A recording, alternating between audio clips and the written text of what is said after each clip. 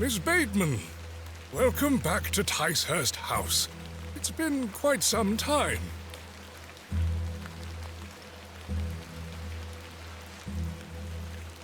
Terrible weather this evening, is it not? Nurse Blaketon has had enough of me smoking inside. Makes her cough, you see. A bit of rain won't kill me, will it? You mustn't be interested in me nattering on. Give my regards to your father. Nurse Blaketon is preparing his supper.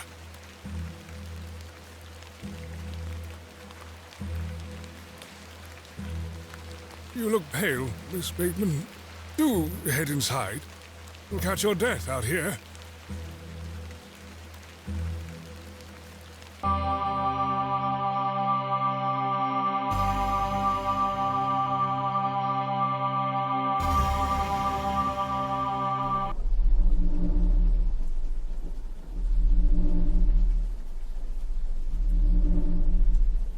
Dearest Mother, I hope this letter will reach you.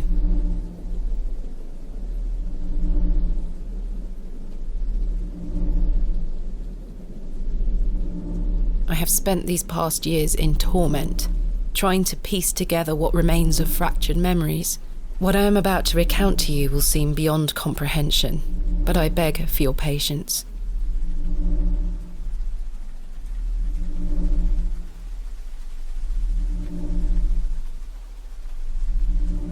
I will endeavour to explain the events that led me to Ticehurst House that night. As far as I can recall, this whole wretched story started with the receipt of a letter from a Mr. Leonard Shoulder.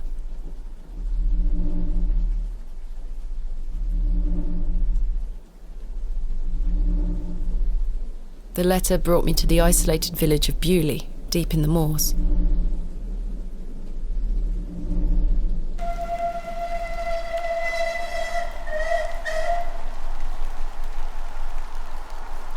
No station master in sight. I hope the village isn't too far away. I can't recall our exact meeting place. Mr. Shoulder mentioned it in his letter.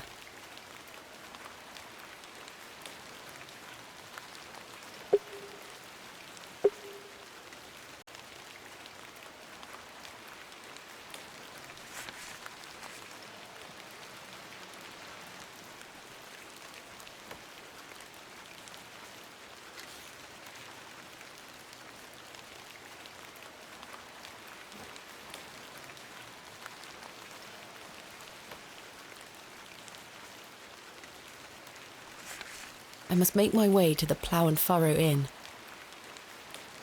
I swear she was not standing there a moment ago. Excuse me? Yes? I'm looking for the Plough and Furrow Inn. Do you know where I can find it? Ah, young lady. Leave the station and follow the dry stone wall for around half a mile. You'll come to Bewley. Go straight ahead and you'll find the market square. The inn is t'other side at square. Thank you very much. What can you tell me about Bewley? Well, it used to be a thriving village. Not so much now. I don't spend much time there these days. Are you local? Ah, yes, a local I am. But I don't live in the village. Where are you travelling to today? That would be none of your business, young lady. Quite. Apologies. I wish you a pleasant journey. What brings you to Bewley? I beg your pardon? What brings you to Bewley, miss? Just a bit of sightseeing. We don't get many of your type out here. My type? City folks. Curious young ladies. Not much to be seen in Bewley, if you ask me. You're better off waiting for the next train back to the city. I'll take my chances. Can't say I didn't warn you. That was odd.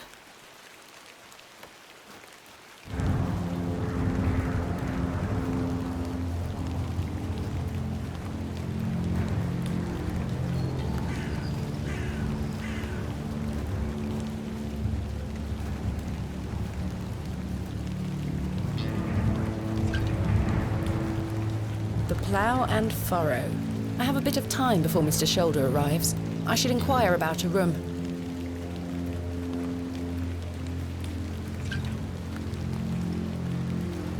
Oh, there.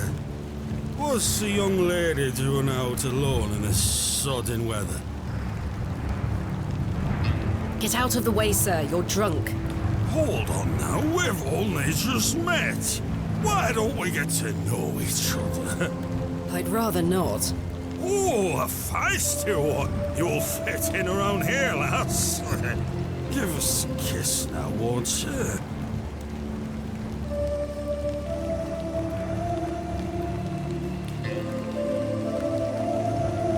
How dare you? Wench! What a buffoon.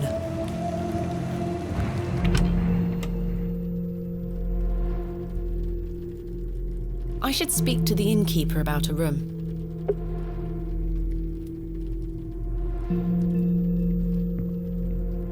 Good afternoon. Good afternoon, lass. How can I help you? I am in need of a room for the night. Aye, we aren't short of those. One night, is it? I shall need at least 2 nights, maybe more. Aye, 'tis not a problem. 3 shilling per night. That includes your dinner and tea. A fair price. I'll need that payment up front for the 2 nights.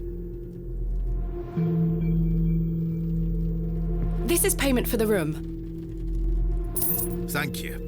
Can I ask for your name, lass? Thomasina Bateman. And will Mr. Bateman be staying with us tonight? No, I am not wed. My assistant is arriving in Bewley tomorrow. Your assistant, you say? Will you be needing another room? Please. I'll keep a room spare. It's not quite as nice as yours, I'm afraid. Not a problem, sir. I'm sure it will be adequate. Kenneth is a man of inexpensive taste. Here's your key. Just go through the door to the right of the bar, then up the stairs. Room number 2. Thank you. Can I help you with your luggage? No, thank you, sir. I can manage. I should go upstairs and freshen up before Mr. Shoulder arrives.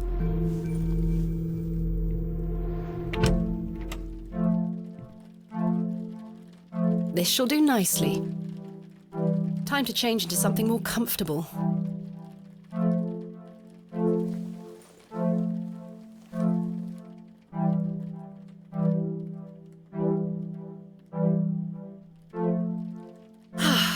Much better.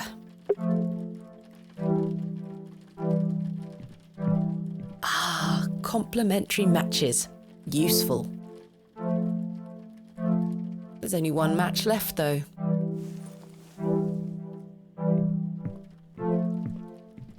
This may come in handy.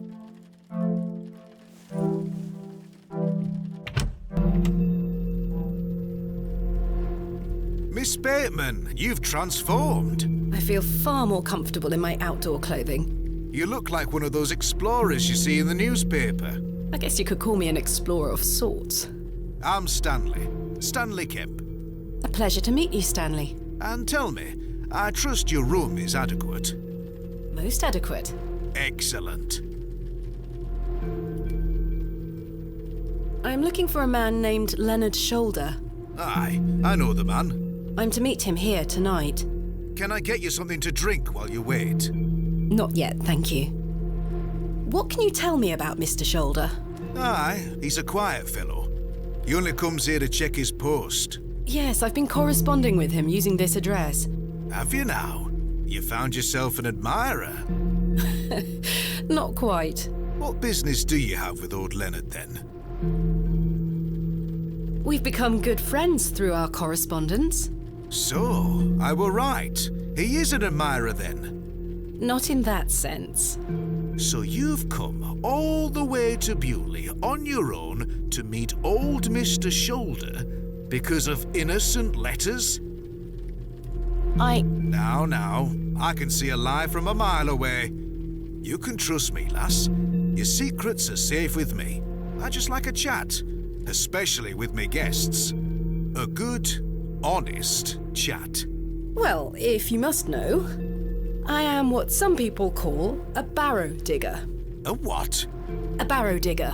What in God's name is that? Are you familiar with tumuli? Afraid not. Barrow is another word for tumulus, or tumuli in the plural. a profoundly interesting subject.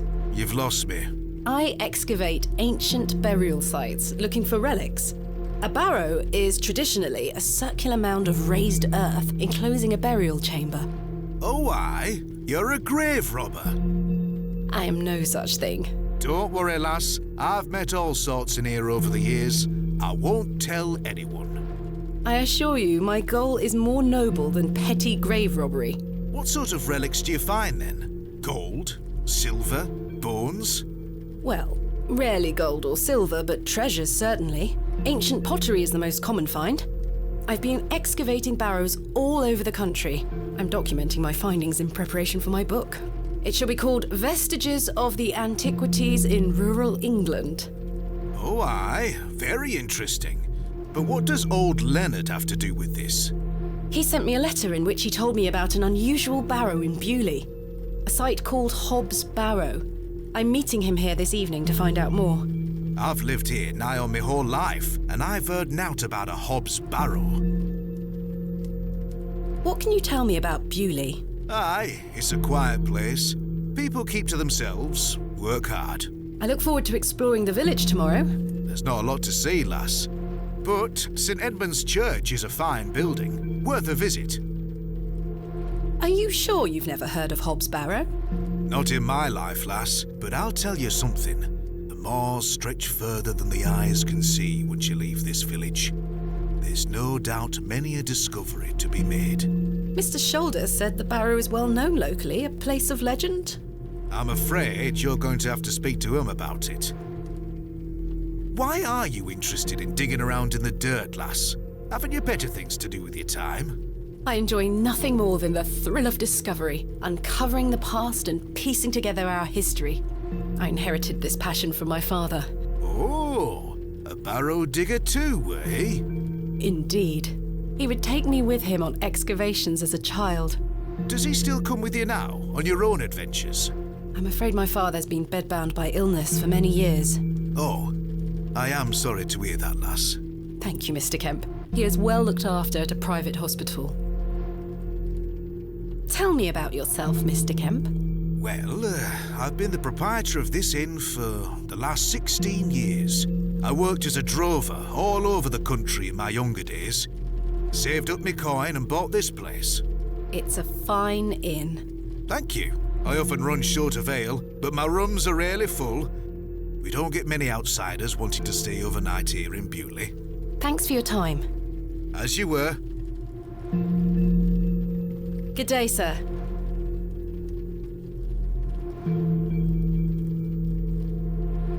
Good afternoon, sir. Nought for you here. I beg your pardon? I said there's nought for you here, lass. Be on your way.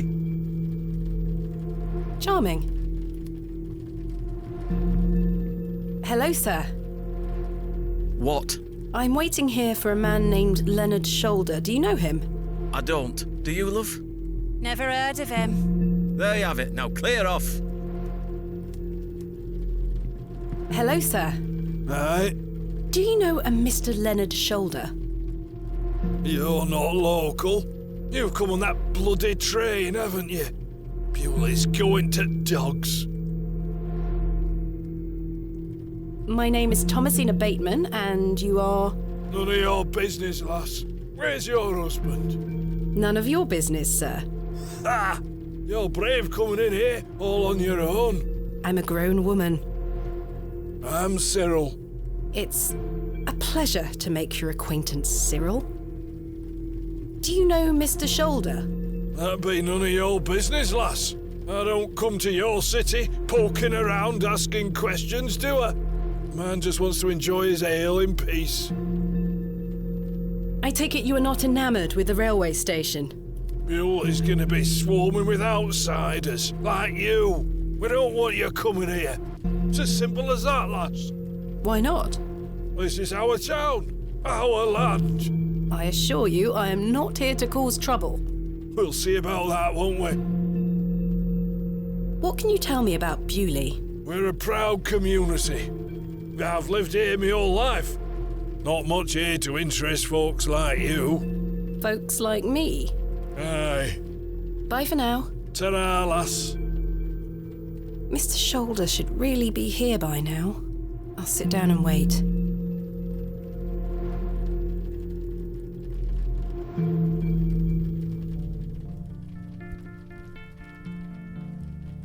Where on earth is he?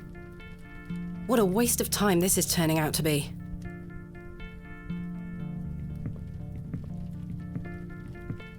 Evening there, miss. Not you again.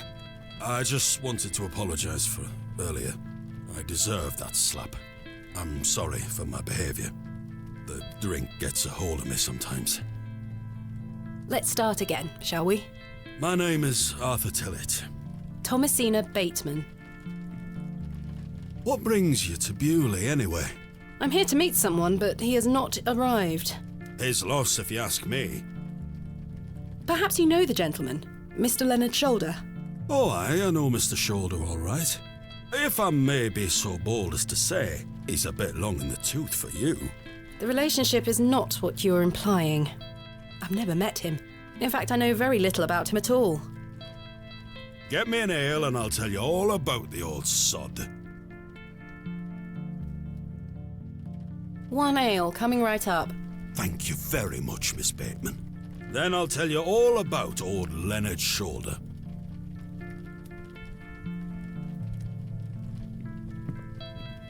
How can I help you? A tankard of your finest ale, Mr. Kemp.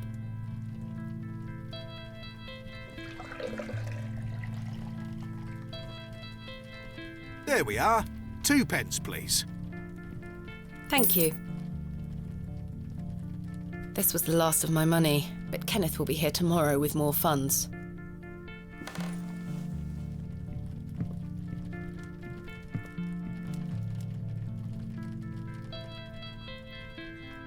Here you are, Arthur. Thanking you. Oh, that hits the spot, that does, lass. Now then. Old Len. Leonard Shoulder.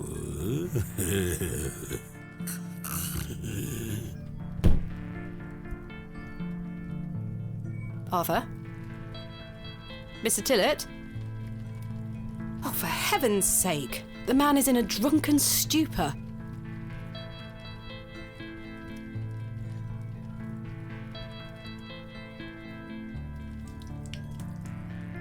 Oh, what the hell were that for? You passed out, Mr. Tillett. Oh, sorry, lass. Where were I? Leonard Shoulder. Hold on another minute. I'm making for a piss. This man is unbelievable.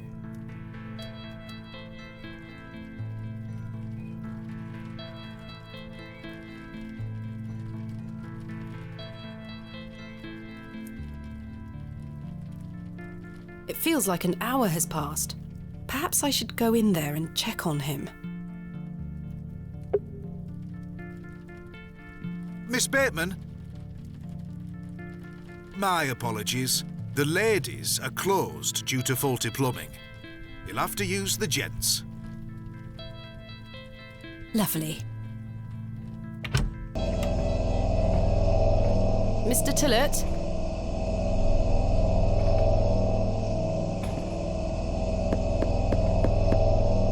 Mr. Tillett?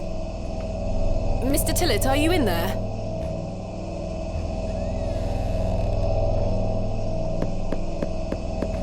Mr. Tillett, are you in there?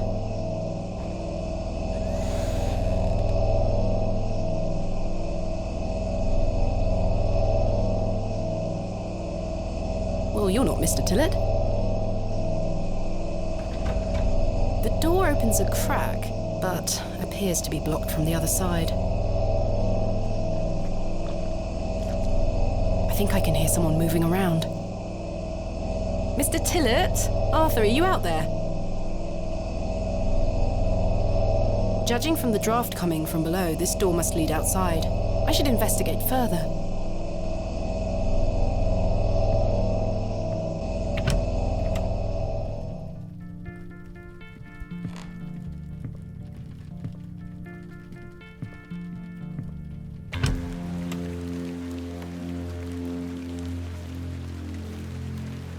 Excuse me, sir.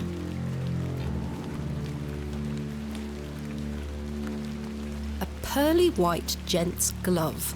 It's certainly unlike anything Mr. Tillett was wearing. Seems rather out of place here.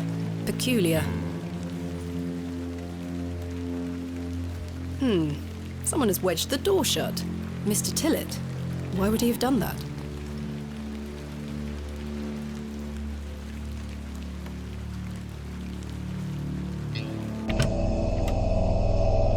Did Mr. Tillett leave, then block the door behind him? Something strange is going on here. Who was that old chap I saw outside the alley? He headed eastward. Maybe I could catch up with him and ask him if he saw Mr. Tillett.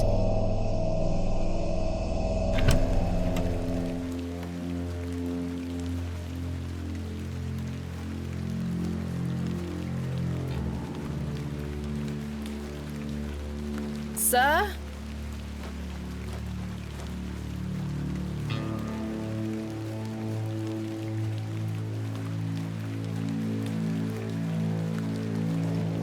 The old man has disappeared into the darkness. I'd best turn back to the inn.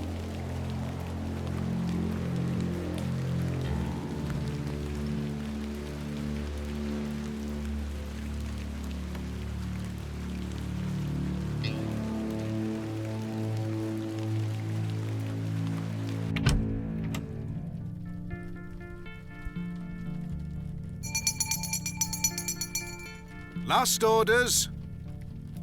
I should get some sleep. Finding the missing men of Bewley shall have to wait for tomorrow. Kenneth will be arriving tomorrow at midday. I should get some sleep. Yes, I must get some sleep. I shall track down Mr. Shoulder tomorrow. Miss Bateman, Yes? off to bed? Yes. I'm afraid Mr. Shoulder's let me down. The rotter. Perhaps he will make himself known tomorrow. I should hope so. This is turning into a waste of my time. Don't mind the locals, miss. It's just that we don't get a lot of visitors in Bewley. Quite. They mean well, believe me. Sure, Mr. Kemp. Please, call me Stanley. Good night, Stanley. Sleep well, Miss Bateman.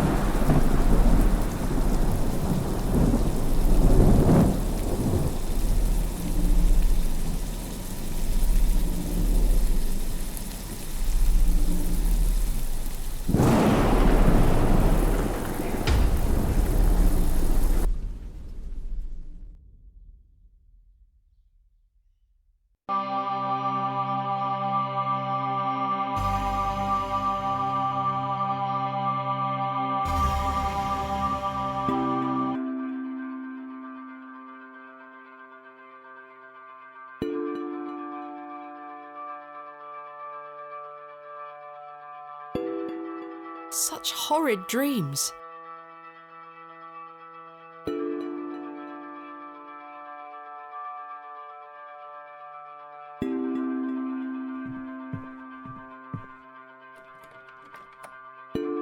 Bolted from the inside, just as I left it last night. As I suspected, I must have dreamt of that wretched-looking cat. I must say I'm relieved. Right then. Let's see if I can track down the elusive Leonard Shoulder. I'm rather anxious to get to this Barrow. I also wonder what happened to Mr. Tillett.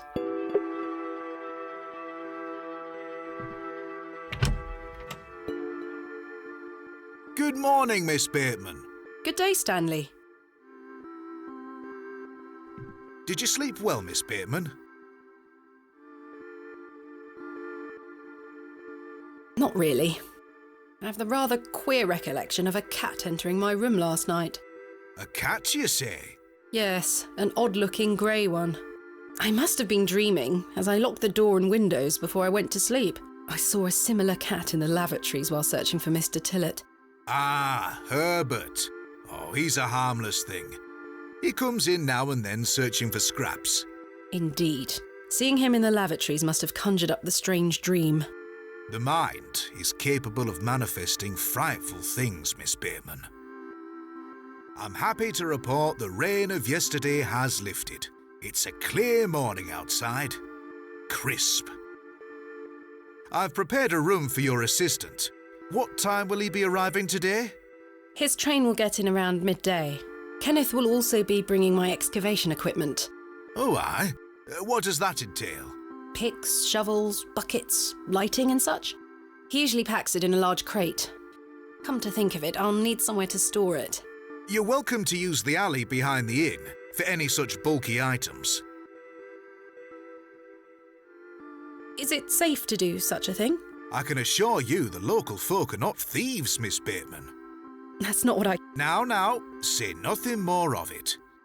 Thank you, Stanley. I'll let you get on with your day. I'll be back with my assistant when he arrives. Miss Bateman? Yes? I've something I wish to get off my chest, as it were. I've been tossing and turning all night, Miss Bateman. I feel rotten, I really do.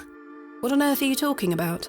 As you know, I like to run an honest establishment. And well, I have not been honest with you, lass. I do know of Hob's Barrow. You do? I do. Many here do. There are stories tied to that place, you know. If I've learned anything in this life, it's that some stones are best left unturned. Old Leonard Shoulder is someone to be wary of too.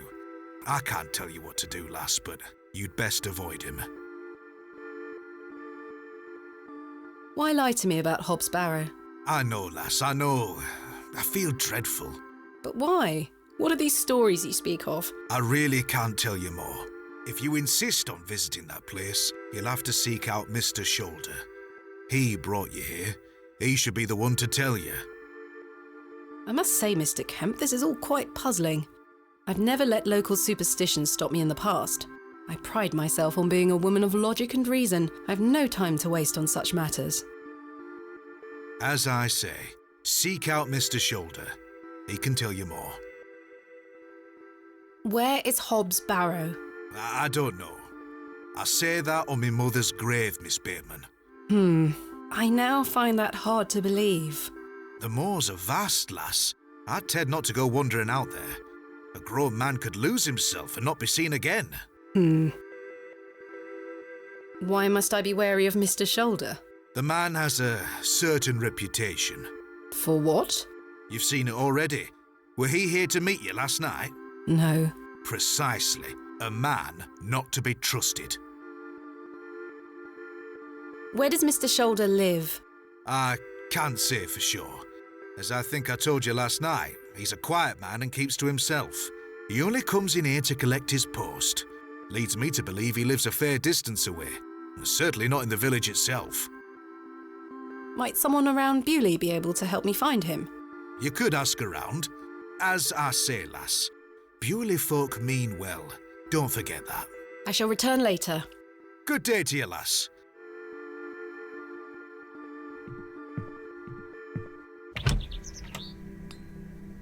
It seems I may be fighting a battle against some sort of local superstition. Is there a single barrow in England that doesn't have some ghastly tale attached to it? Hogwash. All of it. I have a few hours until Kenneth arrives. I should use this time to find Mr. Shoulder.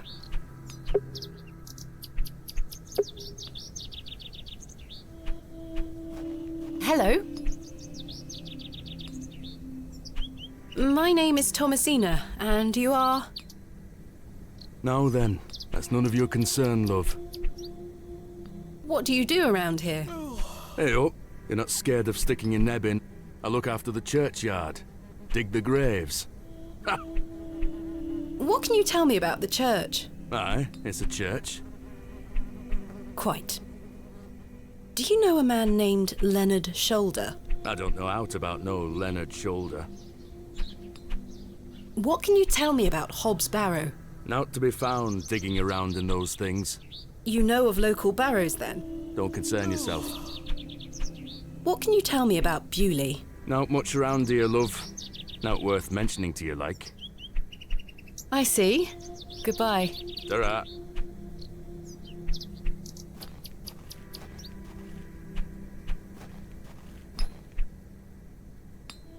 Good day.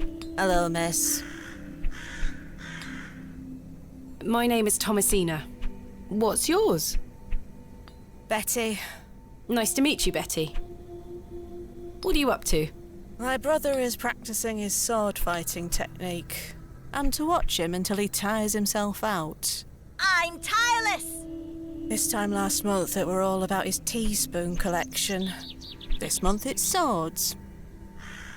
Do you know a man named Leonard Shoulder? No. Are you sure? Yes. What do you know of Hob's Barrow? Our parents don't like us talking to strangers, miss. So you know of it? No. Are you sure? Yes. Goodbye. Bye, miss. Hello? Yes? My name is Thomasina. What's yours? Douglas? It's a pleasure to meet you, Douglas. That's a great sword technique you have. Thanks, miss. Mr. Crozier's gonna make me a real one when I turn 12. I'm preparing myself to fight the Lambton Worm. What is the Lambton Worm? It's gonna come back and get us all. John Lambton thought he killed it at the River Ware, but my father told me it still lives. We must all be prepared. The Lambton Worm isn't real, Douglas. Father just told you that to get you out of his hair. Not true. I saw it slithering out by the beck. Like a giant eel it were. I ran home so fast I thought I would fly. Sorry, miss. My brother has a vivid imagination. Children often do at his age. I'll keep training. You will all thank me when I thrust my sword deep into its fat belly. Douglas, this lady doesn't want to hear your nonsense. Do you like living in Bewley? Yeah, I do. Are you from the city? I'm from a long way away. You must have come on the train. I love watching all the steam puff up into the sky. Have you been on the train yourself? No, miss. Our parents don't have the money for train tickets. Father says we have all we need here in Bewley. Perhaps this nice lady would like to take you away with her on the train. No, I need to stay and protect Bewley from the Lambton Worm. Do you know a man called Leonard Shoulder? That's a funny name. Have you heard of Hob's Barrow? What's that? A local burial mound. Our parents don't let us wander far from the village. What's a burial mound? Don't you mind about that, Douglas. Who's Mr. Crozier? He's a blacksmith. His forge is just over there on the other side of the square. Don't you think 12 years of age is a little young for a real sword? I'll be a master swordsman by then. Goodbye. Goodbye, miss.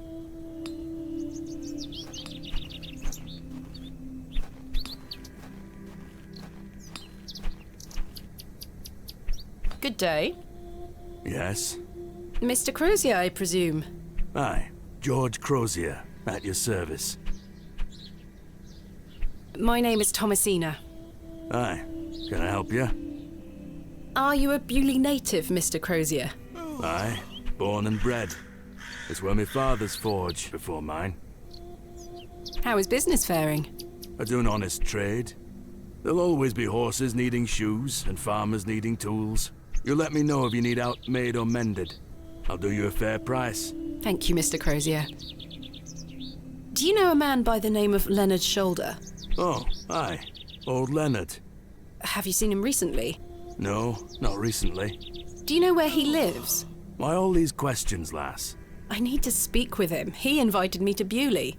Oh, he'll turn up. I've seen him in the plough and furrow from time to time. But do you know where he lives? I need to find him. I believe he lives somewhere out on the moors. Can't tell you out more than that. Thank you, Mr. Crozier. Do you know of a local landmark named Hob's Barrow? There's a fair many barrows found out on the moors, lass. Too many to put a name to. Not a soul in Bewley pays them any mind. What can you tell me about Bewley? We don't get many visitors here, outside of market days. But there's plenty of work for the village blacksmith. Where are you from, then? I arrived yesterday on the train from London, by way of Derby. Oh, aye. I've heard about London. What have you heard? Plenty of factories there. Yes, indeed. The city is always changing and moving forward. Too busy for me, though, lass. I prefer a quieter pace. Aye. When do market days run in Bewley? Once or twice a month. The next one is tomorrow. How delightful. Unless your vice is cabbages, there'll be nought to interest a young lady. I don't mind a cabbage. Then you're in luck. Thanks for your time. Aye. Speak to you later.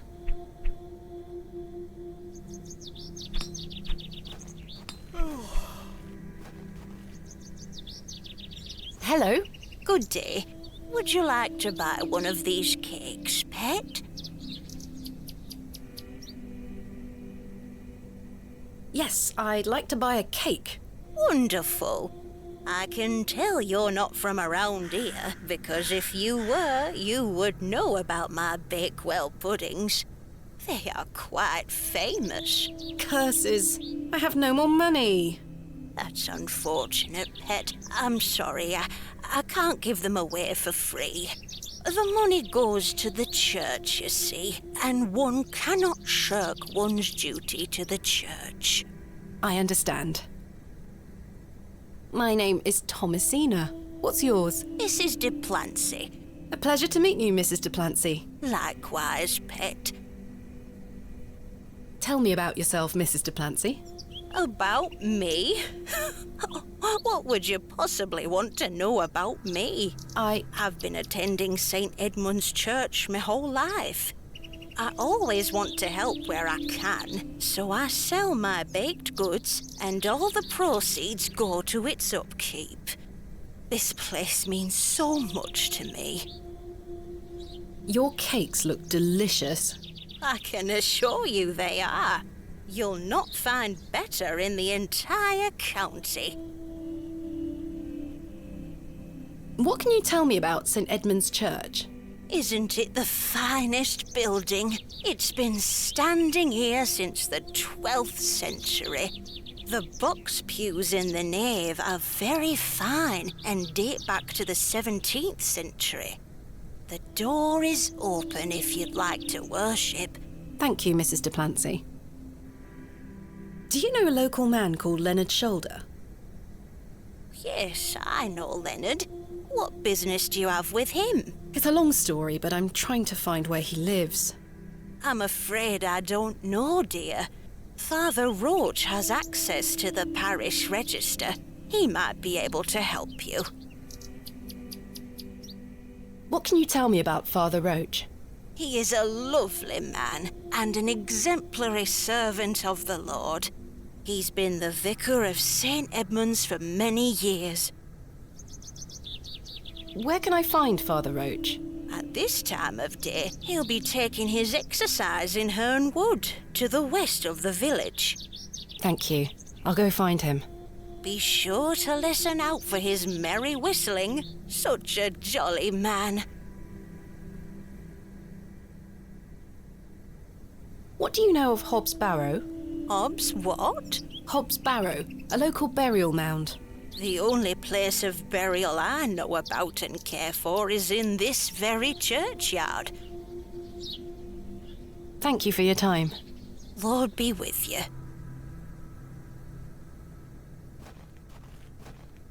Excuse me, do you think anyone would mind if I borrowed this trowel?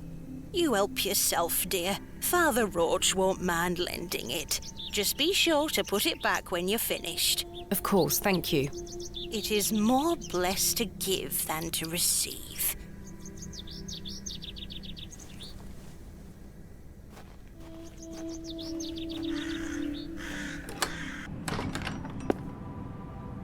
Goodness me, look at these box pews.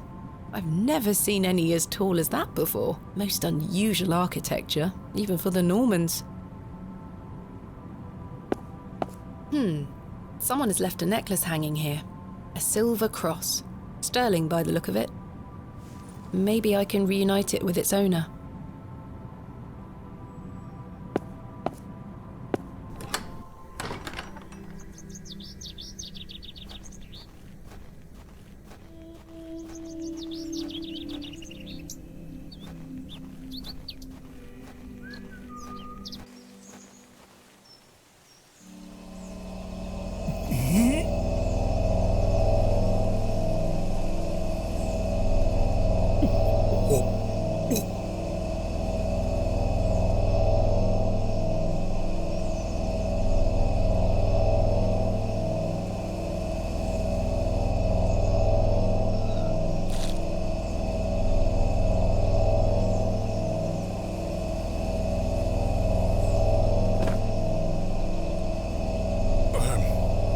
Very sorry. Oh, the shame. This malaise will not pass. Oh, the nausea. I need your help, young lady. Tell me what you need. Let the blood from my arm. Excuse me? Cut me. I beg you.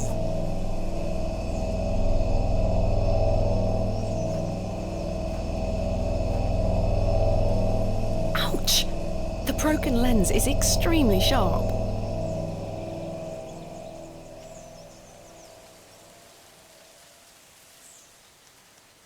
This handkerchief was a gift from my mother.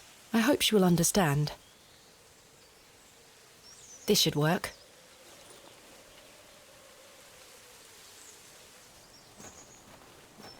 Are you sure you want me to do this? Yes, it will cure me of my ills. I shall do as you ask, Father.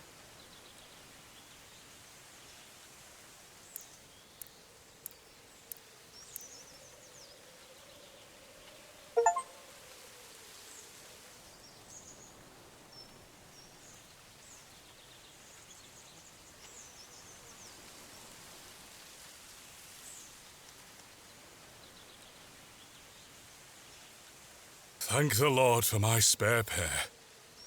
God bless you. I already feel quite better. I'm glad, Father. The rapid healing properties of bloodletting cannot be overstated. I'm Frederick Roach, Vicar of St. Edmund's Church. My name is Thomasina Bateman. It's a pleasure to meet you. Are you feeling better? Yes, thank you. What ails you, Father Roach? I just ate a rotten berry, that's all. I like to pick blackberries for my supper, you see. They are quite delicious, as long as you mind the bramble. My apologies again. I wish we had met in different circumstances. Are you from Bewley originally? I was born in our very own St. Edmund's. It's quite the story. Do tell. My mother was sheltering there as a frightful tempest raged. And lo, did her waters break right there and then in that pew. One could say that you were born into your role, Father. Indeed. When my mother told me the story as a young boy, I knew that this was my calling. St. Edmund's is a fine building. Thank you for saying so. It's hard work keeping her in good shape, but our congregation is always willing to lend a hand in the Lord's name. What is it like being the vicar here? Every day is a blessing, my child. I have a great love for our parish, and the Lord looks after us. What about your congregation? Numbers have fallen over the years, I must say. But those that remain are faithful and full of His Spirit. I'm looking for Mr. Leonard Shoulder. Oh, yes? Are you a relative? No, it's a long story, but he invited me to Bewley. And he didn't tell you his address? He was to meet me last night at the Plough and Furrow, but he never came. I see. Well, let me welcome you to Bewley on his behalf. Thank you, Father. Do you know where Mr. Shoulder lives? Let me think. It's been many moons since I've paid him a visit. Perhaps you could allow me to take a look at the parish register. No need. I remember it now. A fair hike across the moors. Could you please give me directions? I'll take you there myself.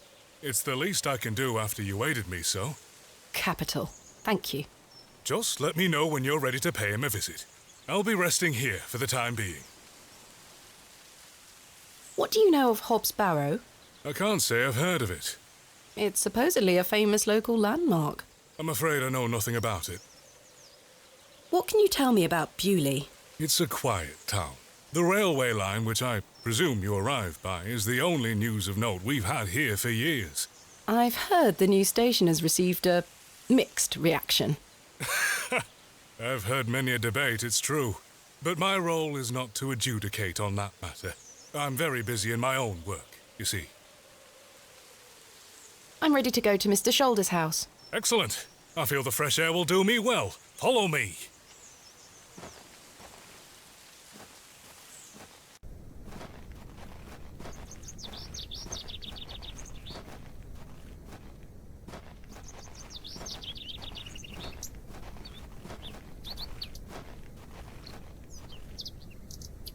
Good morning, Father.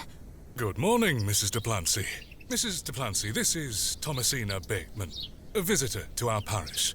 We've already had the pleasure of meeting, Father. Excellent. Miss Bateman, don't hesitate to try one of Mrs. Duplancy's wonderful cakes. Yes, I've heard about her famous Bakewell puddings. I'll be here all day, young lady. But remember, once they're gone, they're gone. Those little whelps have already gobbled up all the gingerbread. You are doing God's work, Mrs. Duplancy. He smiles upon us, Father.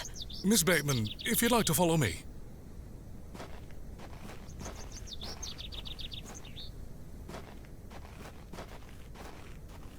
Let's talk of graves, of worms, and epitaphs. Make dust our paper, and with rainy eyes write sorrow on the bosom of the earth. Let's choose executors and talk of wills. Shakespeare? Quite. Which play?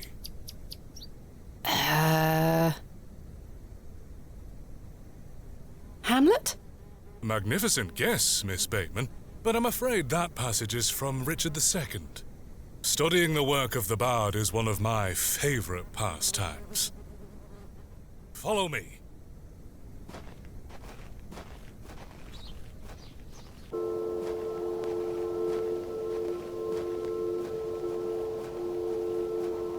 Behold, the vast expanse of God's creation.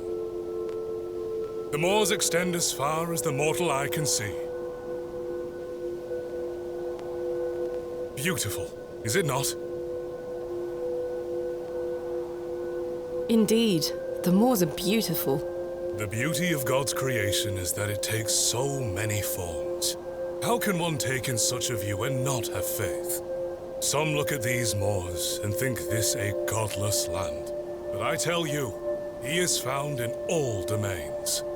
The Lord's work is all about us. Tell me, Miss Bateman, do you believe in God?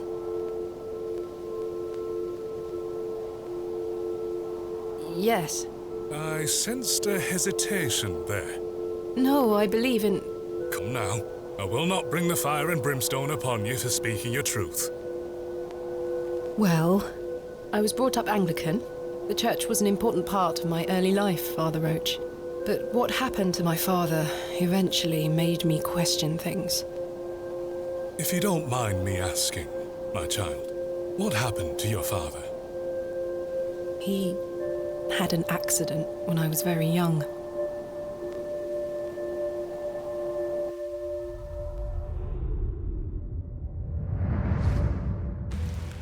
Come along now, Thomasina. Let's get out of the rain.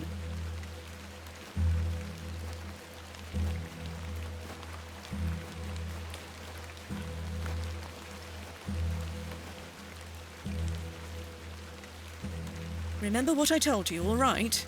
Be a good girl. People are unwell here. They don't want to hear you running about making noise. Understood? Yes, Mother. Good. And don't annoy the nurses. I promise I won't. Good. Now, let's see your father.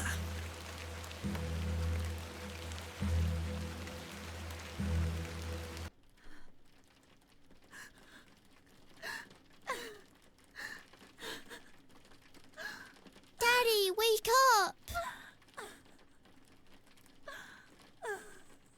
Mummy? Mummy? Good evening, Mr. Bateman. Hello, little one. You must be Thomasina? Yes. My name is Nurse Blaketon. I just need to talk to your mummy for a little bit. I'm sorry to disturb you, Mrs. Bateman. Mrs. Bateman? Will he ever talk again, Nurse Blaketon? The doctor is uncertain, Mrs. Bateman. There is the possibility that Mr. Bateman won't regain any movement at all. But we will do our utmost to look after Mr. Bateman here at Ticehurst, ma'am. He will have a nurse by his side at all times, I can assure you.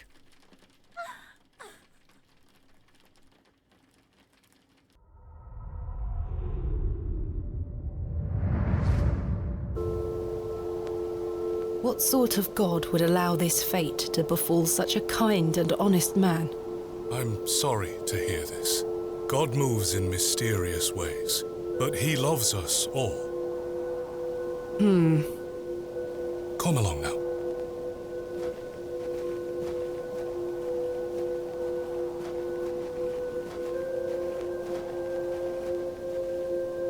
Hello? She scampered off in a hurry. Who was that? Some primitive folk make their home out on the moors. I suggest you keep your wits about you when you are exploring, and don't stray too far from Bewley. I see. How much farther to Mr. Shoulder's house? Still quite a walk, I'm afraid, but we'll get to him soon enough. Now then, take a look at this. Legend has it that this cairn has stood here for over 1,000 years. How remarkable. The Devil's Toe. I beg your pardon? That's what it's called. The Devil's Toe. Oh, I see. Come now, onward.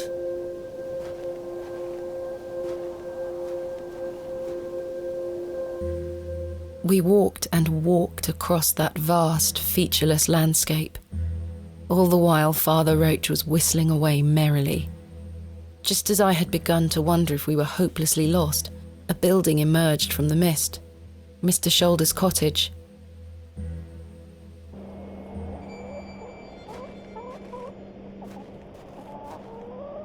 Here we are, Miss Bateman. Unless my memory fails me completely, this is Mr. Leonard Shoulder's house.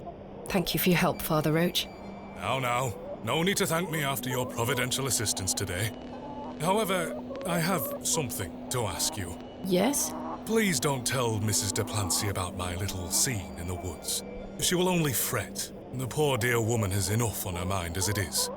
I shan't mention it. Thank you. You'd better see if Mr. Shoulder is in.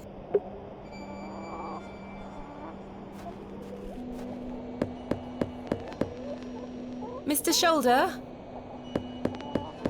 Is Thomasina Bateman here?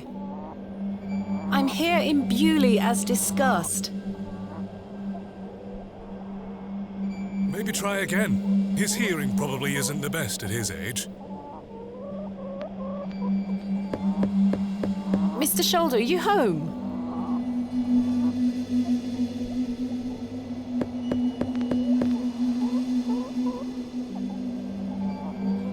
It appears Mr. Shoulder is not at home.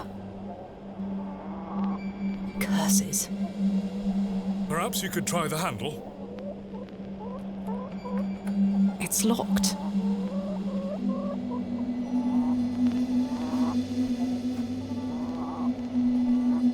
That glove looks familiar. I wonder if it matches the glove I found behind the plough and furrow.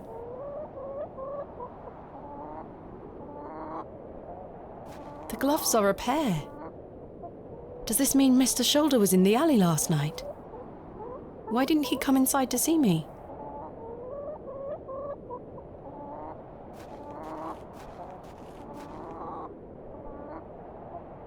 What else do you know about Mr. Shoulder? A reclusive man. I must say I know very little about him. Does he attend services at St. Edmund's? Not regularly, if at all these days. Perhaps he feels closer to God out here on the moors. What do you make of Mr. Shoulder's residence? A sturdy construction, I'm in no doubt. The winds blow a gale out here, not to mention the pelting rain. At least he must have plenty of eggs to eat. Awful creatures, those hens. Do you know that young girl we saw? No, but I've seen her sneaking around the churchyard. The poor thing is feral. She takes off at the slightest stirring. We will bring the Lord to her. Good time. Perhaps she has her own beliefs. You said there were others like her? Primitive folk, yes. Avoid the moors in hours of darkness and don't wander too far. I wouldn't entrust a young woman in their company. Do you know anything else about the Devil's Toe? Not really. I do recall it toppling over when I was a child. A few lads from Bewley rebuilt it to the best of their memories. The devil mustn't have been happy. Come now, my child. Do not joke about such matters. Why don't you like hens, Father? I know I must love all of God's creatures, but they make such an unholy ruckus, and their talons claw at my boots. But they mean no harm, and they provide eggs. I cannot abide hens' eggs. They smell of sulphur when rotten. What more can you tell me of these primitive folk? Godless people, Miss Bateman. Don't concern yourself with them. They live out there on the very edges of this land. If you don't wander too far, you shouldn't cross their path. You mentioned that Mrs. de Plancy is worried about something at the moment. It is not my place to say. Mrs. de Plancy will tell you in good time, if she deems it fit to do so. What is your favourite of Shakespeare's works? A very difficult question, Miss Bateman, but one I can answer nonetheless. I am awfully fond of Cymbeline. An unusual choice. All gold and silver rather turn to dirt. Wouldn't you agree? A fine quote. Is there a Mrs. Shoulder? No. I believe Mr. Shoulder has led a life of celibacy. Thank you for your time. Lord be with you.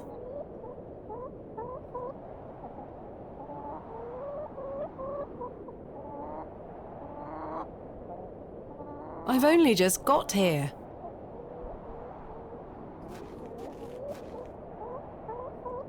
I've no desire to lug a block of wood about the countryside. A woolen undergarment. A sweet little hen, plump and well groomed.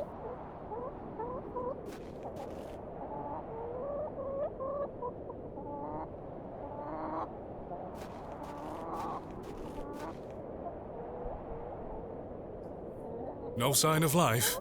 None. The window is nice and clean. The dwelling is by no means abandoned. Perhaps he's gone for a stroll. Possibly. I'd suggest you call back later, my child. I myself must make my way back home. I have some matters to attend to at the church. Shall I accompany you back to Bewley? No, you go ahead, Father, thank you. As you wish. Farewell, Miss Bateman. I hope Mr. Shoulder finds his way to you. Thank you for your help, Father Roach. My pleasure. Parting is such sweet sorrow. Romeo and Juliet? Correct. That I shall say good night till it be morrow. Lord be with you. Well, Mr. Shoulder, you've brought me to Bewley, and now you're nowhere to be found. A carved stone has been affixed to the door. I think it depicts a crescent moon.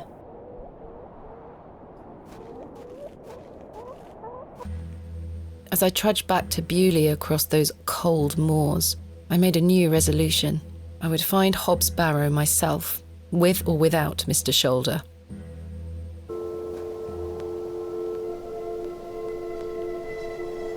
The train! That must be Kenneth. I should go and meet him at the station.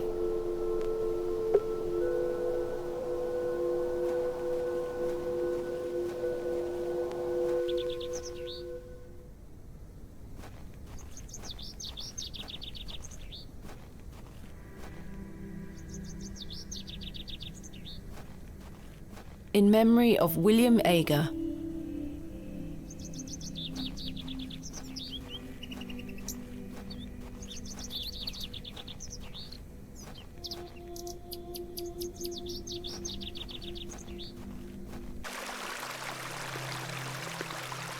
Good day, little one. What's your name?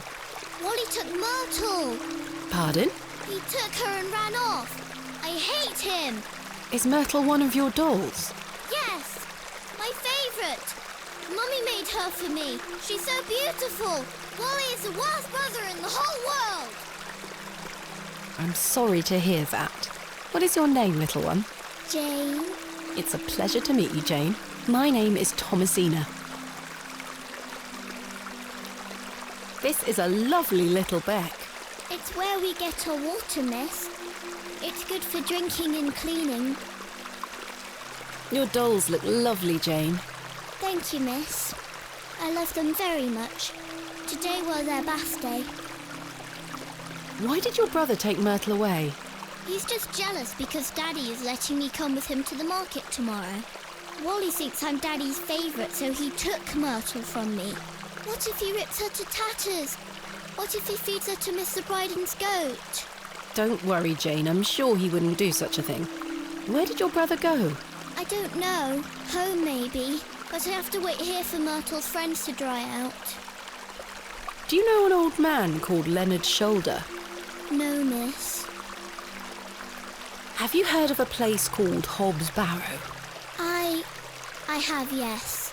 You have? We aren't supposed to talk about it. Why not? Would you like to go there? Yes, I would very much like to. I'll tell you where it is if you find Myrtle for me. You will? Yes! But don't tell anyone about it or I'll be told off. I promise. Please find Myrtle first. I miss her. I will. Where do you live? Our home is on the other side of the village, miss. Maybe Wally went back there. Or maybe he's left her out on the moors. Poor Myrtle. I'm going to kick him so hard. Where do you live? Our home is on the other side of the village, miss. Maybe Wally went back there. Or maybe he's left her out on the moors. Poor Myrtle. I'm going to kick him so hard. Goodbye. Bye, miss. Remarkable. A gargantuan fossilised ammonite. This would look fantastic on my mantelpiece. Hey! Stay away from that! It's bad luck to touch the ammon's horn. I'm serious. Fine.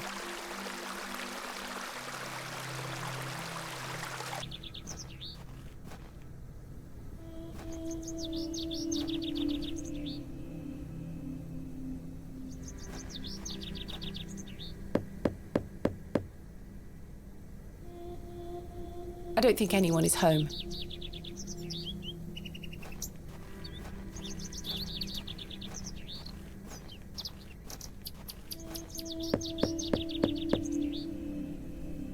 Bugger off! Ah, the unmistakable charm of old Cyril.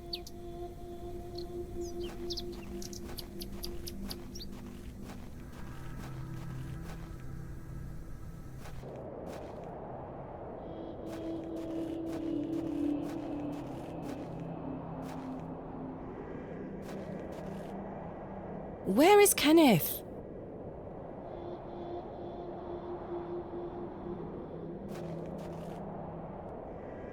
He was supposed to wait for me at the station.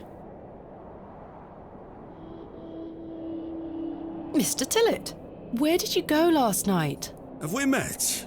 Last night at the Plough and Furrow. Oh, Miss Bateman. I were blind drunk last night and woke up with a stinking headache. You still smell like a brewery. Sorry. You went to use the lavatory and never came back, Mr. Tillett. I searched everywhere for you. I think I remember you bought me a drink. Then it's all a blur. I woke up in my bed this morning with my wife sour at me for waking her at some ungodly hour. About last night, What were you going to tell me about Leonard Shoulder? Who? Leonard Shoulder. You told me you knew him. And promised to tell me more if I bought you a drink. Which I did. So what were you going to tell me? I don't really know the old bugger. But you said you did. Oh, aye. No, I know naught about him. No, naught about Leonard Shoulder. You're hiding something, Mr. Tillett. I don't believe you. I say a lot of things when I've got the drink in me. I probably just wanted you to buy me an ale. A likely story. Look, what would I gain from lying to you? I just wanted another drink. Even if that's the case, it doesn't explain your disappearance. Aye, I don't remember out. I found Mr. Shoulder's house, but he wasn't home. Don't worry, you'll find him. How's your headache faring? It feels like a steam engine is driving full pelt in a circle around me skull. Be sure to drink plenty of water, Mr. Tillett. Aye. I'll survive. So, you work here? Aye. Bewley Station Master at your service. Would you like to buy a ticket? Not just yet, thank you. I understand that some of the locals are not too happy about this new station. Aye. I'd go as far as saying the whole village. How long has the station been open for? About 3 months. We're on the Midland Railway line. This employment's been a saviour for me. If I weren't stood here, I'd be drinking my life away at the pub right now. It's worth the occasional withering look from Cyril and the rest of them. What does a station master do? A bit of this and a bit of that. I don't wish to bore you with such things. As you wish. My responsibilities here keep me on the straight and narrow, I'll tell you that much. A sense of duty can do wonders for a lost soul. Indeed. This must be a rather lonesome post to occupy. Trains pass through here more regularly than you might think, lass. I'm looking for my assistant, Kenneth. Oh, aye? His train has arrived. Not a single soul disembarked the last train, Miss Bateman. Impossible. Was that not the midday train from London by way of Derby? Aye, it were. Mr. Price were here, unloaded a few crates. But no Kenneth. Not a soul. Hold on. One of them crates had your name on it, Miss Bateman. A great big one it were, with... A red ribbon. Aye. What is Kenneth playing at, sending my equipment but not himself? Curses. Where is my crate now? Mr. Price took away all the crates on his cart. Who? Mr. Price. He's the postmaster. Where can I find Mr. Price? He lives above the storeroom, just north of the plough and furrow. You'll see it. There's a Royal Mail plaque on the wall. Thank you. I'm looking for Hobbs Barrow. Hobbs Barrow. It's why Leonard Shoulder invited me to Bewley. He thought I might like to excavate it. Oh, aye. I heard about a Hobbs Barrow somewhere out there. There's some old stories around it. What stories? I can't remember. Mr. Tillett, please, this is important. I'm awfully sorry, Miss Bateman. I'll try to remember. If he invited you here, then I'm sure Mr. Shoulder will tell you all about it. That's if I ever get to meet him. I'm sure you will. Farewell for now. Ta-ra!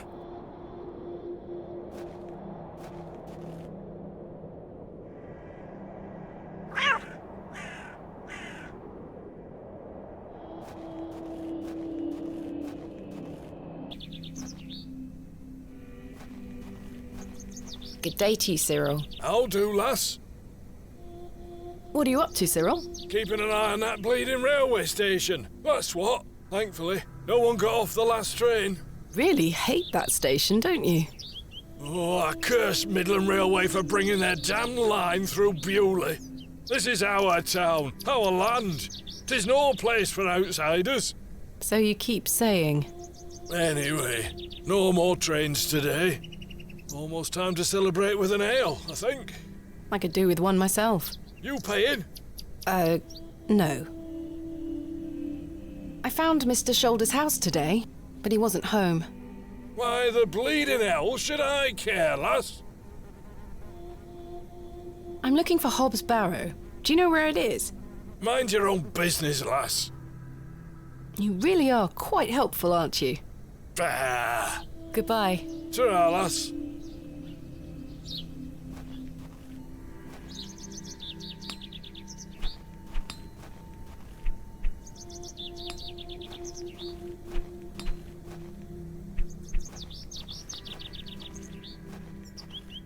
That must be the postmaster's storeroom. Hello. Good day. I haven't seen you in Bewley before. I'm just visiting. Lovely. It's nice to see a new face. We don't get many visitors. My name's Henry. Henry Long. Nice to meet you, Henry. Thomasina Bateman. Wonderful. What a treat. You seem in a good mood, Mr. Long. It's just lovely to see a new face. Where are you from, Miss Bateman? Bakewell. Not too far away, then. I've never been myself. Have you travelled much, Mr. Long? Why on earth would I ever want to leave Bewley? I have all I need here. I were born in this very home I stand in front of. Bewley is in my blood. Why would I ever want to leave? Especially now I can meet new folk thanks to the railway line. I'm looking for Mr. Price, the postmaster. Oh, Mr. Price, my lovely neighbour. I'm afraid you've just missed him. Curses. I saw him wheeling a large crate into his storeroom just there. It must be mine. I really need it. Have a look through the window to see if it's yours. Where did Mr. Price go? I don't know. The man were in a hurry. I know he has family in Bakewell. That's miles away. Did he leave by foot? No, by horse. He must be a few miles down the road by now. Curses. When will Mr. Price be back? He didn't say. Could be tonight, could be a few days. How infuriating. I told him I'd keep watch of his storeroom, and I'm a man of my word, Miss Bateman. I shall not budge from this spot. I'm looking for Hob's Barrow. One of those old burial hills? Yes. Do you know where it is? Believe it or not, I haven't set foot on the moor since I were a child. Why is that? I've got all I need right here in Bewley. And we're all truly blessed with the railway station, which brings us lovely new faces. Do you know a man named Leonard Shoulder? Aye. Funny old fellow. I hear he lives way out on the moor somewhere. Have you seen him recently? No, not for a long while now that you mention it. Why do you ask? It's a long story, but I was to meet him in Bewley. He invited me here. Well, I must thank him when I see him for inviting such an enchanting young woman. You flatter me, Mr. Long. Your opinion of the railway station differs widely from your fellow townsfolk, Mr. Long. I've not met anyone particularly keen on it. That railway line is the start of a new era for Bewley. Mark my words. There's much to protect here, but we need new blood. I hope that some of you visitors will actually stay here permanently. Why is that? So I have new friends to talk to.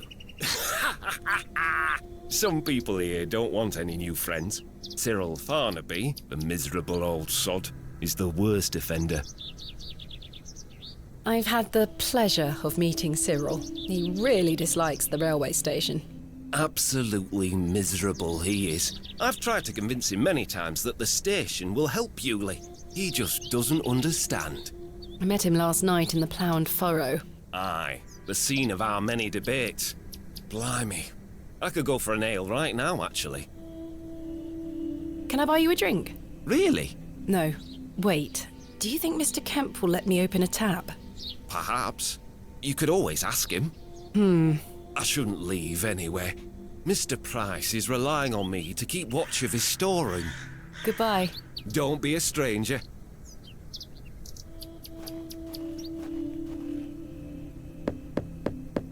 The postmaster isn't home.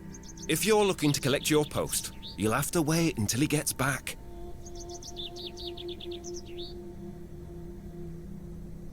There's my crate. Kenneth always ties a red ribbon to it. I can see an envelope tucked behind the ribbon. Perhaps it can help explain Kenneth's absence. I'm going to have to get in there.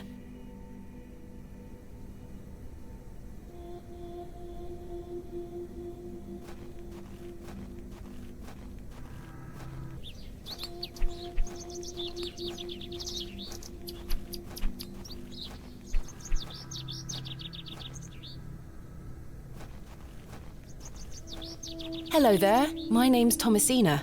Yeah? What's yours? Wally? Jane tells me you've taken Myrtle away. And what if I did? That's a bit mean, don't you think? She kicked me! Look at this bruise on my leg! That does look quite bad. Why did she kick you? Because she's a little goblin. You don't know what she can be like. Besides, Myrtle is gone now. I've given her to the fair folk. That'll teach her. Who are the fair folk? The little people of the moors. I gave Myrtle to them. Little people? You don't mean fairies, do you? We call them fair folk round here. Wally, there is no such thing as fairies. It's true, and I gave him a doll. Do you know a man called Leonard Shoulder? No. Where can I find these fair folk? Follow the tinkle of their tiny bells. I hear them when the wind dies. They dance around their little house. But where is this little house? Just listen for the bells, you'll find it. Don't think about bringing that doll back. That'll just bring bad luck for all of us. Have you heard of a place called Hobb's Barrow? No. Goodbye.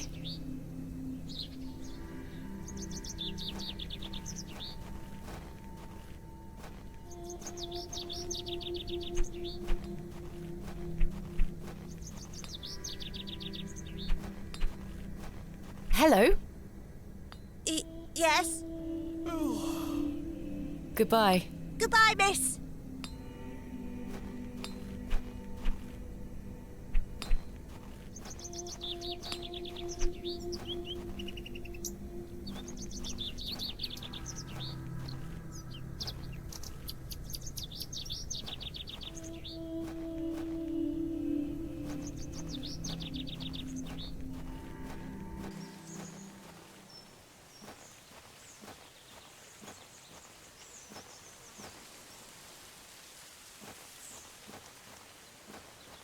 I shall see you later this evening, gents. Well, I say. Greetings, my dear. Hello, sir. A pause on your beauty, for I shall see you again soon. Wait! Some nerve. Lady, you're blushing. I most certainly am not. Sorry, lass. No way through here today. Let me pass. Not today, by order of Lord Panswick. Now get back before you find yourself under a falling tree. There's nought even down there. You're not going to let me pass, are you?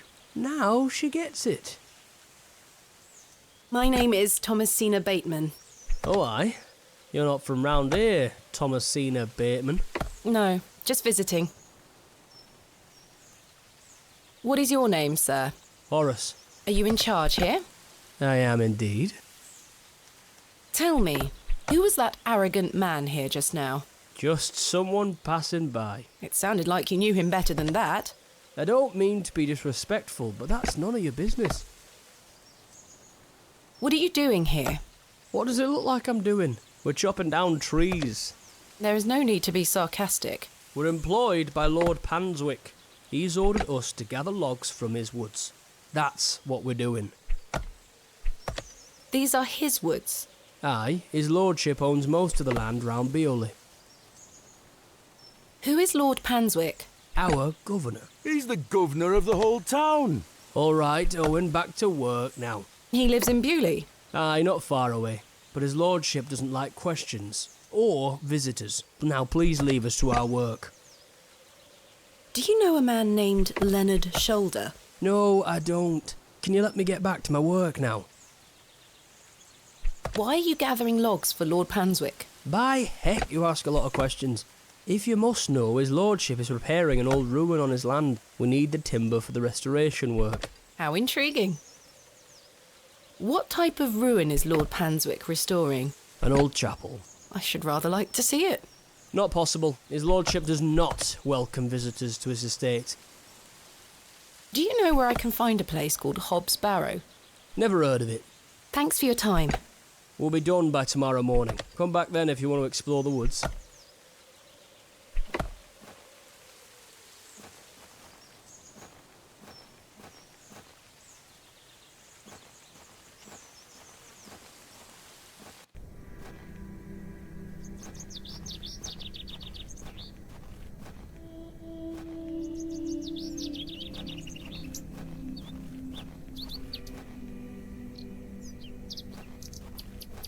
Hello. Good day. Father Roach asked me not to discuss that with Mrs. de Plancy.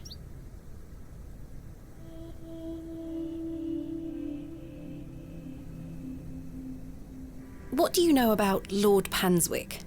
Wretched man. They say he is restoring a chapel near his manor. But for whom and to what god, I ask? Is he a man of faith? I've barely seen him set foot in St. Edmund's. It doesn't stop him from acting as our God-given ruler.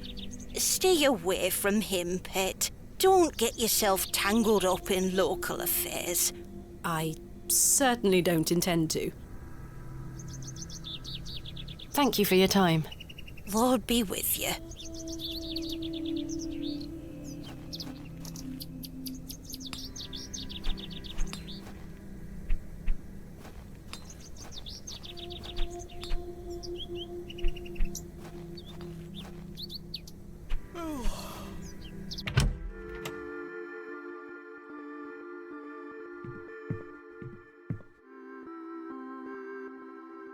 I'm sorry to ask this, Mr. Kemp, but could I please open a tab?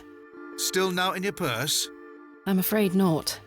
My assistant hasn't arrived as planned, so I find myself in a bind. He must have put the money in my crate, which is currently being held in Mr. Price's storeroom. Well, as you know, I run an honest establishment here, and I do trust you. So yes, I'll open an account for you, to be settled at the end of your stay. Of course. Thank you, Mr. Kemp. Now then, I'll be needing something of value as a deposit. I thought you said you trusted me. Aye, it's not personal, lass. One can never be too cautious. What can you tell me about Lord Panswick? A most charming man, Miss Bateman. He looks after us here, a good fellow. Where does he live? Panswick Manor, on the moors. No visitors allowed. His lordship likes his privacy. Goodbye. See you soon.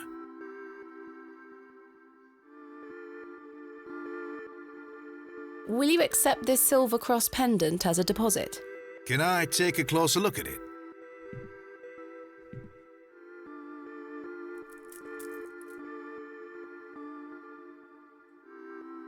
Aye, silver. That'll do. Thank you, Mr. Kemp. Can I get you something to drink? Not right now, Mr. Kemp. As you were.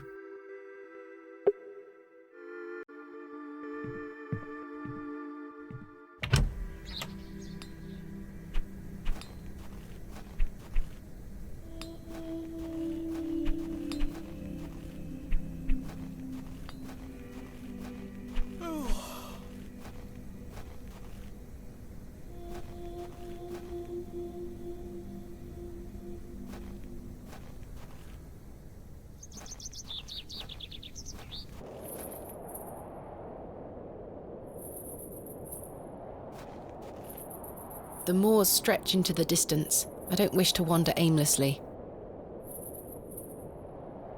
I'm not sure if these are poisonous or edible. It looks like something has been buried in the middle. I'd better not touch them. They could be poisonous. It looks like something has been buried in the middle.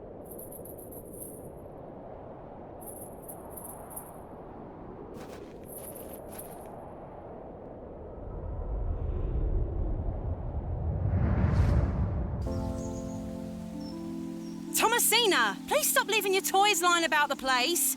What happened the last time you left your dolly under the tree? A fox ate it, madame. Yes, it did.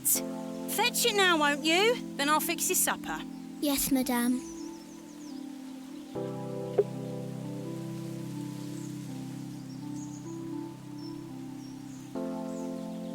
What's for supper, madame? It'll be nothing but a glass of water and a worm if you don't fetch your dolly right this instant. Hello, fairies.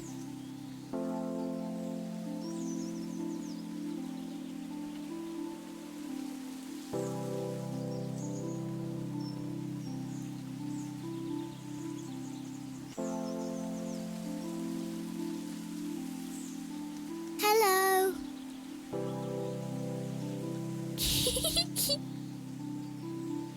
It's the gateway to the fairy kingdom.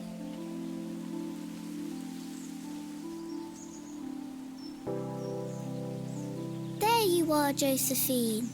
I won't let the foxes eat you.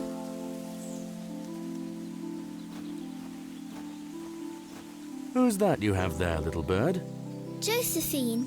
She introduced me to the fairies. Oh, fairies, you say? Yes, Daddy. Do you believe in fairies? Of course. Do you see those mushrooms over there? Yes. That's the gateway to their kingdom. That's where Josephine and I go to talk to the fairies. Now, listen to me, Thomasina. Yes? You're old enough now to hear this. There's no such thing as fairies or talking dolls, my little bird. What do you mean? I'm sorry, my dear child. I do not wish to upset you. I just want to make sure that you understand the difference between fantasy and reality. Josephine is just a doll, and fairies do not exist. But, Daddy... Science is the great antidote to the poison of enthusiasm and superstition. Please always remember that. If you hear anything about fairies or the like again, know that it's hogwash. What is it?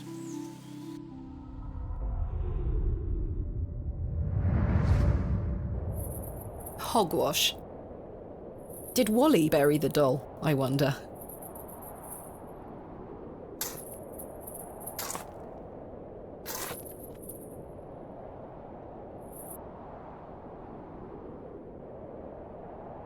This must be Jane's ragdoll. Perhaps these wriggling worms are the fair folk young Wally was so fearful of. How strange. There is a hairpin pierced through the arm. This may come in handy. I'll keep it. At least I shall not return from Bewley empty-handed.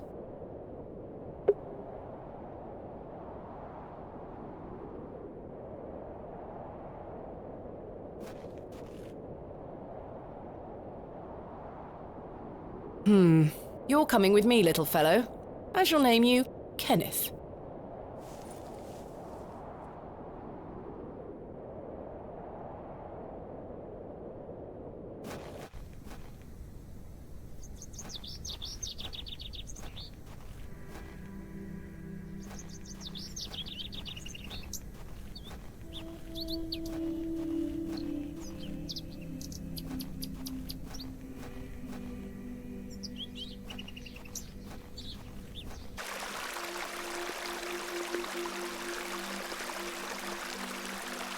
I present to you Myrtle. Myrtle! I missed you so much. Now, I believe we had a deal. Hide and seek. Come back! It's in moments like these I thank myself for not having children.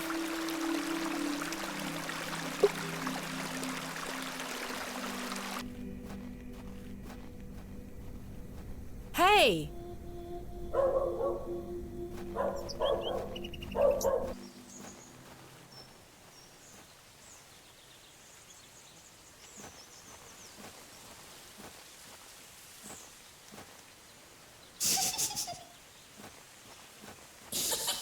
Jane?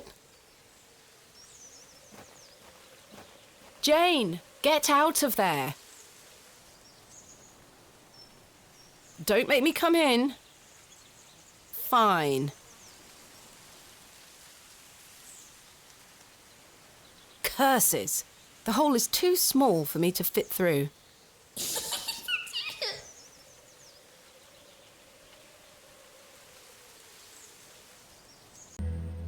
I was always happiest with a trowel in my hand, uncovering hidden worlds within the earth itself, clod by clod.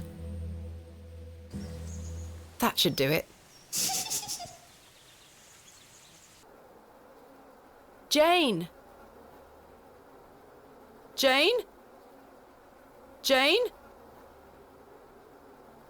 I can't see a damned thing in here. I need a light source.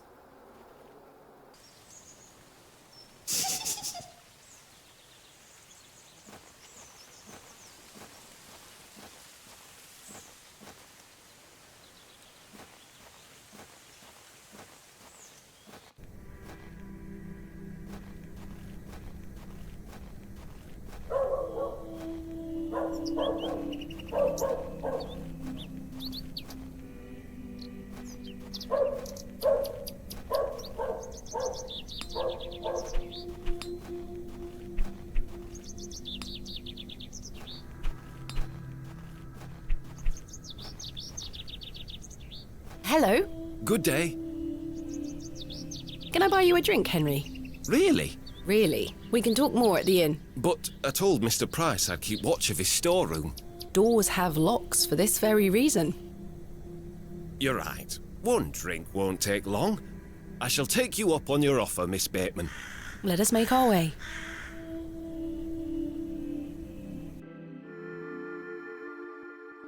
The rocket weren't Stevenson's only design, you know. Before that, there were the Blucher and the Locomotion. But my favourite would have to be the Lancashire Witch. I believe he built that in 1828. In Newcastle, of course. Well, that's me. I better be off. Wait! Ta-ra, Miss Bateman. I couldn't even get a word in. He likes a good chinwag, our Henry. He certainly does.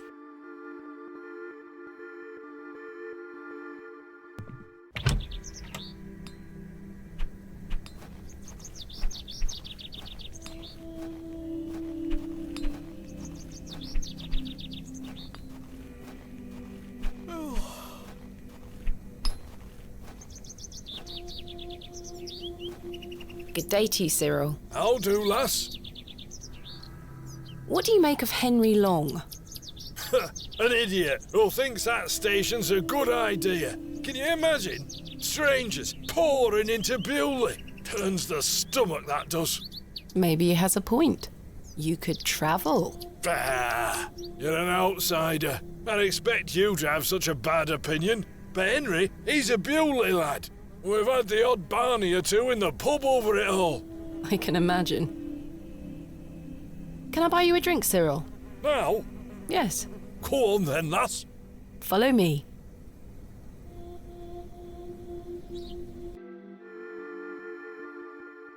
So then he turns around and says, "Why is a dog like a tree?" And I says, "I don't know." And he says, "Because they both lose their bark once they're dead." Very droll, Cyril. Well, it's been a pleasure, but I must be off. Aye, lass. Ta for the drink. You're not too bad for an outsider.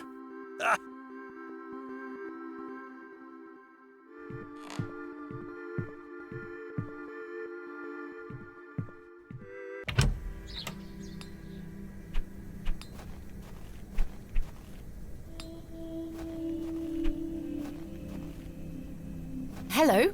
Good day. Can I buy you another drink?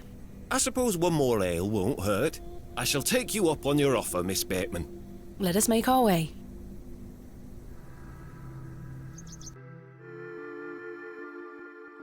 To think, if that station hadn't been built, we would never have met.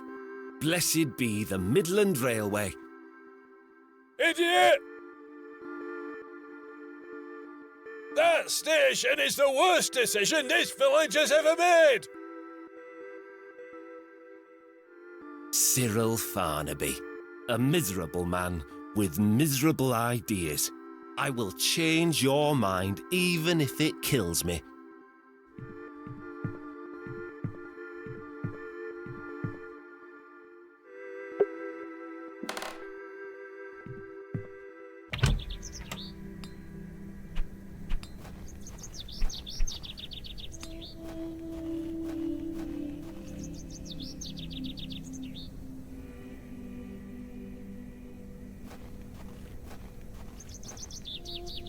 Kenneth taught me this useful trick. A hairpin is much more than a hair accessory. A few wiggles and this lock should spring right open.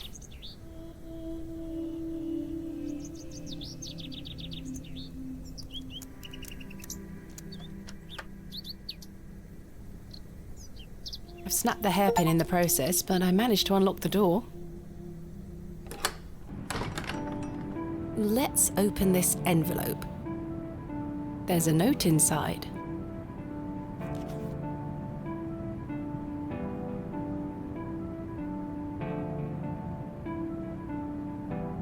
How very frustrating. I wonder what happened. I'd better get this to the alley before Mr. Long comes back. Moving a fully laden crate through the village square was no easy task. Somehow, no one was there to witness it. But I didn't give up, because I never give up, do I, Mother?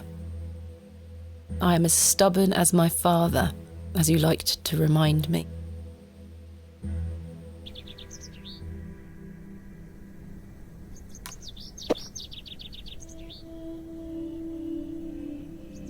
Wait. Where is my money? It's not in here. Kenneth, you absolute liability of a man. It looks like everything else is in here. Picks, specimen trays, shovels. Oh, my chisel, I'll take that. Ah, my lantern. It feels light. There mustn't be any oil inside. I'll leave the rest in the crate. Stanley assured me things would be safe here. No money and no assistant. This is most inconvenient. Still, I've been in worse situations. I've got a tab at the inn for now. I'll worry about money later. I must find that barrow and get on with the excavation.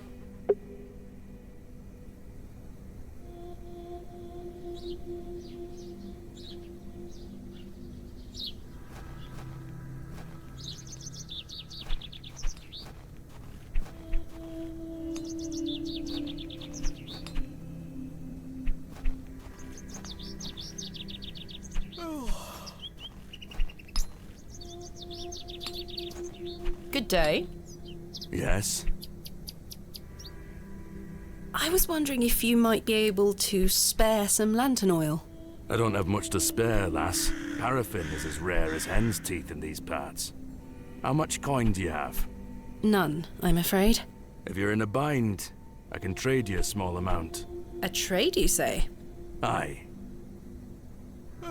What can I trade you for some lantern oil? Surprise me. What can you tell me of Lord Panswick?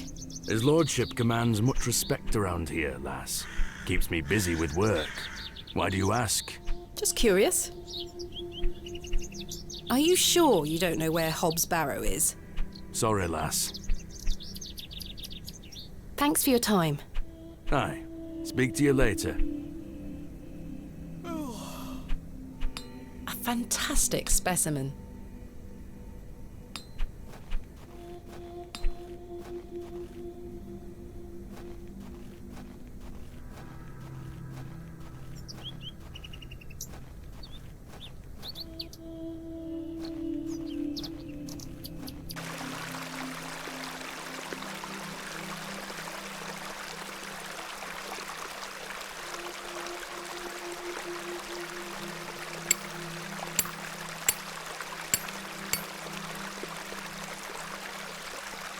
Splendid.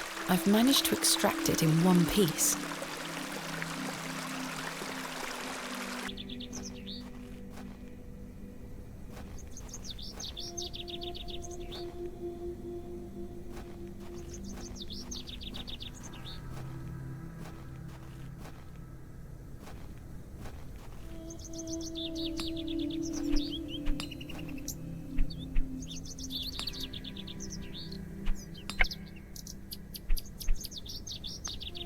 Would you trade some of your paraffin for this fossilized ammonite, Mr. Crozier? Now then, 'tis a beauty that. It looks familiar. I'll take it off your hands. Wonderful. Let me fetch some paraffin from inside.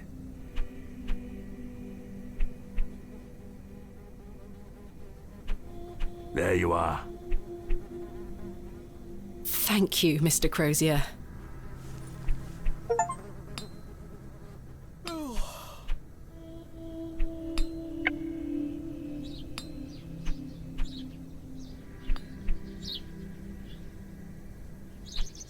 My lantern is fueled and ready for action.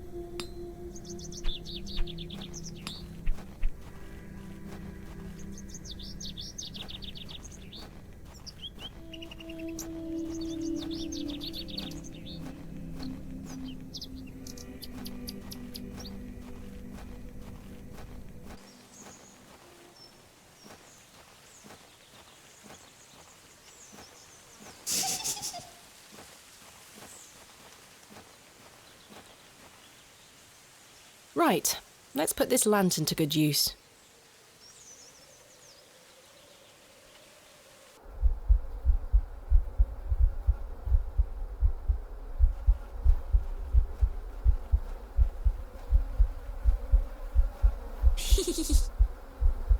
Jane, come out at once.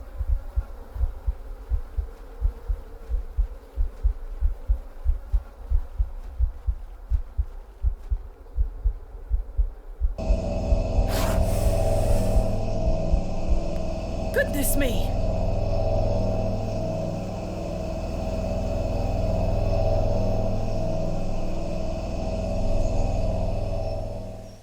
Jane! Silly, what are you doing in that smelly old badger's hole? You were in there. No, I weren't. Yes, you were. Not true. I was hiding behind that tree over there. I got bored of waiting for you. So where can I find Hob's Barrow? Go north from the church graveyard, up the hill. You'll see some muddy fields on the horizon. That's Mr. Bryden's farm. Hob's Barrow is there. Don't tell any grown-ups I told you. And thanks for getting Myrtle back. My pleasure. Thank you, Jane. You've been a great help.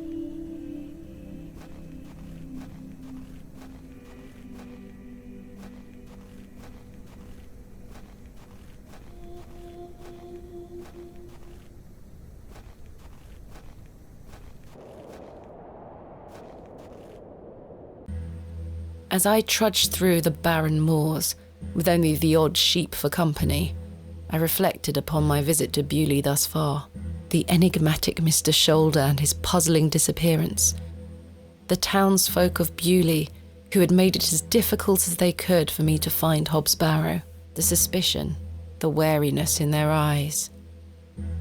Only now I know it was actually fear. In the end, it was the innocence of a child, young Jane, that condemned me to my fate. I've no desire to wander the furrows.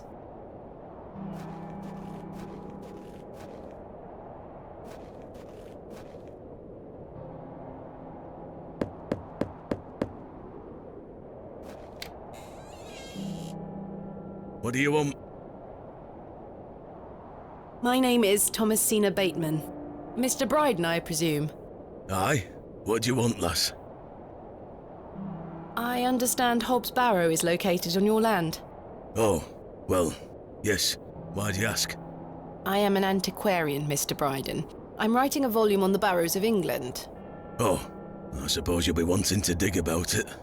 If at all possible, Mr. Bryden.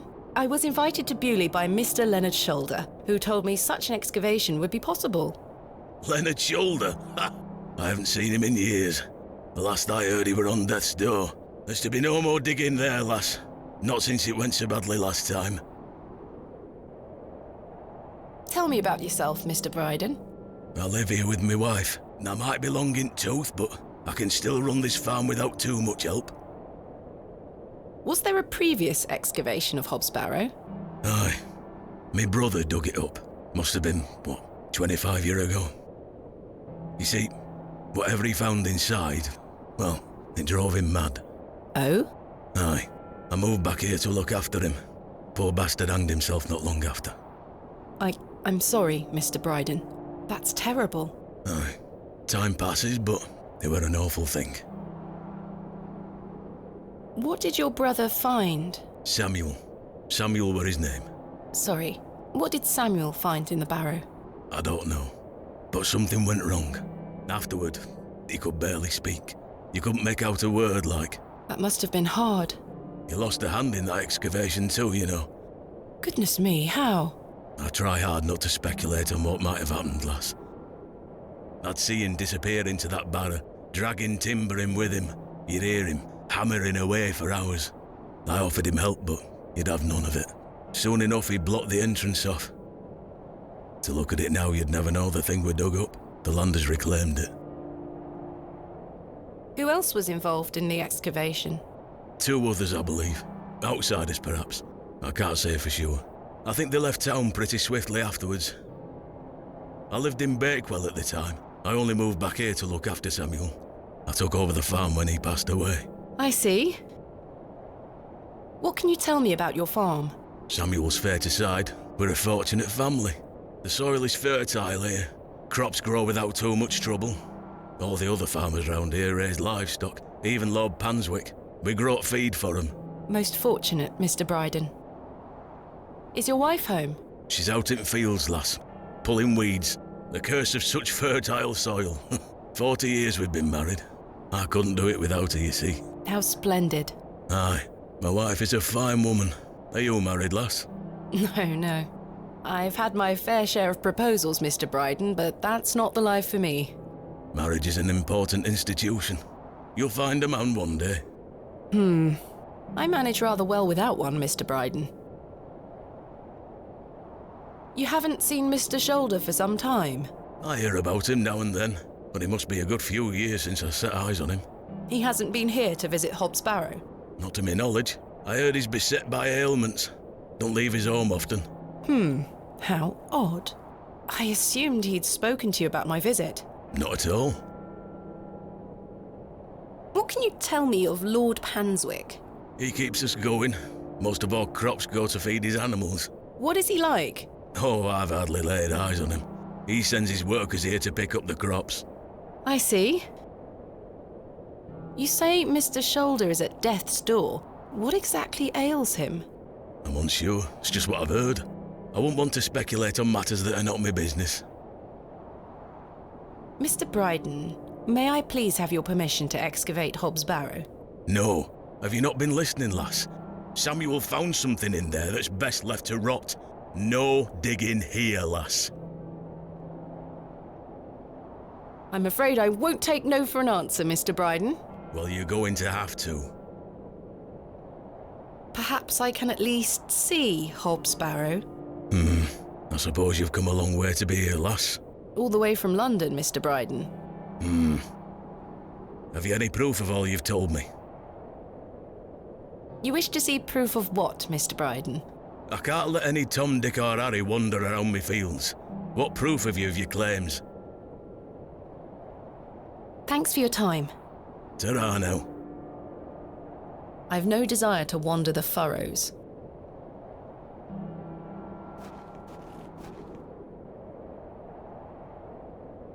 The gate opens out into a vast tilled field.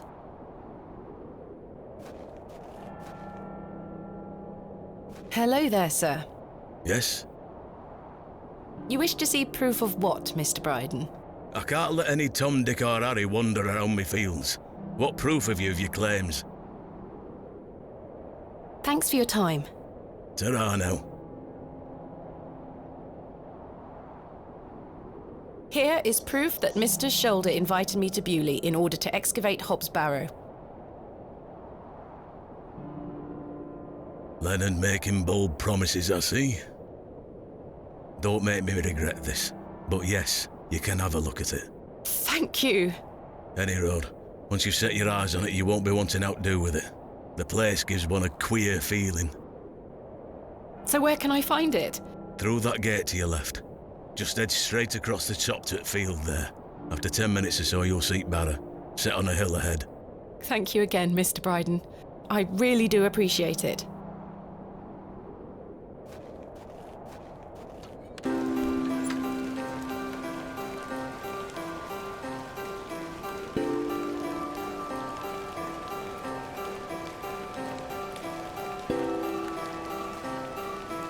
I probably should have brought my umbrella. Perhaps I could take a closer look.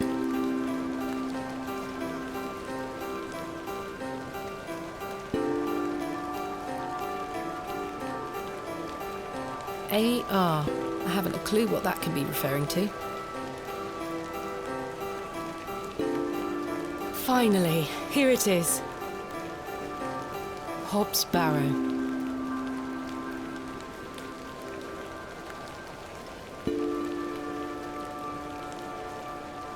Indeed, a barrow of a most unusual rectangular form. I've not seen something like this since West Kennet Long Barrow. Yes, this shall make a fine entry for my book. What secrets do you conceal, I wonder?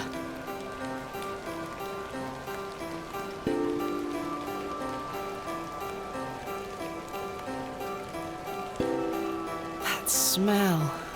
Earthy and sweet.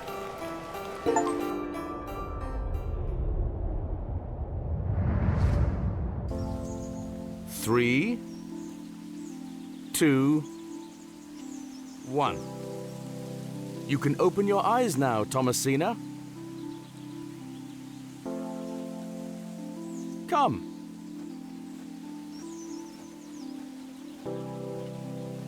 Are you ready for your first excavation? Yes, Daddy. Capital. Make sure you remember everything I've taught you. I have a feeling you might find something special. How exciting! I'll be watching from the steps, my little bird. Good luck! Thank you, Daddy.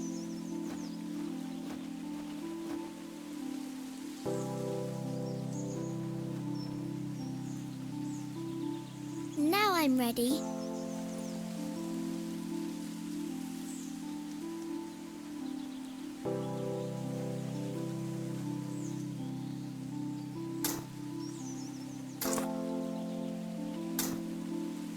No treasures here.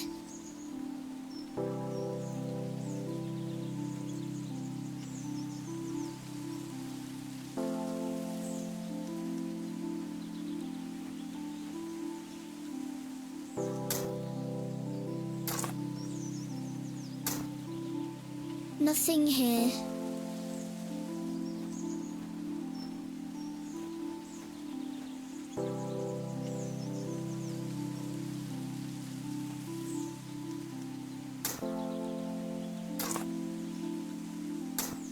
Treasure! Daddy, I found the treasure! Look! Well done, little bird. Your first successful excavation. That urn you're holding is very old and precious. Take good care of it, all right? I will, Daddy.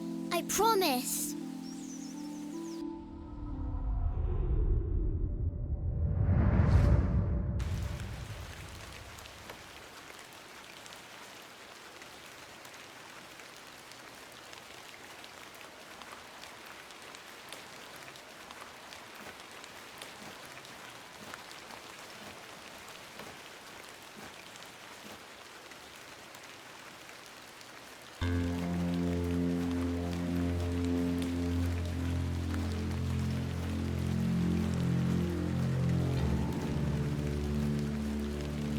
Darkness falls quickly here. I should make my way back to the inn.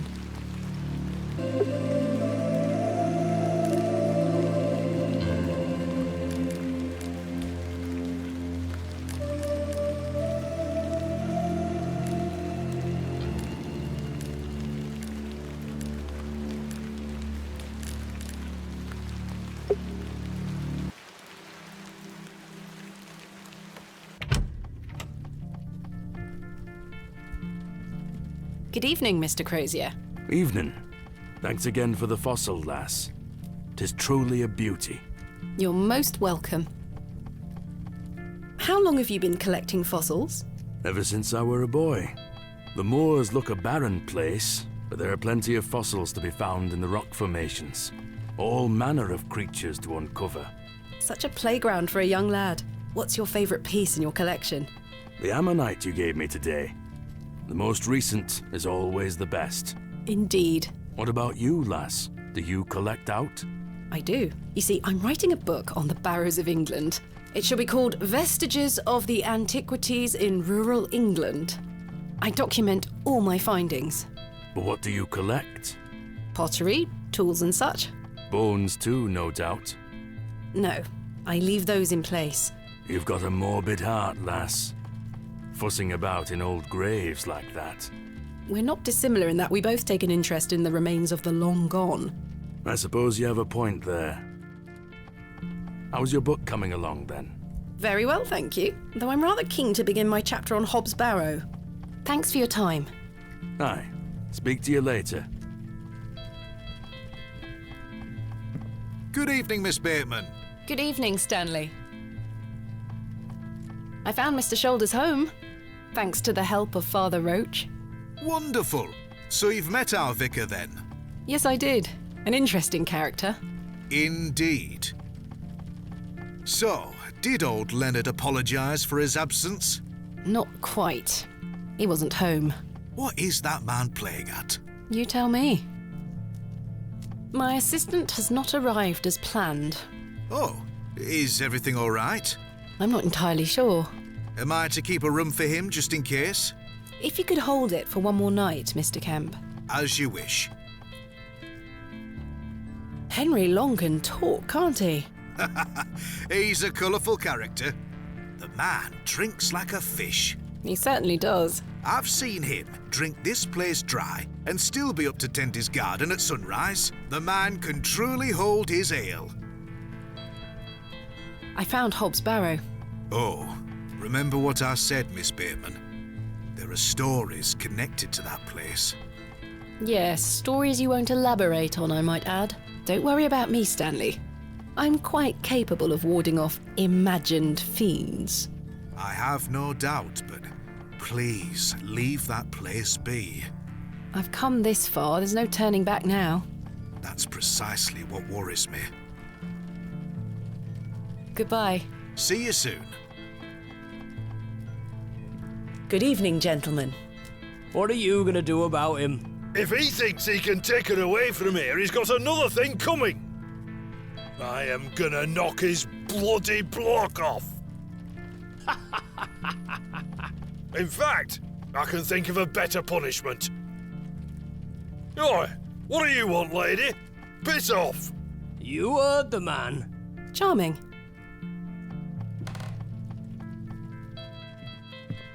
Good evening, sir. I'll leave you to it.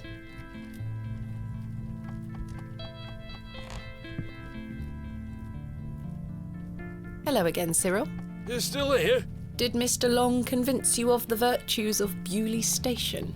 What the hell do you think? Now bugger off and leave me to me drink. He seems even more wound up than usual.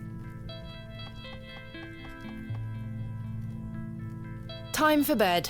Tomorrow I shall convince Mr. Bryden to allow me to begin my excavation. Miss Bateman. How are you?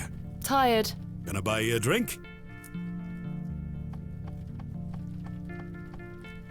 Shouldn't you stop drinking so much? You're beginning to sound like my dear wife. Please, Miss Bateman, I feel bad about what happened last night. I'm sorry I can't remember it. That's all right, Mr. Tillett. Alcohol can do all sorts of damage to one's memory. I was thinking that maybe if we had another drink tonight, I might remember what happened. I'm not sure that's logical. But worth trying? Oh, Mr. Tillett, if you insist. Very good. Take your seat, Miss Bateman. I shall return with the goods.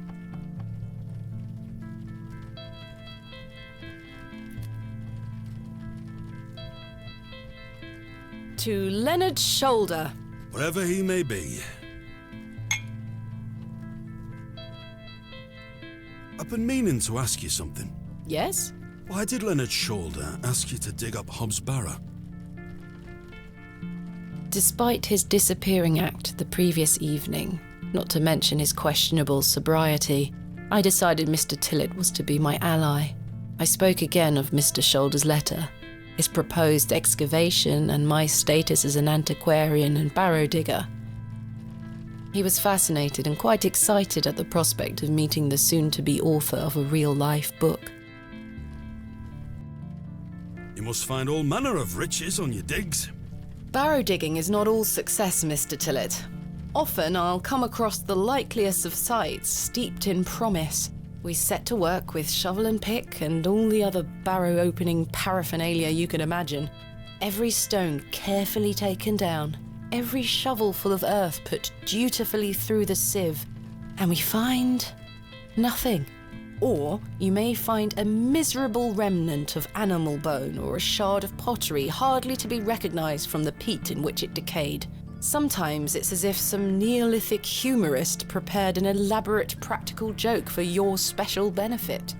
It still sounds much more exciting than spending your days sitting in England's most remote railway station.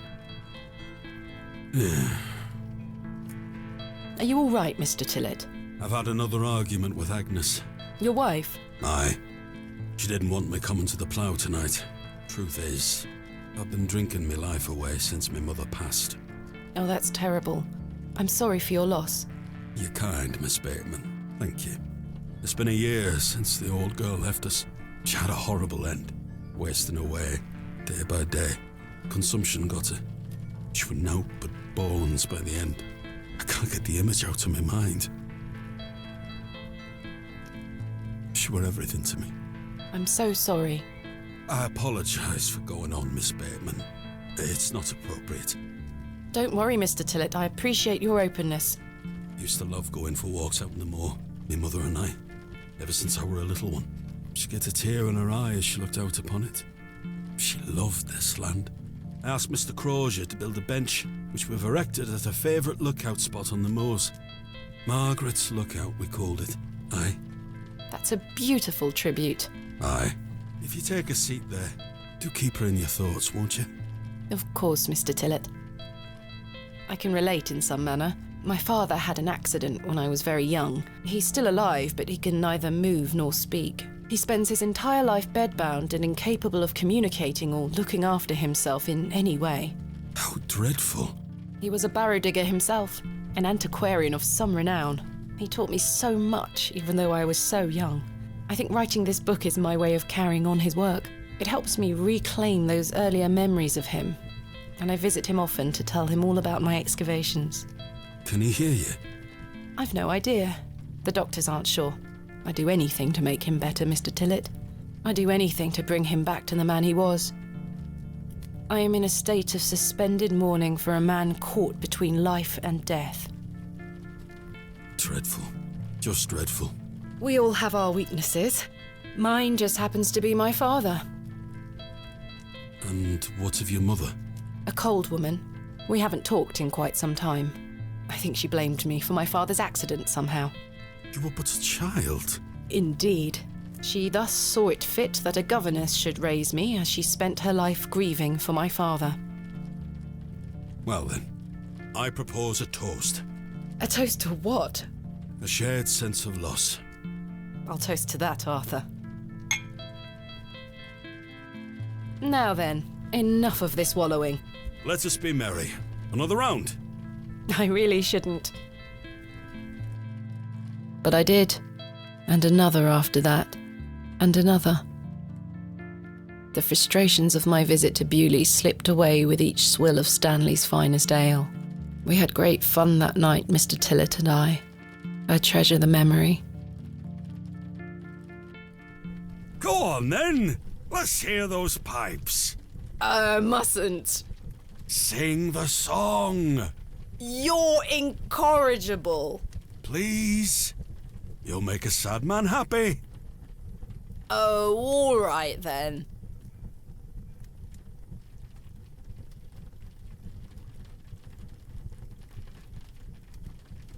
Clasps, celts, and arrowheads I'll try to claw within my clutch. And if a shield I should espy, I'll vow there ne'er was such. With popish tricks and relics rare, the priests their flocks do gull. In casting out the earth take care. Huzzah! I've found a skull!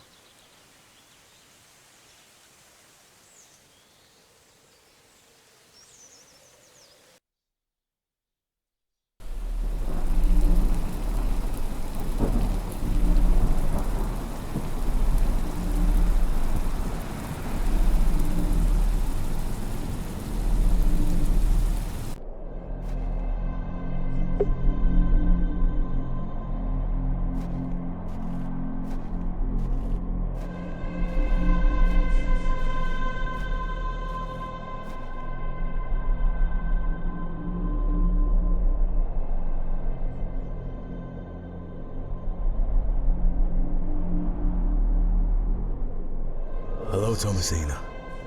What is this? Who are you? I'm the one that saved your father. What do you mean? You were here 25 years ago. My father? You were deep down with the others.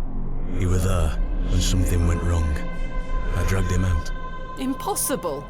I helped him then, and I can help him again. I don't understand. Believe my words. You'll find proof in morning. Now go.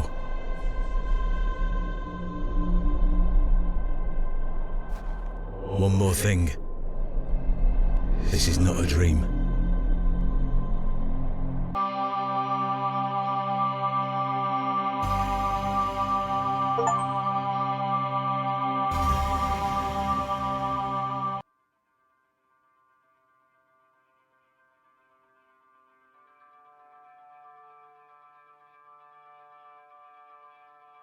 Goodness, that was a terrible sleep.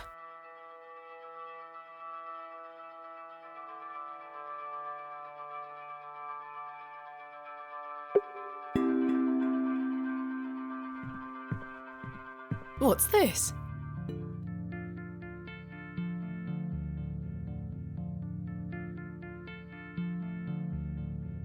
There's a strange stone strapped to the cover.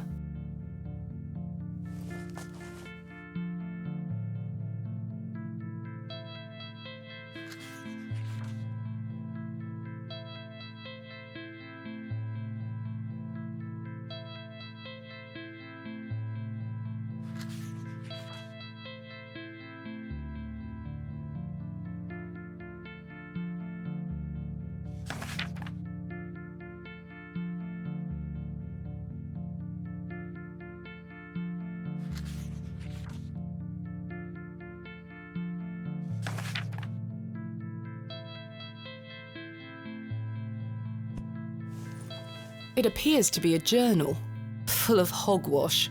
I don't recognise the handwriting. Maybe Stanley knows more about it.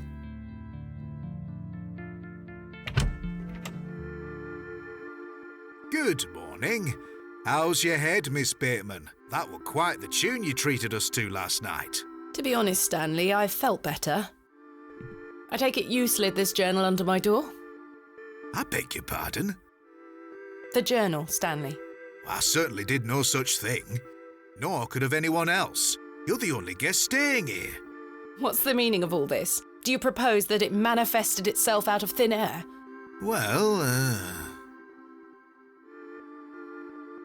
I'm sorry. I just don't understand how else it could have got there. Are you sure there was no one else here overnight? Without doubt. How very, very peculiar. So, what does it say inside? Take a look. Well, I can't make head nor tail of it. Neither can I. Maybe someone else in the village can help you with it. What do you make of this stone? That's a funny-looking thing. It's got a cockerel on it. Yes, but have you seen anything like it? Never. Do you ever have strange dreams, Stanley? Me? I sleep as sound as a baby. I had one such dream last night. It was so vivid. What were it about? I was at Hob's Barrow. Oh? But everything was different. Great peaks soared in the distance. And there was a creature. A creature, you say? Yes, a short, robed fellow, eyes as black as pitch. It told me that my father had been there in Hob's Barrow many years ago, but something went wrong, and the creature helped him escape. It said that I would find proof in the morning. Oh, the journal! You've had a premonition, lass. Please, Stanley, I've no time for that nonsense. But I'll admit it's a strange coincidence. Now, what did I tell you about Hob's Barrow? That I should leave it alone? Aye. Hogwash. Your dream reminds me of a story from my childhood. An old folk tale about Hob's Barrow. What is this folk tale you mention?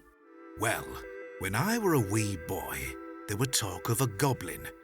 They say he lived inside Hob's Barrow, hence the name, Hob's Barrow. Hob, coming from hobgoblin, of course. Unfortunately, I don't remember anything else about it. I was told not to believe in such fairy tales, Stanley. Don't close your mind to such things, lass. I'm sure Mr. Shoulder will tell you more. Perhaps, if I ever meet him. Goodbye. See you soon. Good morning, Mr. Kemp. Good day, Miss Tompkins. I'm here for his lordship's paper. Sorry, lass. Mr. Price hasn't dropped them off this morning. I heard he actually left the village yesterday. Indeed, I can vouch for that. Ma'am? Good day. Oh dear. His lordship won't be pleased. My sincerest apologies, Miss Tompkins. I'll come back in a few days. Ta-ra. Goodbye.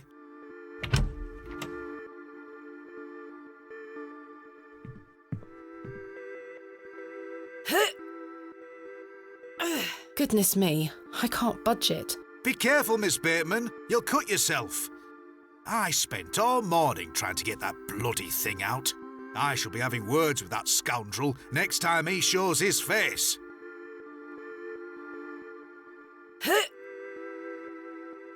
Curses. We have our very own Excalibur.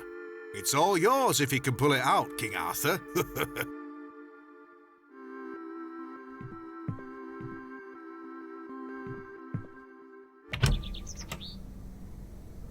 Right, I need to convince Mr. Bryden to let me excavate Hob's Barrow and find out where this journal came from. Curses! I forgot I had this worm in my pocket. Poor thing is dead now. Rest in peace, Kenneth. I've just noticed this matchbox is completely damp from the rain. The match is no use to me anymore.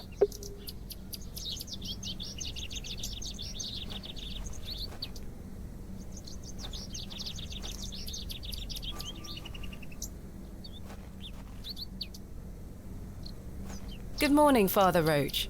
Ah, Miss Bateman. What a pleasure to see you again. Have you tracked down Mr. Shoulder yet? Don't get me started. I'll take that as a no. Indeed. Do you recognize this journal? What a tatty old thing. You ought to take better care of your possessions, Miss Bateman. It's not mine. Then whose is it? That's precisely what I'm trying to find out. I'm afraid I can't help you. I haven't seen it before. What do you make of this stone? I don't recognize the symbol from any Christian iconography. Did you make it yourself?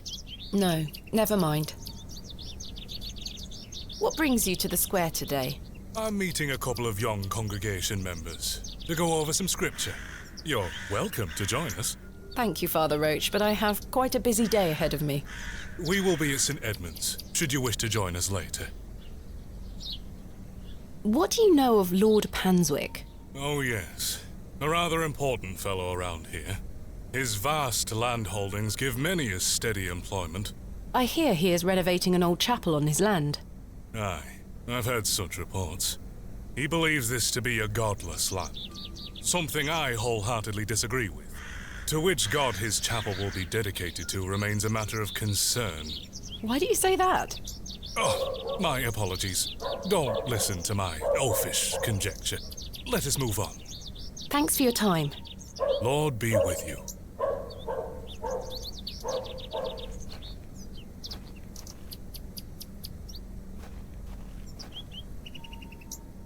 Good day. I'm still setting up my stall. Come back later. Oh, I'm sorry.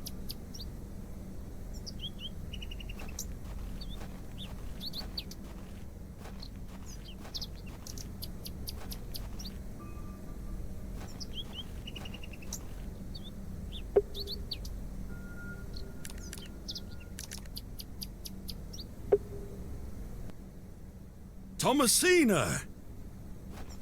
Good morning, Arthur. You look a bit addled. Are you feeling all right? I am not used to drinking as much as we did.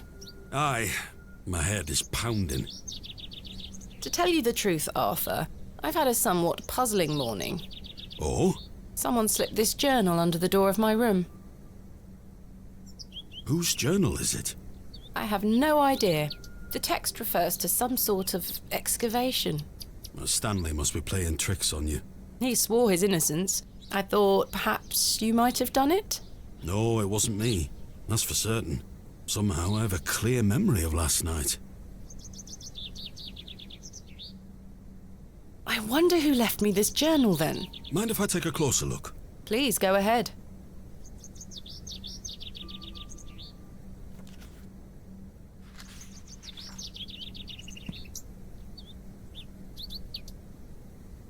The writings of a madman. I don't disagree. Did the sketches mean anything to you? No, not at all. But they turn me stomach. You might want to show this to Mother Mildred. Who is Mother Mildred? Some think her a witch. A witch? Aye. She might be able to help you with the symbols. Where can I find her? She lives alone in a little cottage within Herne Wood here. You shouldn't have too much trouble finding her. Thanks, Arthur. You're welcome. I had a splendid time last night. Aye. I even remember most of it this time. Thanks for listening to me going on. I really appreciate it. The feeling is mutual. Thank you too, Arthur. What do you make of this stone? It's a good shape for skimming across water. What is it? I'm not sure. It was strapped to the cover of the journal. How mysterious.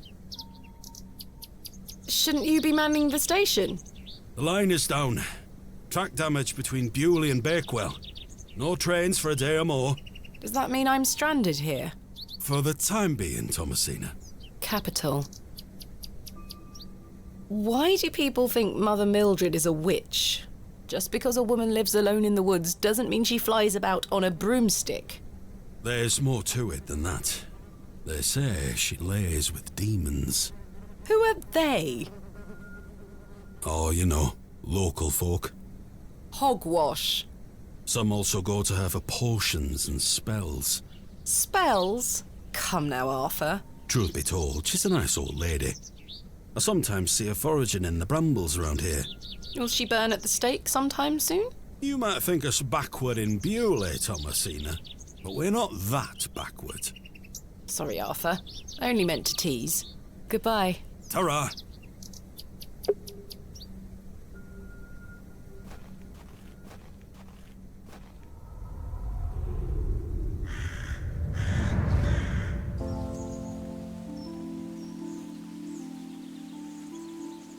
Thomasina, dear, come say goodbye to your father.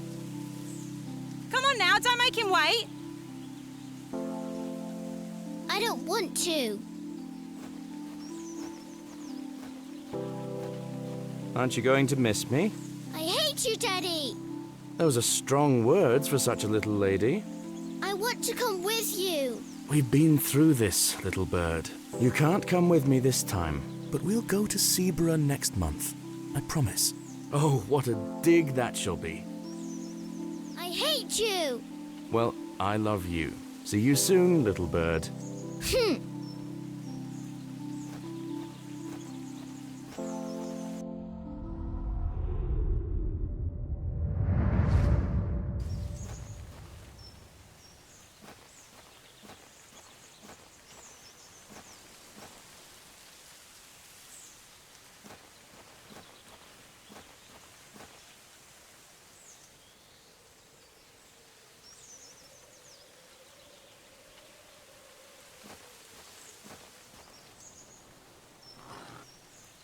I've collected some waxy resin.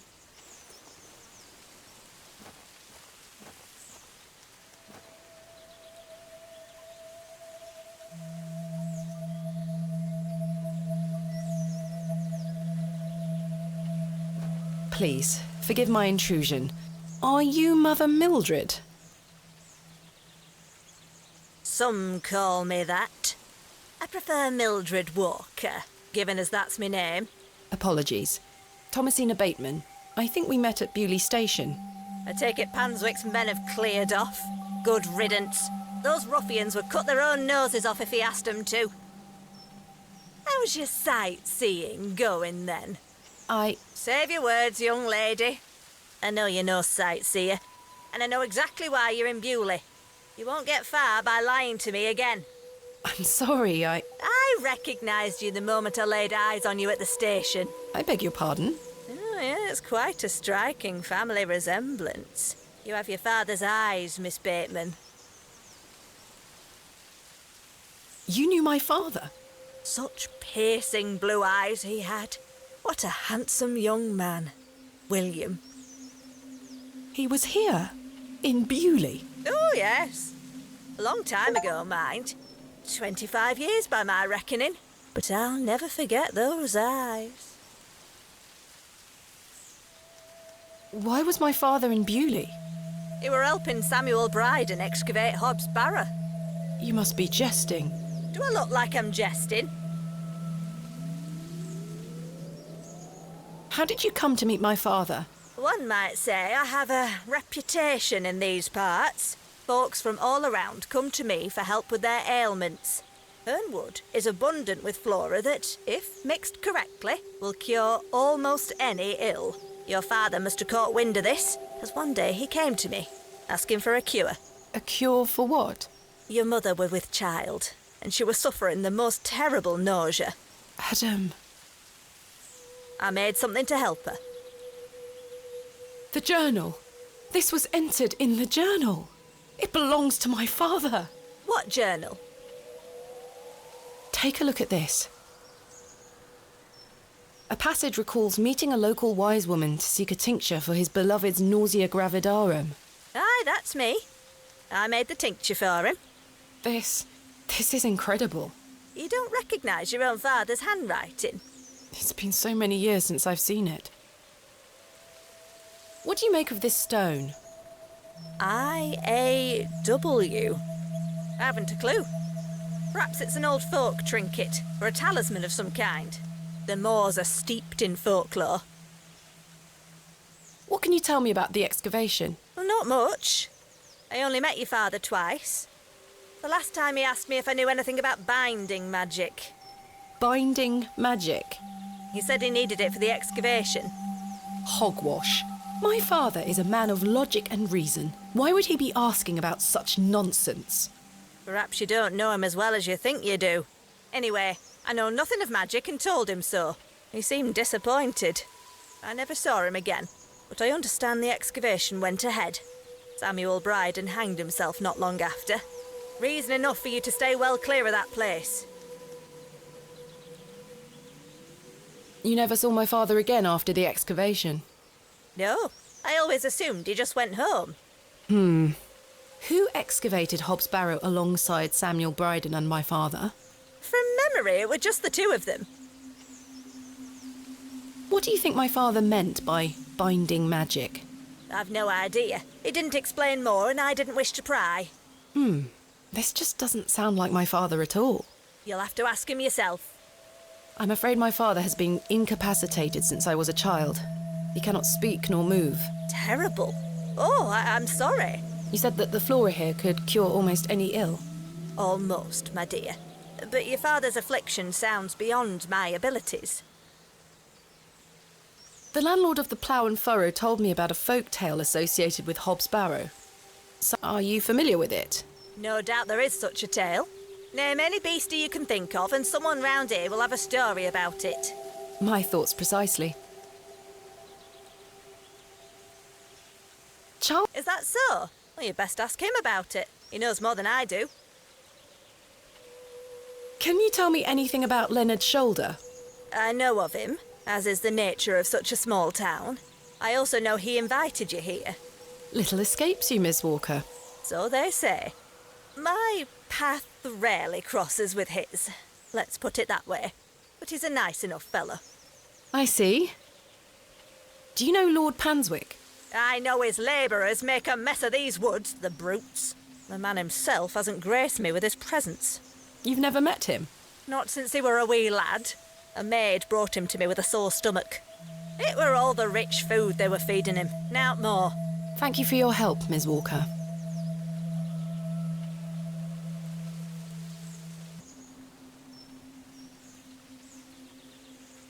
Miss Bateman? Yes? Remember what I told you when we first met? You're better off waiting for the next train back to the city. Why? Something terrible happened to Samuel Bryden in that barrow.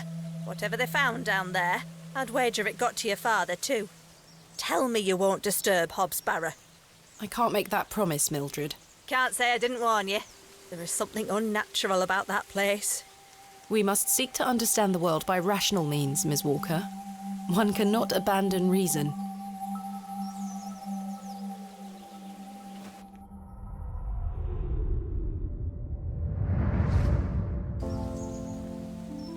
Thomasina! Thomasina, come here this instant. I'm playing with Josephine. She can wait. This is very important.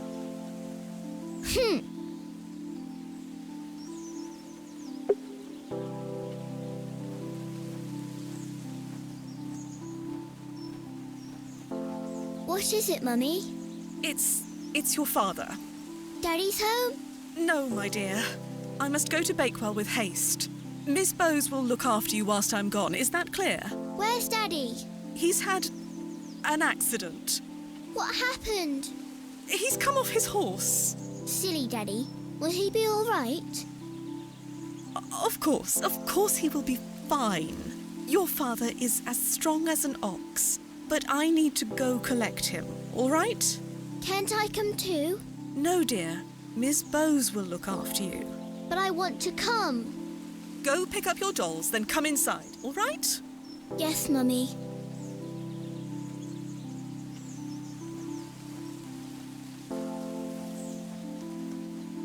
Josephine, it's time to go inside now.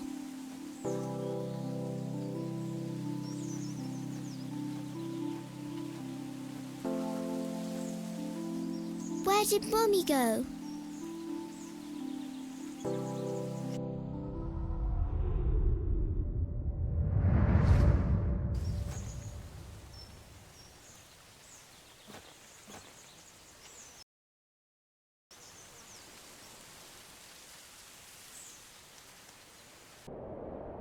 I helped him then, and I can help him again.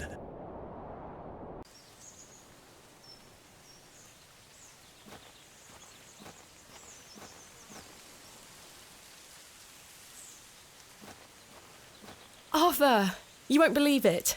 The journal belongs to my father. He was here in Bewley. Arthur? Hello? Oh, sorry. I'm trying to remember something. What is it? I'm not sure. Something in the woods. It will come back to me. You say your father were in Bewley? Yes, Mildred said that he helped Samuel Bryden excavate Hobb's Barrow 25 years ago. Well, I'll be. Let's talk about it tonight at the plough. That's fine, Arthur. We'll talk later. I hope you piece together your memories.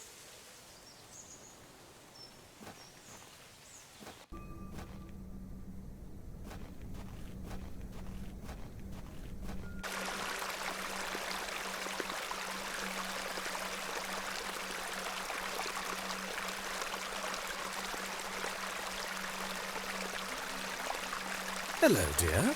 Good day. I believe we've met. Miss Thomasina Bateman, the famous antiquarian. My reputation precedes me. I can assure you it does. And you are? James. Are you a painter? You see this beck before you. Look at the water. See how it tumbles and falls. I seek one spot on which my eyes can rest, be it a stone or a small corner of the current. I meet it with my gaze, and out of the tumbling and falling, a new land rises. I see a new world. You certainly have the eloquence of an artist. What are you painting? A new world. Quite the ambition. Indeed, my ambition knows no bounds. Can I see it? Not yet. It's not finished. Such a world is not complete without you in it. You flatter me, James. Nonsense. Say you'll let me paint you. Why not? Magnificent. You shall be the shining star of my new world. I don't really have the time now, though. Perhaps later? Don't fret, my dear. When the time comes, I shall call on thee. Capital. What do you make of this stone? It looks antique. You might want to keep a hold of it. Do you know of Hobb's Barrow? I'd like to know more about you, Thomasina. What time do you like to rise in the morning? How do you like your tea? What makes you happy? Late, with 3 spoons of sugar and spending time with my husband. You disappoint me. I sense no truth in your words. Are you a woman of dubious principles, Thomasina? You ask too many questions. Do you know Leonard Shoulder? A man of Bewley? Yes. I care not for the men of Bewley, only for the visitors. What do you know of Lord Panswick? A fine gentleman. Now that is someone who commands respect.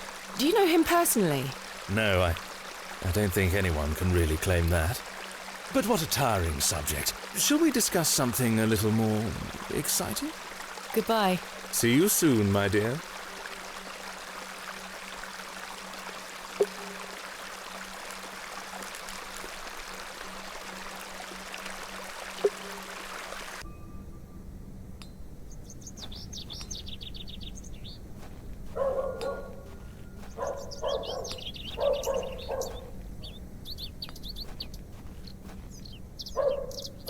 Good day. Hey up. I'm having some trouble extricating a knife from a table in the plough and furrow. Might I borrow a pair of pliers? A knife, you say? I can get that out for you. That's very kind of you, Mr. Crozier. Think nothing of it. Wait here.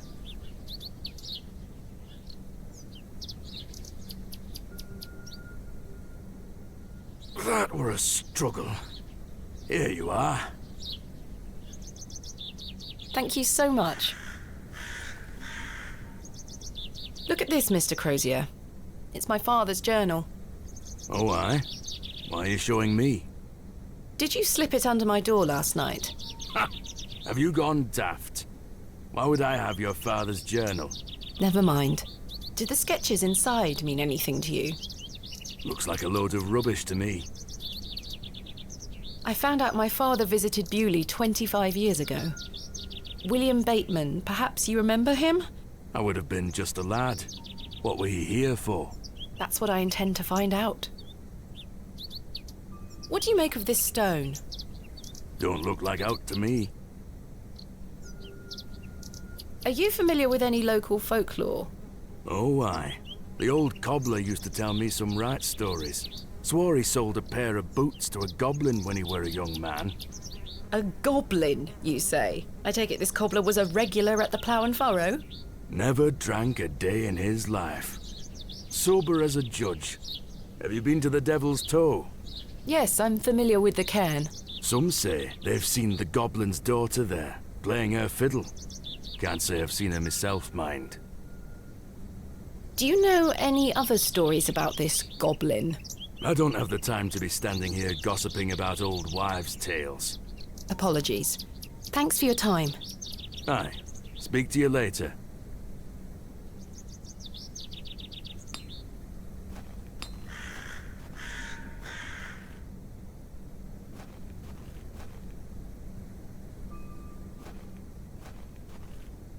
Hello?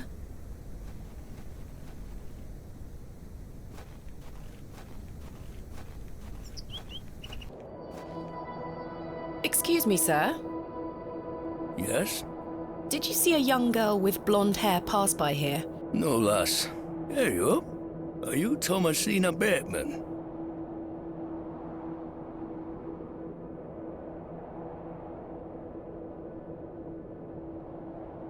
That's my name. How marvellous. It's me, Leonard Shoulder. Heavens! I'd given up on finding you. Please take a seat, Miss Bateman. We have much to discuss. You've proven to be quite the enigma, Mr. Shoulder. I'm mortified. I offer you 1,000 apologies. You see, I've been bound to me bed these past few days with a terrible fever. How dreadful. I take it you're feeling better now? Aye. I were on me way to find you when I stopped here to catch me breath. I've not much go in me these days. I'm sorry to hear that. I were worried you'd have given up on me and left town. I had no idea what had become of you, Mr. Shoulder. I spent a good amount of time pounding on your front door. I'm embarrassed. I really am. I've been doing my best to sleep through the fever. I am so very sorry. Please accept my apology, Miss Bateman. Fine, Mr. Shoulder. I've come all this way. Let us speak of the business at hand. Marvellous. I've just learned that my father was part of a previous excavation of Hob's Barrow some 25 years ago. Why didn't you mention this in your letter? What? Where did you hear that? I have my means. I swear, Miss Bateman, I had no idea. I take it you will also deny delivering me my father's journal? I'm confused. What journal?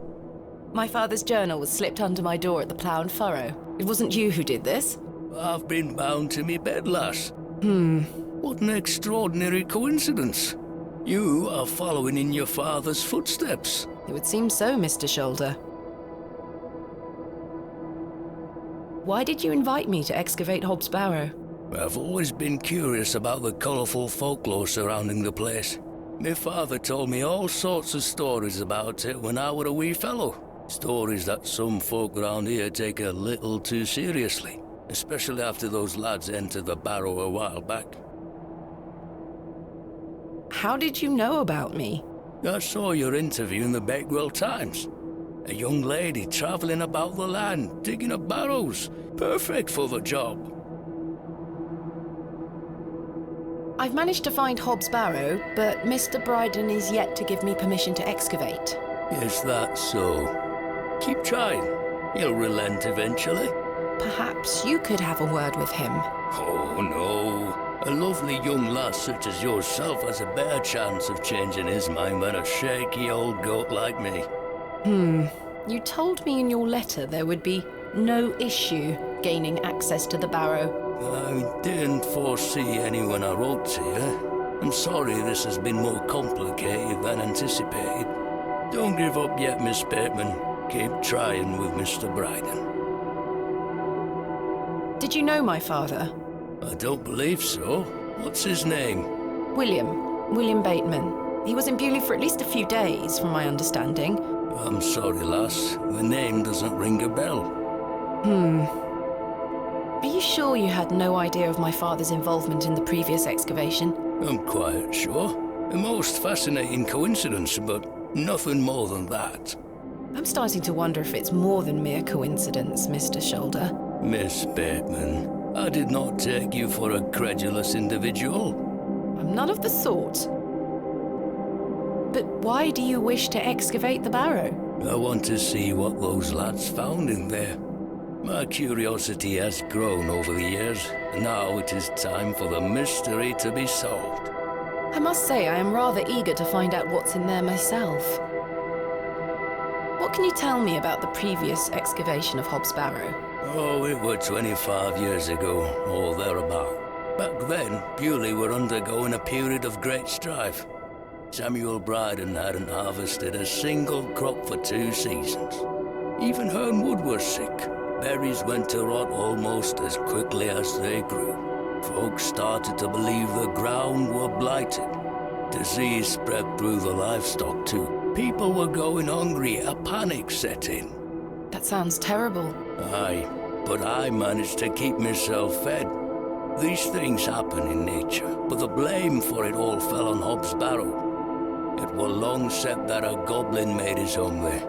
A rumour took root that the goblin were not best pleased with the villagers.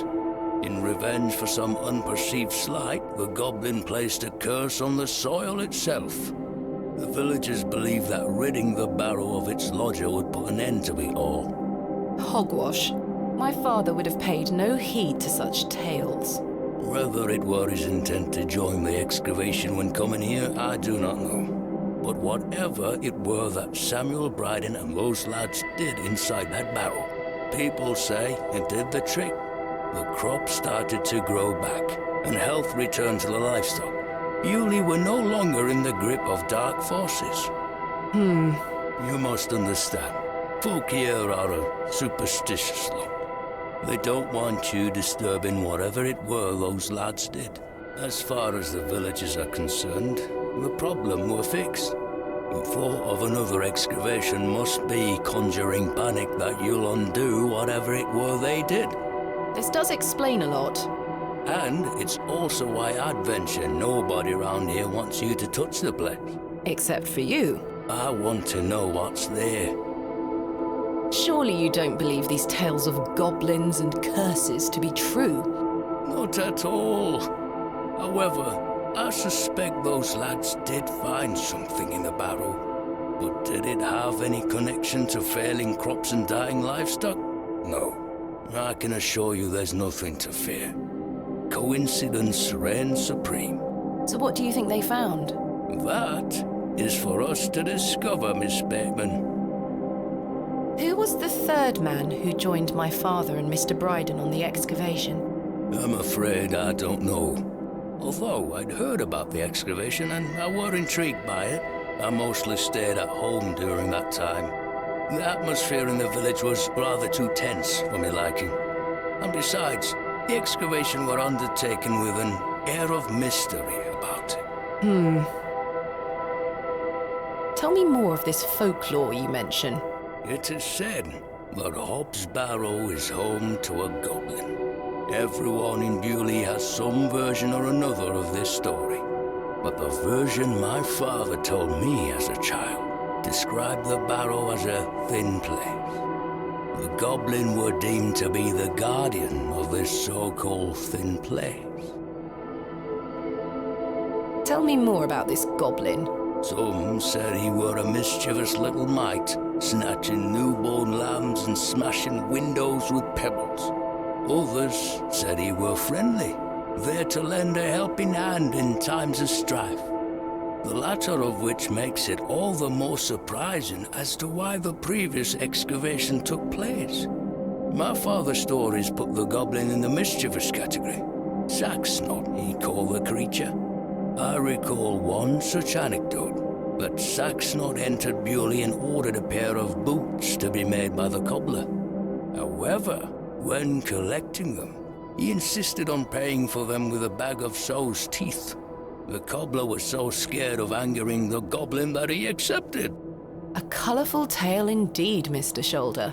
Has any explanation been offered for why this Saxnot cursed the soil? Your guess is as good as mine, lass. What is a thin place? A place where one can walk between worlds. Where the flesh meets the spirit world. Just superstition, of course, as you well know. I had a peculiar dream last night. I met a creature at Hob's Barrow. I suppose you might say it was a goblin. It told me it had saved my father from trouble inside Hob's Barrow. I'll admit the coincidence of this is somewhat astounding. A remarkable coincidence, but nothing more than that.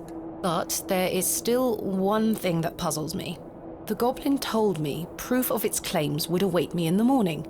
Surely enough, I awoke to find that my father's journal had appeared in my room. Very queer indeed. Mr. Shoulder, you invited me here, to a town I'd never heard of, only for me to discover that my own father was here 25 years before. And not only that, but that he was also embroiled in some sort of superstitious hysteria which goes against everything he ever taught me. Something is wrong here. This must be more than mere coincidence. It's strange, I'll give you that. But please remember who you are, Miss Bateman. This is my father's journal. Incredible. Can I look inside? You may. Look at these drawings. Wonder what it all means. You and I both. It all feels very out of character for my father. I'm sure you'll find the answers beneath the soil, Miss Bateman. What do you make of this strange stone? A carving of a cockerel? Yes, it was strapped to my father's journal. Do you think it could have something to do with the previous excavation? Possibly, though I'm not aware of the motif having any meaning around these parts. Is this your glove? I've been looking all over for that. Where did you find it? In the alley behind the plough and furrow on the night of my arrival. Were you there? As I say, I've been bedbound for several days, Miss Bateman. How odd. Can I please have it back? Here. Thank you.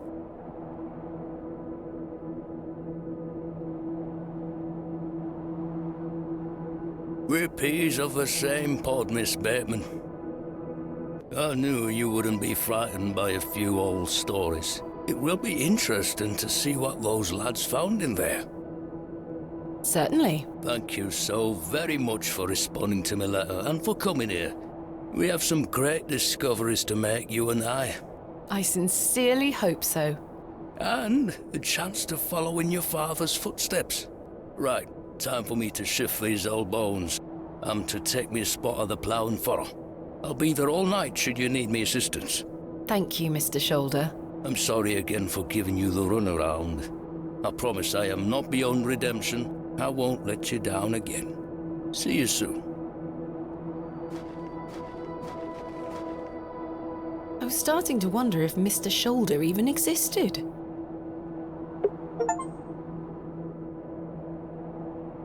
Margaret's Lookout, dedicated to Arthur's mother.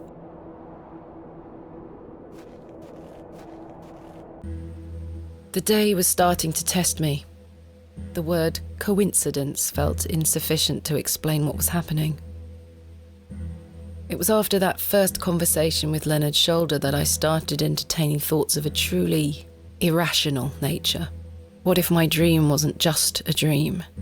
What if it was all more than simple coincidence? What if that thing really could help my father? Good day, little one.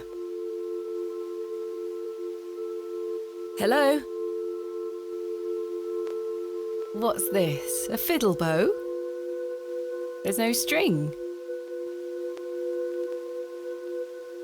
My name is Thomasina. What's yours? Don't be shy. I don't mean you any harm. What are you doing out here all alone on the moors? Do you live here? Would you like me to fix your bow so you can play your fiddle again? Yes? Hey!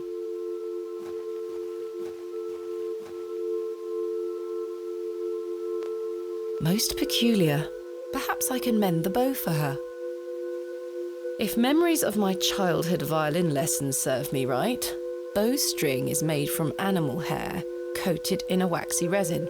The strings don't vibrate without it.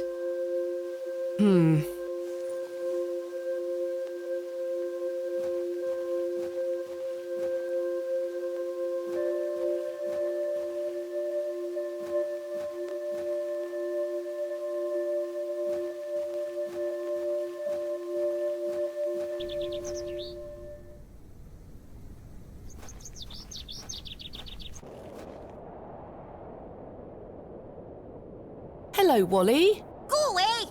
You gave the door back to my sister. It wasn't very nice of you to bury her favourite toy, Wally.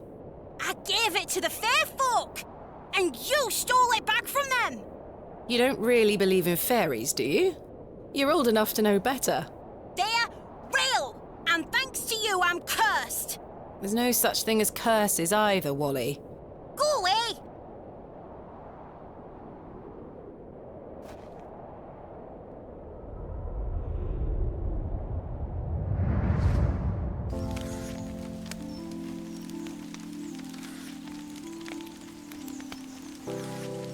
Mummy?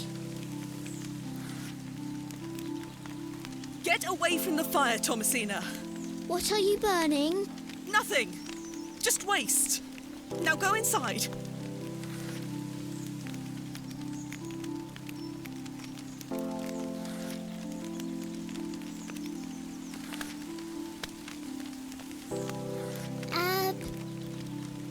Abrax. Mummy, what is this? Waste. Burn it.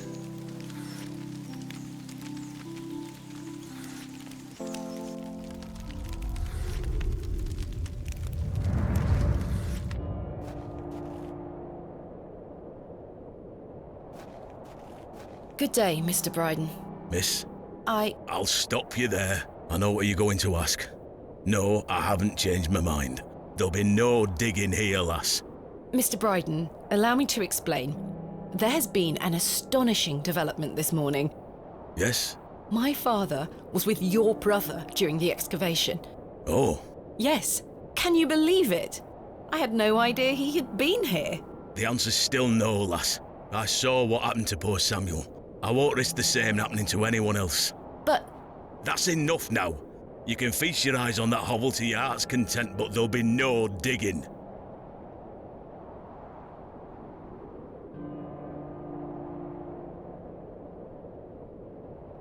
What do you make of this stone, Mr. Bryden? It was strapped to my father's journal. Wait a minute. Let me see that. By God. Wait here a moment. I need to get something from inside. I waited for what felt like an age. I now realise that Mr. Bryden must have been in a great debate with himself, wondering whether or not to share his own piece of the mystery with me. The goat stared at me, seemingly in pity, as I stood there in that rolling fog. Finally, Mr. Bryden emerged. Now then, as far as I know, what I have here is the only thing that Samuel brought back from Barrow. Take a look. Incredible! A pear! That's been in my drawer ever since Samuel passed. I suppose it might be important, so I kept it safe. Fate is clearly playing a part in your arrival, lass. Please, Mr. Bryden, allow me to excavate Hob's Barrow, a place that is no more than dirt and stone. You're not gonna give up, are you, lass? I'm not. Samuel managed to say one thing about those men that helped him. I think it's time I tell you. Yes? He stuttered out that one of those fellows could barely walk after they got out of there. Tongue-tied too, the man were. My father. You what? My father.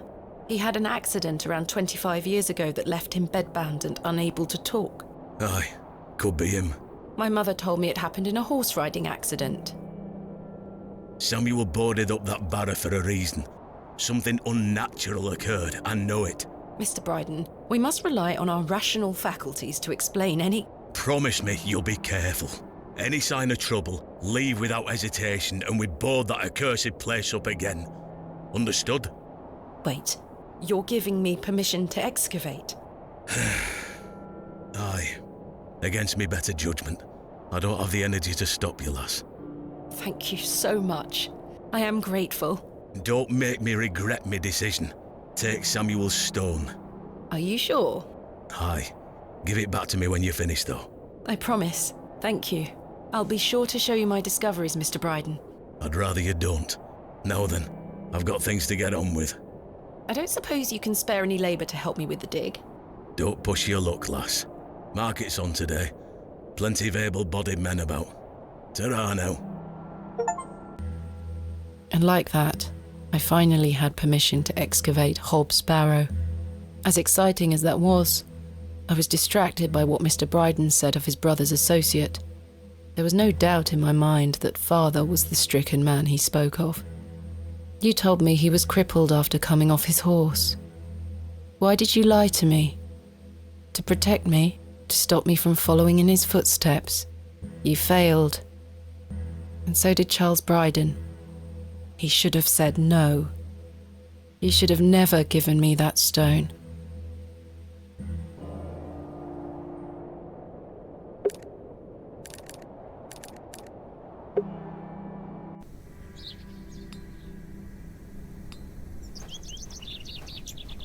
Good day. Fresh produce. What have you got for sale? I'm selling meat, vegetables, and all sorts of herbs and things. You're welcome to have a gander. I'll be sure to browse. Goodbye. Ta-ra, miss. Good day. Freshly picked apples, miss. Would you like to try one on the house like? Yes, please. Here you are, miss. The apple looks somewhat rotten. It's riddled with holes.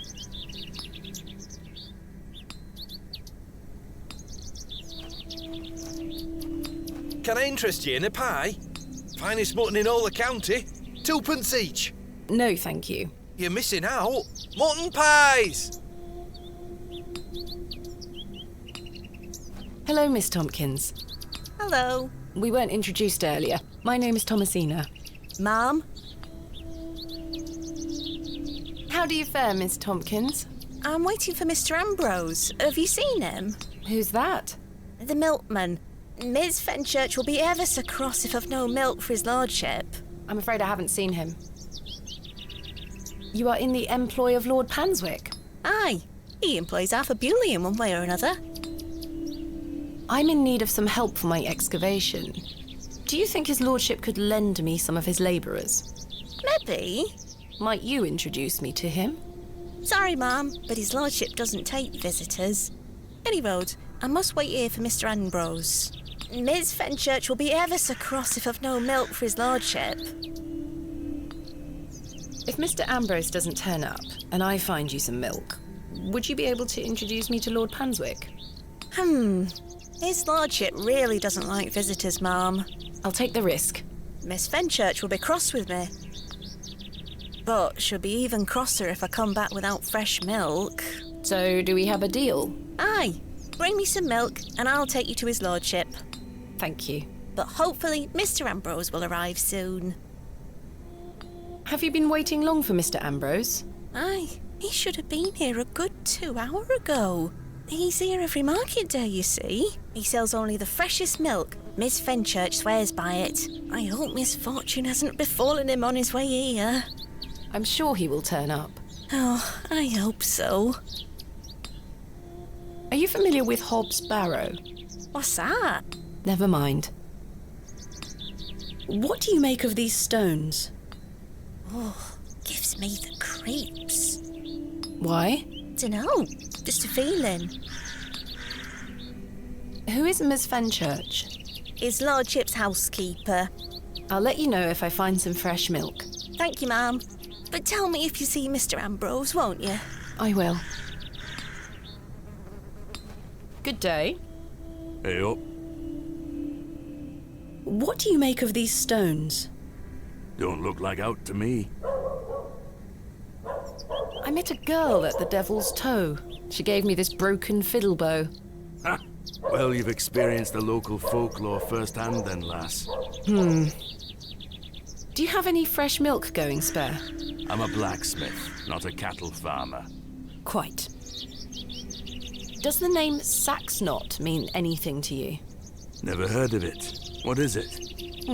Never mind. Thanks for your time. Aye. Speak to you later.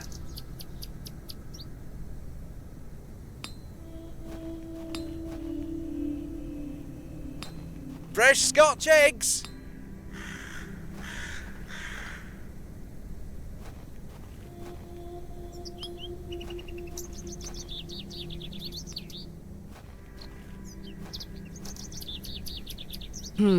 Horsehair would make fine bowstring.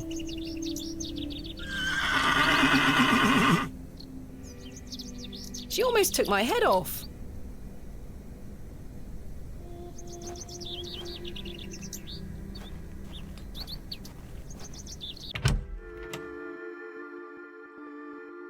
Joe, perhaps you've had enough sugar? Don't you start an all. Hello again, Mr. Shoulder. Miss Bateman. Mr. Bryden has given me permission to excavate Hob's Barrow. Marvellous. I'm sorry you've had to sort all this out in my absence. When do we start? Tomorrow, I hope. But first I need to recruit some locals to assist with the dig. It's too much work for me to do on my own. I see. Bewley has its fair share of strapping young lads. You'll find assistance, Miss Bateman. What else can you tell me about this Saxnot? Try not to worry yourself too much with these old stories. Leave those to the locals, Miss Bateman. Have others spoken of goblins appearing in their dreams? A dream is a dream, that is all. They merely make for good stories. I know. But to answer your question, no, not to my knowledge. Tell me about yourself, Mr. Shoulder. I'm sure the locals have filled you in already, lass. You cut quite the mysterious figure. Most had little to say. It's true, I do tend to keep my head down. When one gets to my age, one grows very comfortable in one's home. I like the isolation of the moors. I wouldn't change it for anything. I take it you don't get many visitors? Oh no, nobody bothers me. That's the perk of living so far out, huh? Just me and me hens. I used to come into Bewley more often, back before my health went to bugger, eh? What do you think of Bewley? Whilst one could consider the villages to be rather unenlightened, this place has its charm. The market's in town today. You can see that folk want for nowt here. I know where I can find a Scotch egg, that's for certain. Do treat yourself to one. You'll not taste better. Is there anything else I should know about Hob's Barrow, Mr. Shoulder? No, lass. I'm certain we will know a lot more about it by this time tomorrow. I hope so. What else can you tell me about the previous excavation? I think I covered it earlier, Miss Bateman. As you yourself said, it were a time of superstitious hysteria.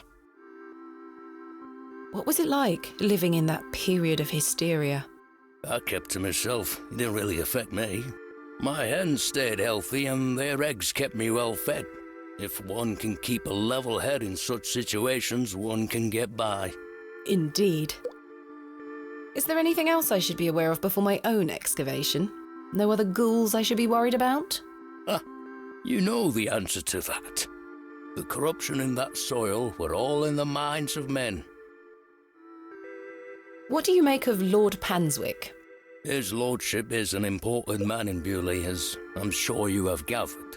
His family has commanded much respect here for many generations. Do you respect him as a leader? I do. He wants the best for the village. Without his influence, the railway line would have never come through here. Does he want more visitors? Aye, I believe so. He has great ambitions for Bewley and wants to share them with the world. What do you make of Mildred Walker? Who? I believe she's also known as Mother Mildred. Oh, We used to get about when we were children. Our paths have not crossed in a long while. What do you think of Charles Bryden? He is a decent man. It must have been hard for him after that terrible business with his brother. Without a doubt. I must say I had assumed you had at least spoken to him about my visit. Sorry, lass. I had no intention of giving you the runaround. Again, I can only apologise. If you don't mind me asking, what is the nature of your ongoing illness? Oh, just the ravages of age. Getting off this bench will be a small battle in itself. Something you won't need to worry about for many a year, Miss Bateman. Growing old is a blessing and a curse. And what of your recent fever? An ordeal it were. So much tossing and turning. But I'm right as rain now, especially after a mug of ale. Don't worry about me. What are Lord Panswick's plans for Bewley? He's rebuilding an old chapel on his estate. He seeks to bring God back to these lands. But what of St. Edmund's? I think Father Roach might argue God has never left. Indeed. Let's leave such arguments to them, shall we? Thank you for your time. Aye, Miss Bateman. I'm looking forward to tomorrow.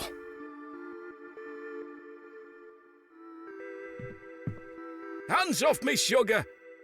I think this is supposed to be for all the patrons, sir. I said hands off! Come on, Joe. Be nice to our visitors. Ha! This place has gone to buggery.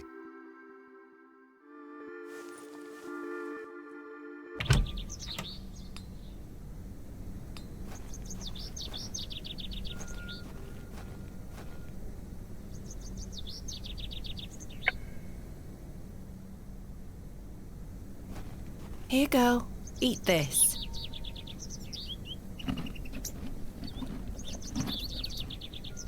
Good girl.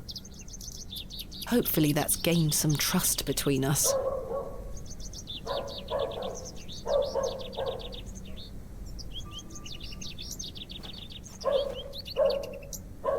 I've managed to cut off a few lengthy strands.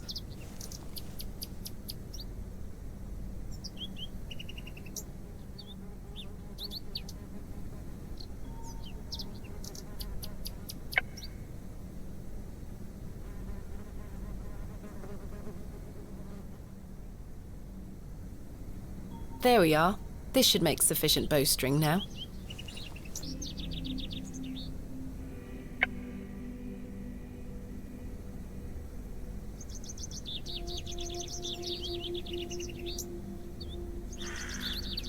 I've done it. The bowstring seems to hold on sufficiently.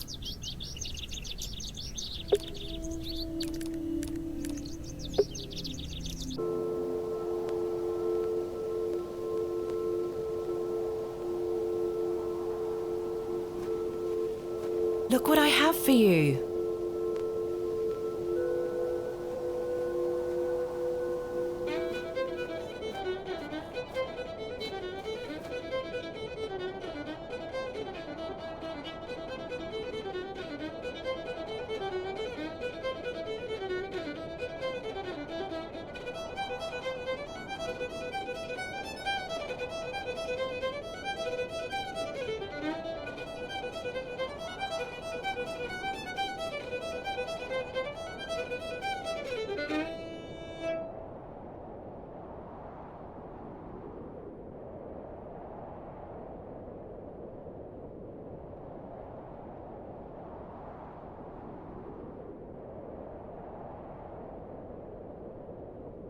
My head is spinning. What happened?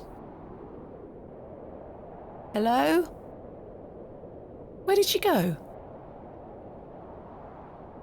The girl left her fiddle behind. I'll take it with me in case I see her again. I want to understand what just happened.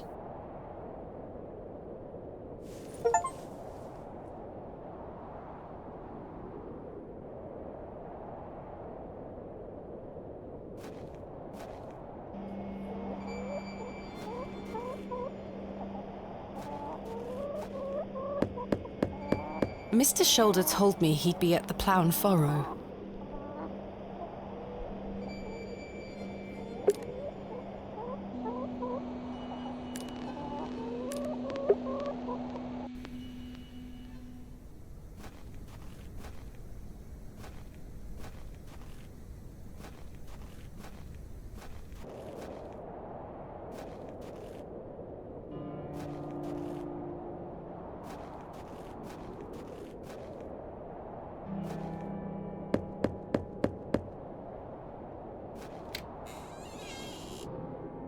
What do you want?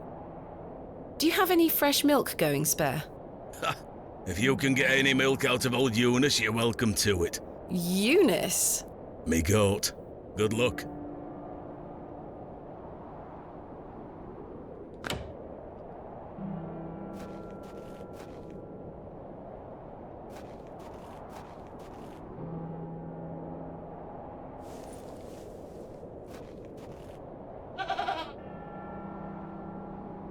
Easy, girl.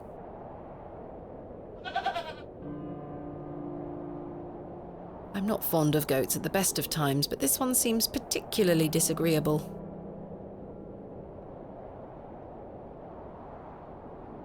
All right, we're doing this.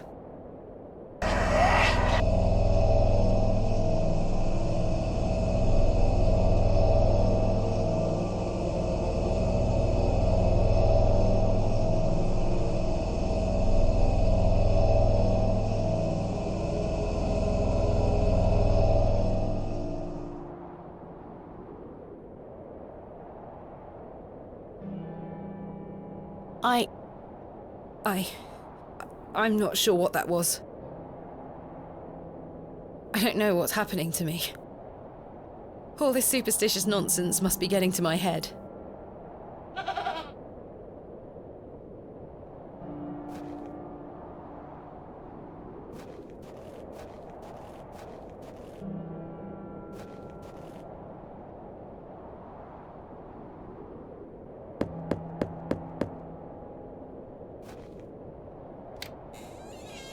Well, did you get any milk out of her?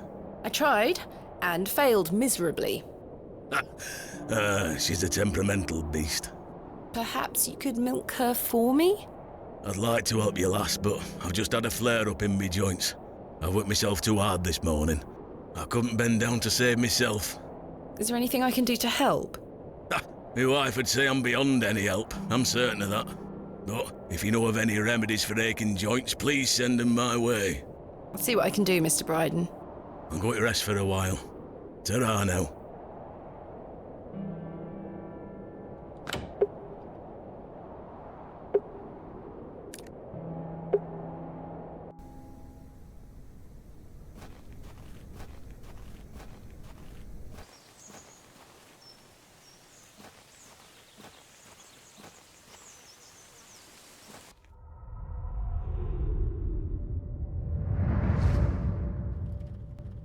Daddy, I have something for you. I do hope you remember it. I've taken great care of it. I'll fetch it for you now, all right?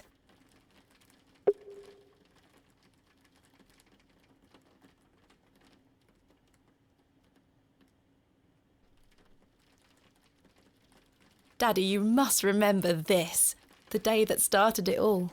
It's the red urn you buried in the garden for me. My first ever excavation. Where should I put it?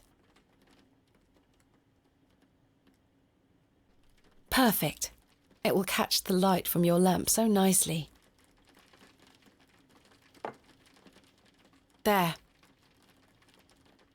I'm going to become a great barrow digger just like you. I hope the pot reminds you of those adventures we had together when I was a child, and how thankful I am for everything you've taught me. Now I must tell you about my visit to Pallinghurst. I found an arrowhead.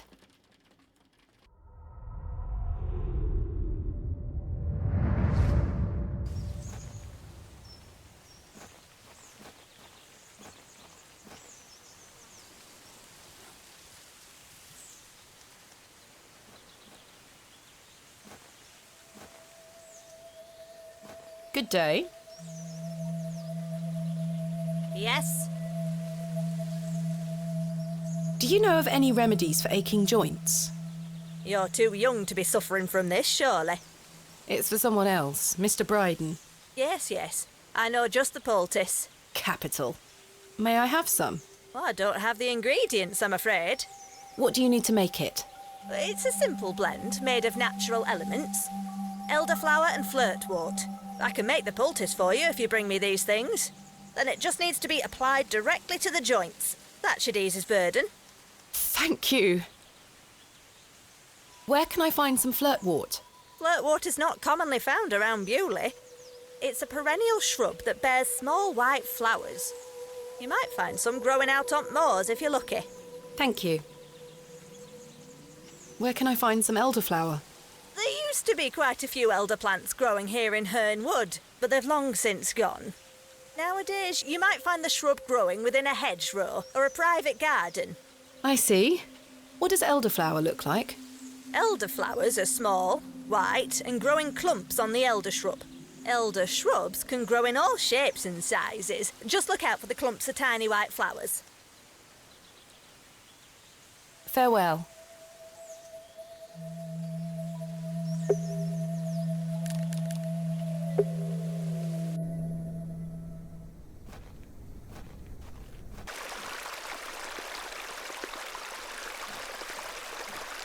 This looks like it might be elderflower. I'll take some.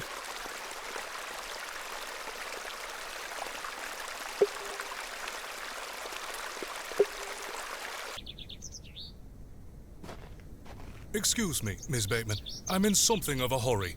Farewell. God knows when we shall meet again. Which work is that quote from? Romeo and Juliet. Oh, he's gone.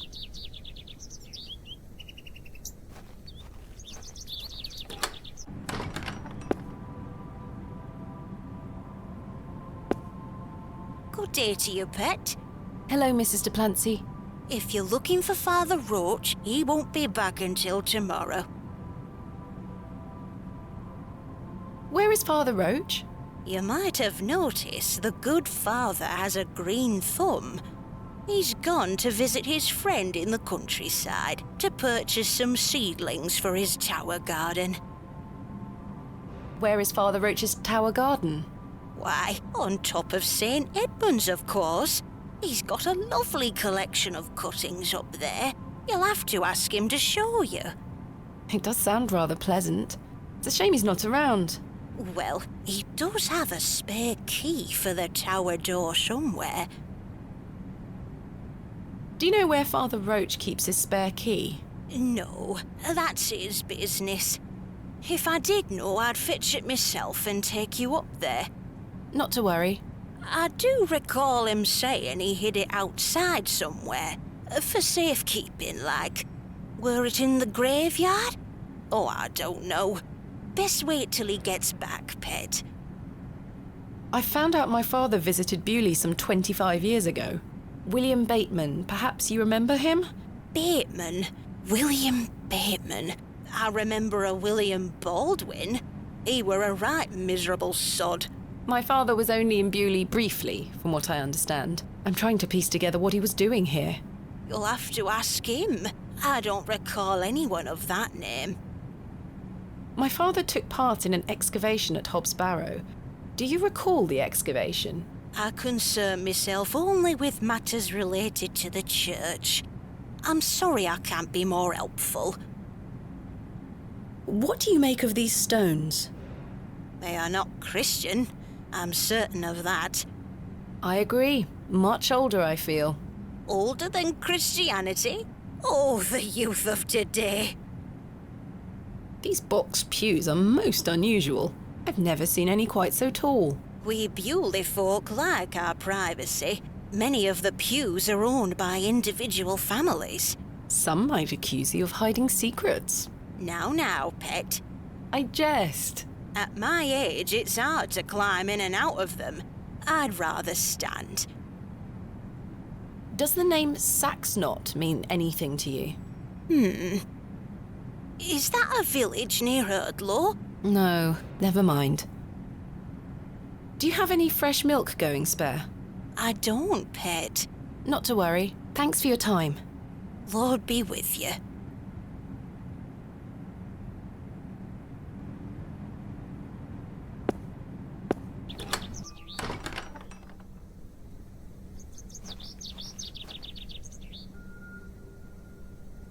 In memory of Peter Black. In memory of William Ager. This plaque is surrounded by cracking plaster.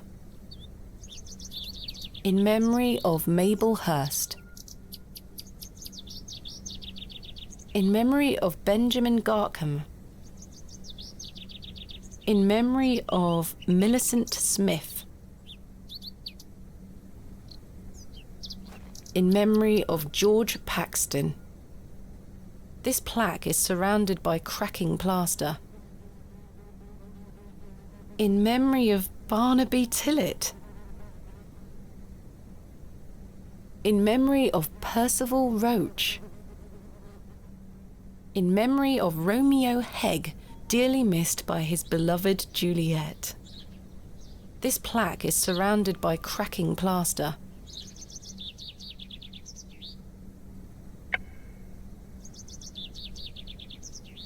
I think I can chip away at this plaster.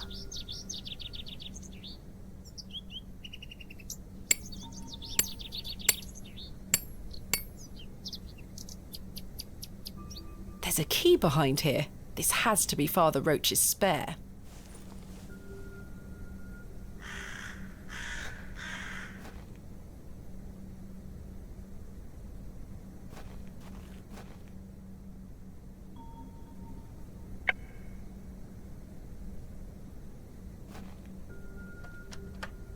Capital.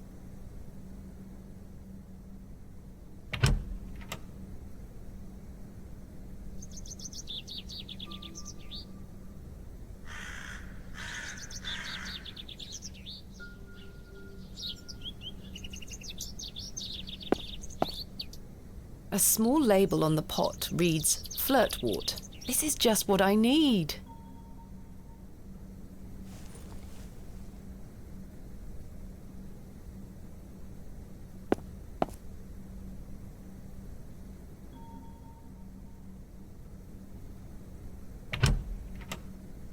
I should put the key back.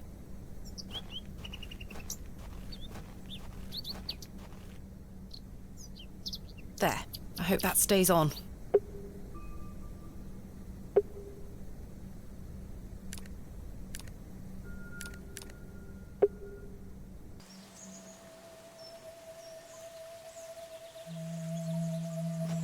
Good day. I have the ingredients you asked for. Wonderful. Hand them over. No, this is not elderflower. It's cowbane. An easy mistake to make. The two look very similar. Oh. It's safe to eat, as long as you're not a cow. Very toxic to cattle. Where can I find some elderflower? There used to be quite a few elder plants growing here in Herne Wood, but they've long since gone. Nowadays, you might find the shrub growing within a hedgerow or a private garden. I see. What does elderflower look like? Elderflowers are small, white, and grow in clumps on the elder shrub. Elder shrubs can grow in all shapes and sizes. Just look out for the clumps of tiny white flowers.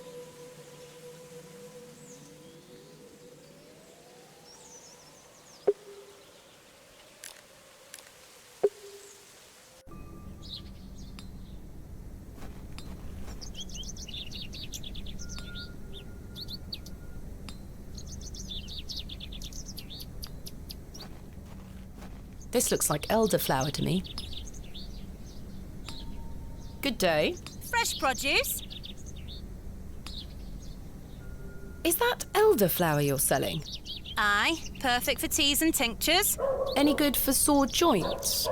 Aye, penny a bunch. I'm afraid I don't have any money. Sorry, miss. Does it look like I'm running a charity? Can we work something out? A trade, perhaps? I deal in cash only, miss. No coin, no elderflower. What do you take me for? Goodbye. Ta-ra, miss.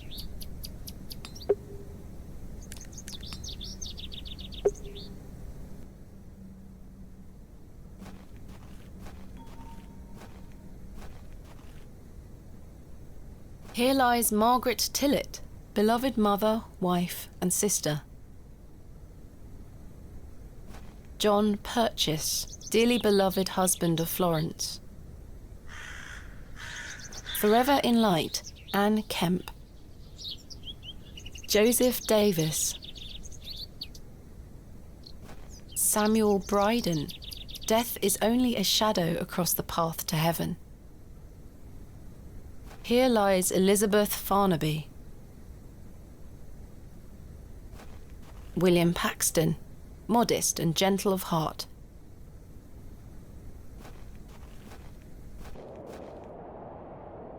This is where I dug up Jane's ragdoll.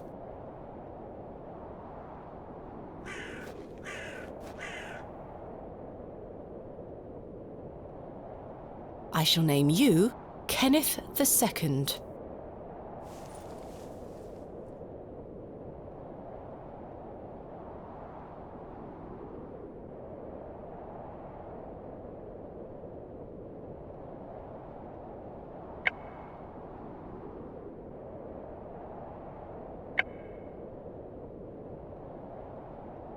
The worm has found a new home within the holes of the rotten apple.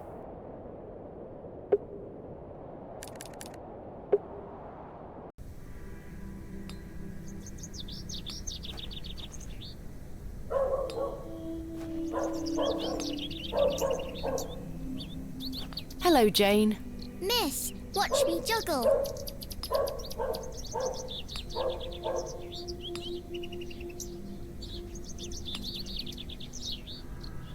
Very impressive. I can juggle even more apples.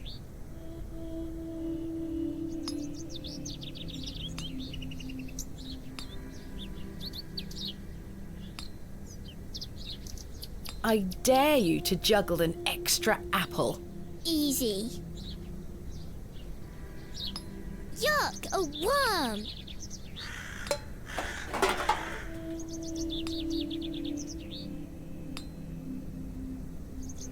That's a peculiar idea. I'm not sure they would be interested.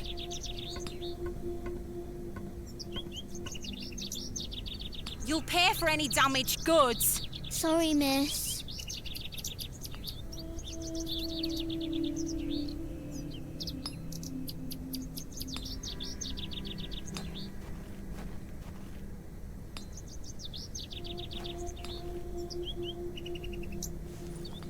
Hello again, little worm.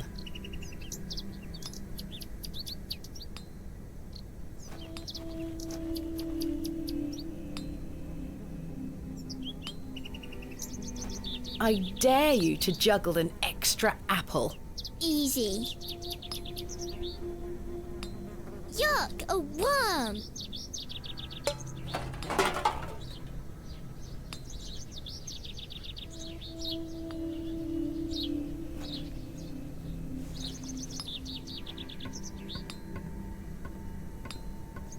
I managed to swap them without her noticing.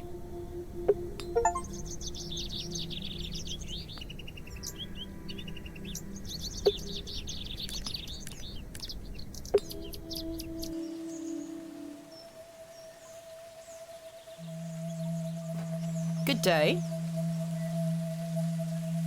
I have the ingredients you asked for. Wonderful. Hand them over.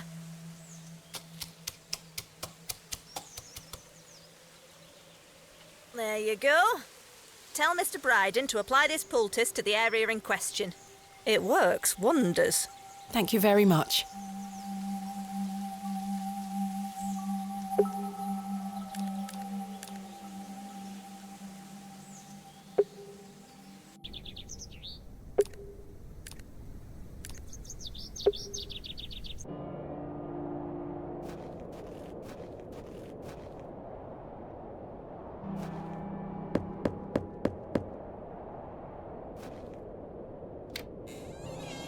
Yes? I've got a poultice for your joints, Mr. Bryden. It was prepared by Mildred Walker.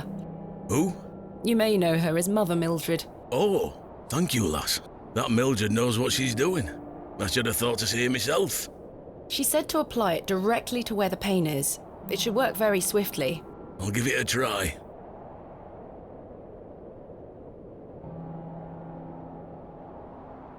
Oh, that did the trick, lass. I feel like a lad of 20 again. I suppose you'll be wanting me to milk old Eunice for you in return. If you don't mind, I'd appreciate it. A fair exchange.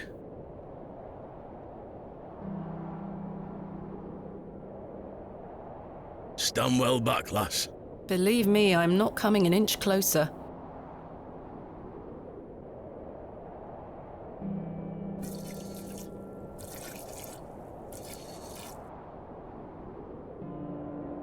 There you are, lass. Some fresh milk. Thank you very much, Mr. Bryden.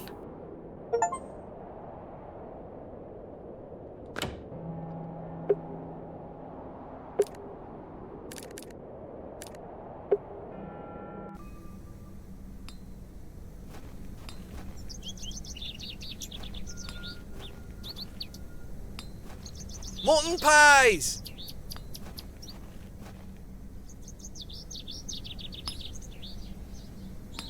I've got a pail of fresh milk here for you, Miss Tompkins. You haven't? Here. Mum, you've saved my hide. Thank you. Are you all right? I'm worried about Mr. Ambrose. Any road, I'm heading back to Panswick Manor now. Would you still like to meet his lordship? Very much so. Now, I can't guarantee you'll be home, all right? He's a very busy man. I'll take my chances. Follow me, then.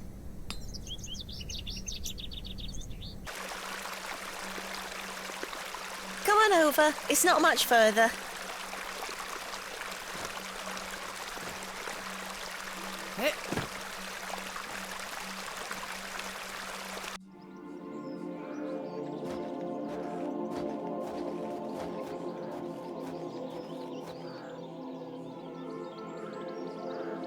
What time do you call this? Sorry, Mum. Give it here, then.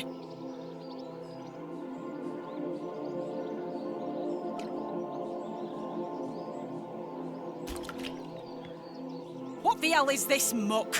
Goat's milk, Mum. You daft bint. Since when does his lordship take goat's milk with his tea? Oh, he will not be pleased. Get back to your sweeping before I clip you over the head. Sorry, Mum.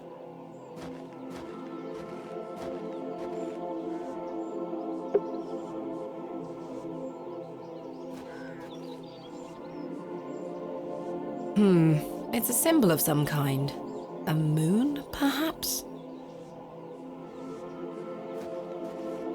Hello there. Bugger off, you whelp. This is private land. I was wondering if it might be possible to speak with Lord Panswick. Are you deaf, girl? Don't make me fetch the guards. They're armed, you know. By Christ, you're like a dog with a bone. Do you want to get yourself shot? I can assure you the only things getting shot around here are the pheasant. And perhaps the odd grouse. Greetings, my lady. Lord James Panswick, at your disposal. You're Lord Panswick? As I live and breathe. You could have told me that before. What is life without mystery, Miss Bateman? A predictable stagger to the grave? I was imagining someone... Much older and far less handsome? Something like that. See? I can read your mind, my dear. Now, may I ask, what brings you to my manor? I wanted to ask if I could borrow some of your labourers. Oh? For what purpose? I intend to excavate Hob's Barrow tomorrow, and I'm in need of some assistance. An excavation? How very delightful. We're in the middle of our own works right this minute. Follow me, Miss Bateman. Come along. I promise I don't bite.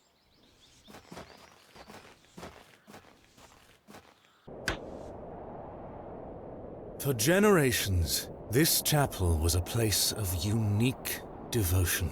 And this was until some of my more ungrateful ancestors forgot him and abandoned it.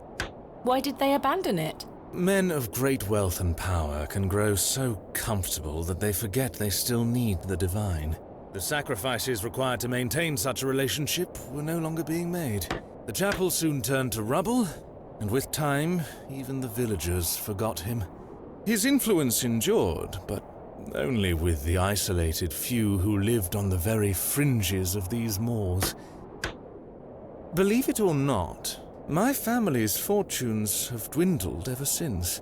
Since I succeeded my father, it has become my life's work to restore this place of worship. With this sacred place rebuilt, he shall be venerated once more, and the name Panswick shall be uttered again across all of England. He guided the hands of my ancestors. Now it is time for him to guide us. Bewley is a godless place. Have you forgotten about St. Edmund's? Father Roach might disagree. I shall bring him back to these lands, and this chapel shall be his seat once again. A new world. But it seems like you wish to bring back the past. From out of the old world shall come the new, a greater truth. But I digress. Horace, my dear fellow. Aye, your lordship. This fair lady here is in need of some assistance. Would you and your chaps be up for a spot of digging at Hob's Barrow tomorrow? Hob's Barrow? Aye, your lordship, 'tis no bother. Good man. You're in luck, my dear.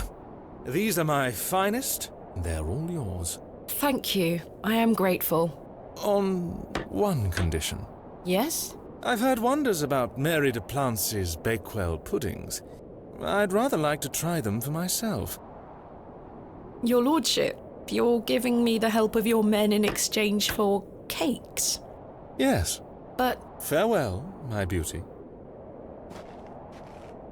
Wait!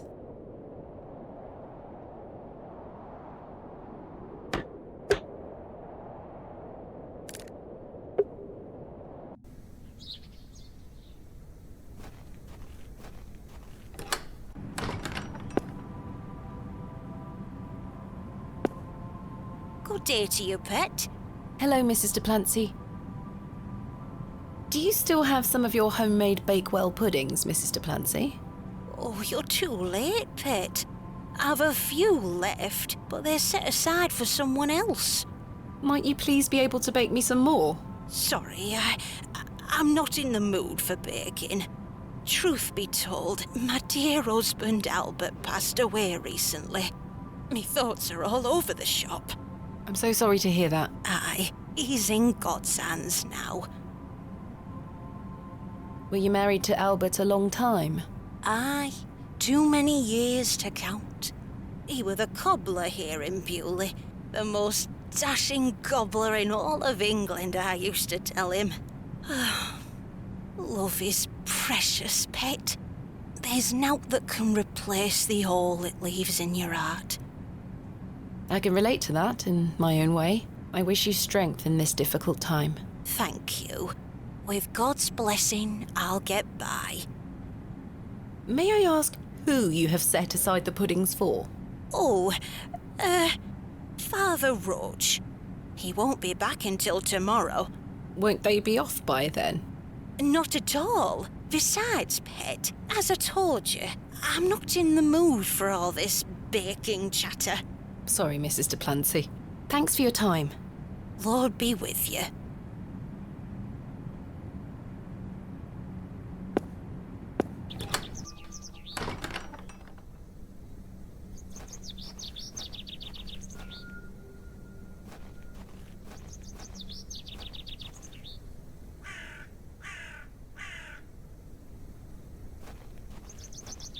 The simple wooden cross bears a small plaque on which is inscribed the name Albert de Plancy. Relative, are you? No, just looking. He were the cobbler. Who's going to mend me boots now? The simple wooden cross bears a small plaque on which is inscribed the name Albert de Plancy.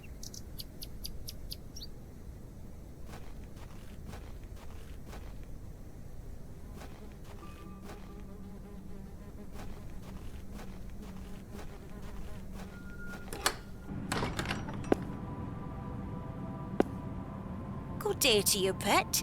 Hello, Mrs. de Plancy. I saw your late husband's grave, Mrs. de Plancy. I am very sorry for your loss. Thank you, pet. I'm ashamed to say I couldn't afford nought more than a simple wooden cross.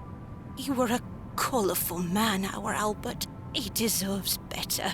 He loved his flower beds. He's only been gone a fortnight, and already his plants have gone to rot. May the Lord forgive me. Plants are difficult to maintain. I'm sure Albert would understand. His precious hippeastrum were the first to go. I would have loved to lay one on his grave. What does a hippeastrum flower look like? Oh, beautiful things they are. Tall stems topped with large red flowers. Hard to grow in this climate. They were his pride and joy. The remarkable thing is there's no scent to 'em. That's why he loved 'em so much. You see, he hated anything that smelled sickly sweet. Hippiastrum were just perfect. Let me know if you come across one, won't you? Of course, Mrs. Duplancy. What does a hippiastrum flower look like? Oh, beautiful, tall, hard to grow in this. They were the remark. That's why, you see, hippiastrum. Let me know. Of course, Mrs. Thanks for your time. Lord be with you.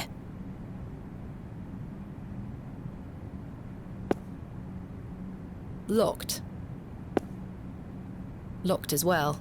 I think they all might be.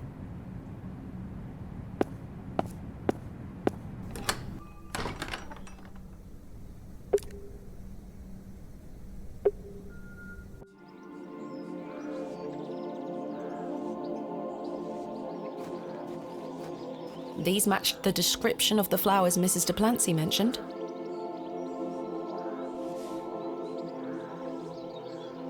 There's no scent. You get away from my hippiastrum! Ah, apologies. Move! Well, that confirms it.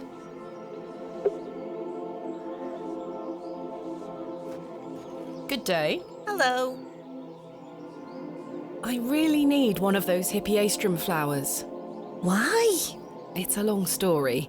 Might you please be able to get one for me, or distract Miss Fenchurch so I can take one? Those flowers are Miss Fenchurch's favourites. She spends hours looking after them.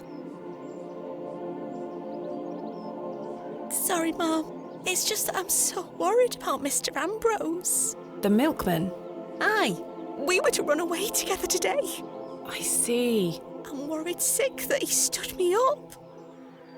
Without Mr. Ambrose, this job is all I have.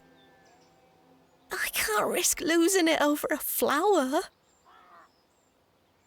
I'm sorry, Miss Tompkins. I still haven't seen him. Do you think he's abandoned me? I'm sure that's not the case. He must have been delayed somewhere. Could you try to find him for me, Mum?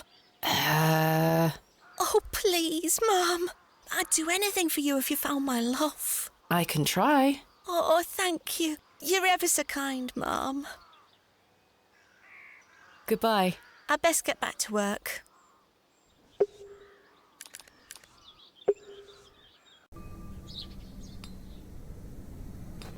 Good day. Hello there. My name is Thomasina. What's yours? Ralph. Not seen you around before. I'm just visiting. What brings you to the market today? I purchased a Scotch egg for me tea. You want a bite? No, thank you. Do you know Mr. Ambrose, the milkman? I do, yes. Have you any idea where he might be?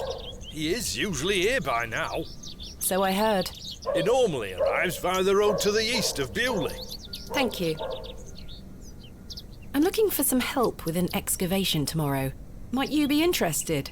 Sorry, miss. I've already got my own job. Enjoy your Scotch egg. I will.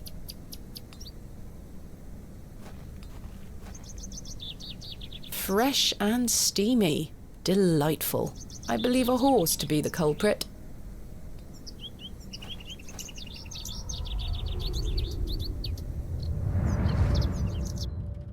There we are. Your shells are looking much more interesting now. I pestered Mother for years to let me bring some of your treasures here. I think she's worried that I want to follow in your path. She has hidden most of your discoveries away. I had to beg her to bring me to visit you, you know. I shouldn't worry you with all that. Do you know that I have a story for each of these pots? Well, I don't know if they're all true, but they are my memories. Even though I was so young, I still remember our adventures together. Would you like me to share my memories of them? Well, I'm going to, whether you like it or not.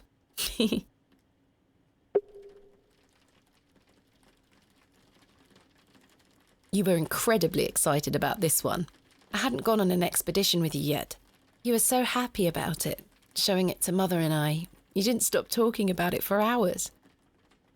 I thought, How can Daddy be so excited over some old broken pottery?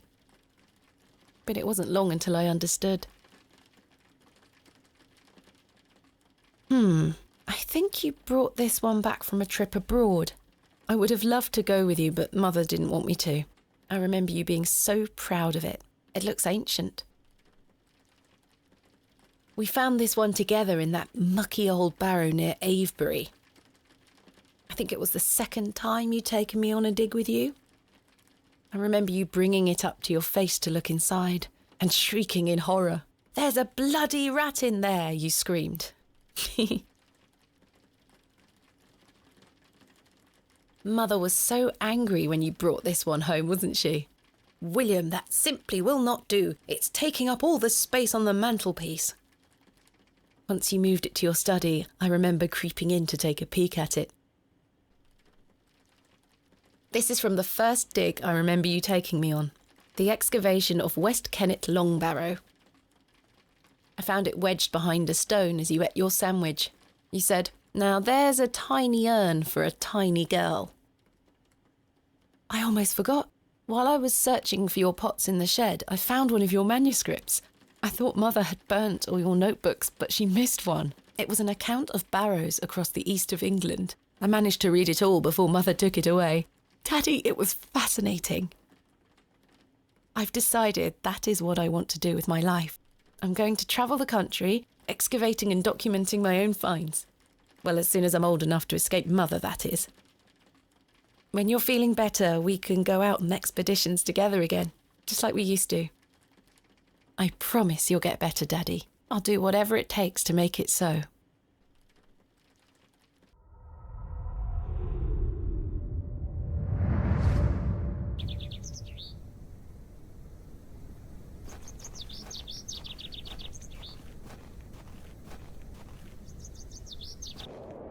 There's something ahead on the road.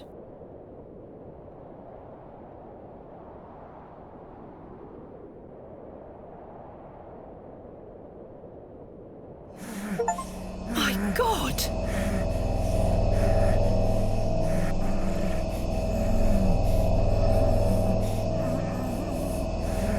Mr. Ambrose! I'm going to help you.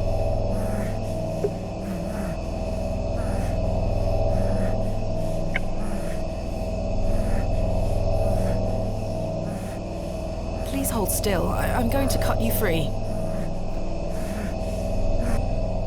He had been so tightly bound that I could barely cut through without hurting him further.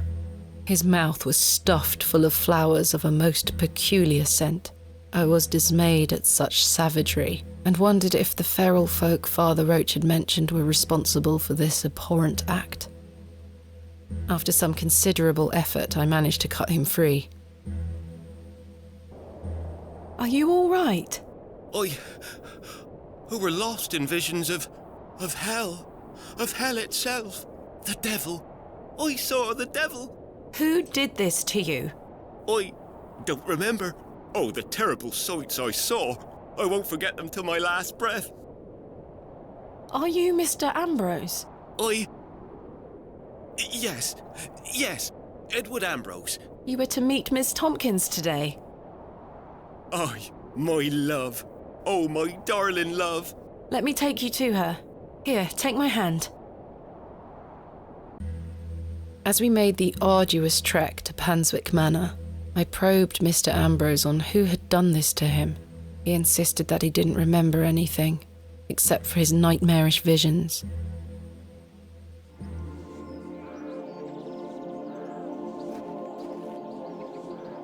My love. Eddie!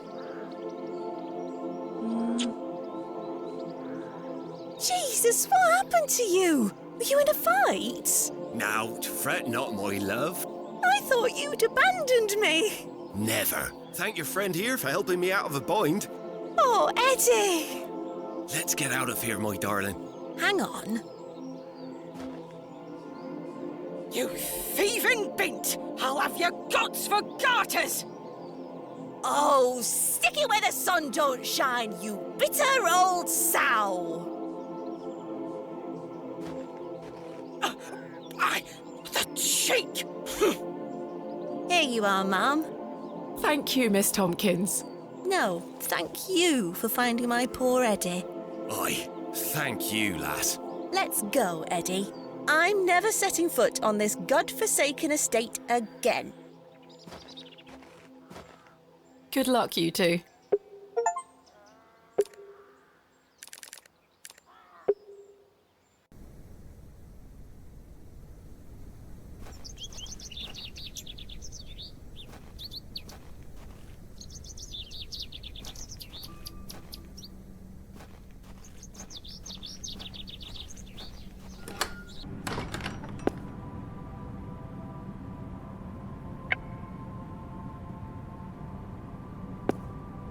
I have something for you. You found them? Oh, you dear child. Let's take them straight to Albert. You'll come with me, won't you? Of course, Mrs. de Plancy.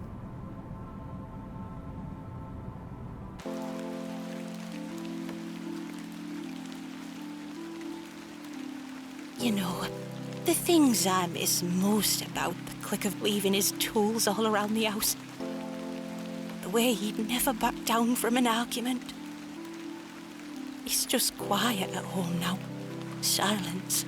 The funny thing is, that's what he always craved. Peace and quiet.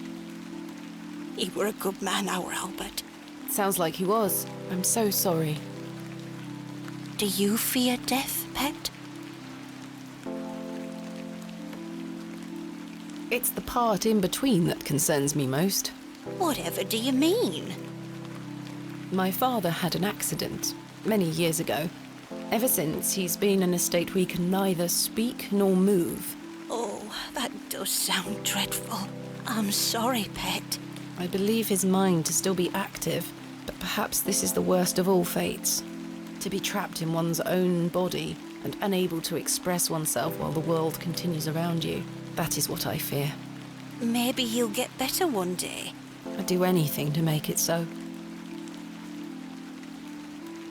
Those flowers look beautiful.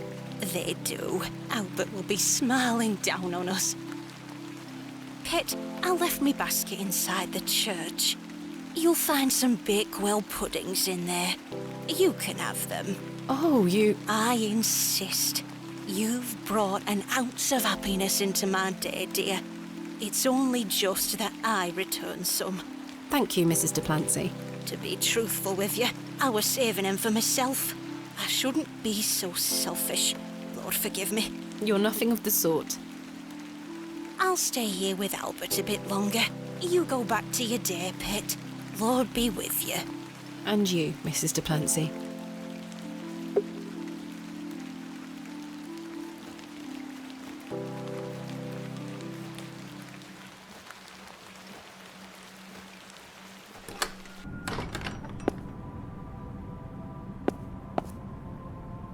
Here they are.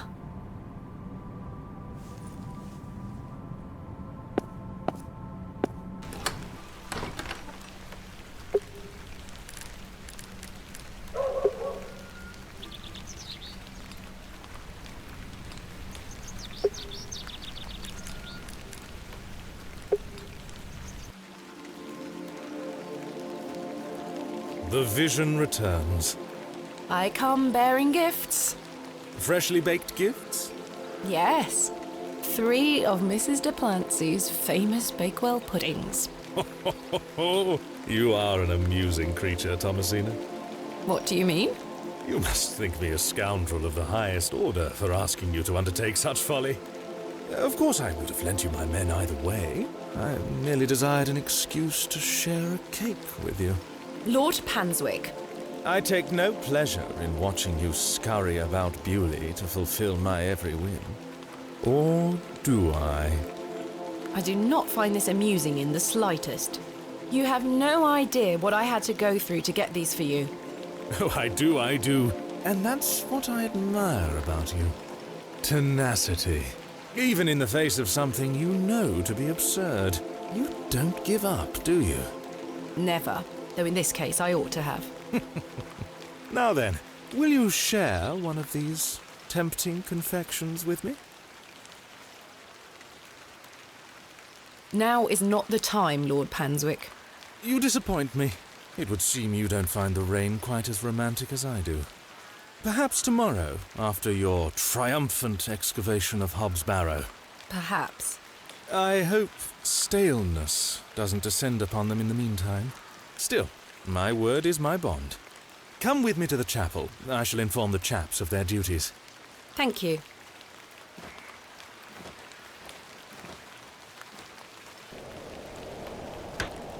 Chaps, listen up. You're to assist Miss Bateman's excavation tomorrow. What time, Miss Bateman? Early morning, if you don't mind. We'll be there whenever you need us, miss. Hob's Barrow. On the Bryden estate, if I'm not mistaken.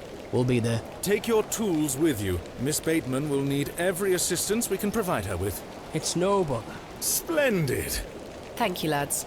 Now, if you'll excuse me, I'll see you later, my dear.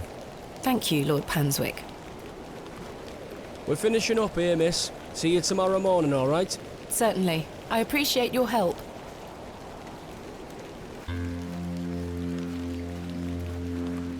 Well, that's a relief to have my crew assembled for tomorrow. It's getting dark and cold. Time to head back to the plough and furrow.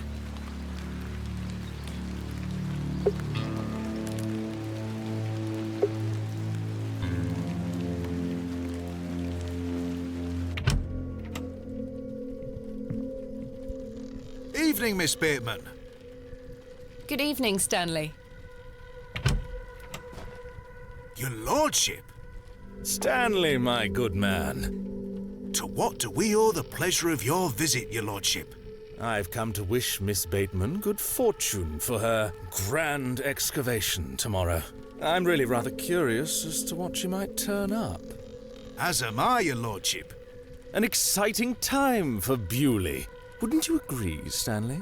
Oh, yes, your lordship. Very, very exciting. My dear, please, allow me the pleasure of buying you a drink. A welcome antidote to the wind's bite. Wouldn't you say, Stanley? Yes, indeed, your lordship. No thanks. Miss Bateman, you're no fun. I should keep a clear head for tomorrow. Good thinking. In that case, I shall bid thee the fondest of farewells. May you conquer Hob's Barrow and find all that you desire.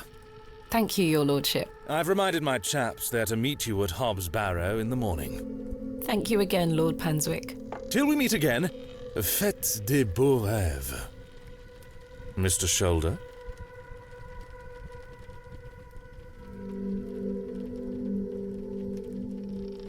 Your lordship?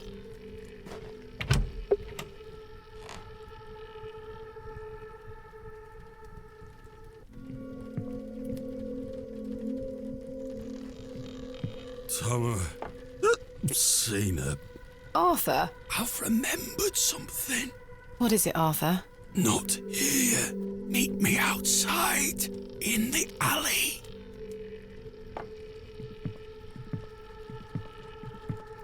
He's stinking drunk, but let's hear what he has to say.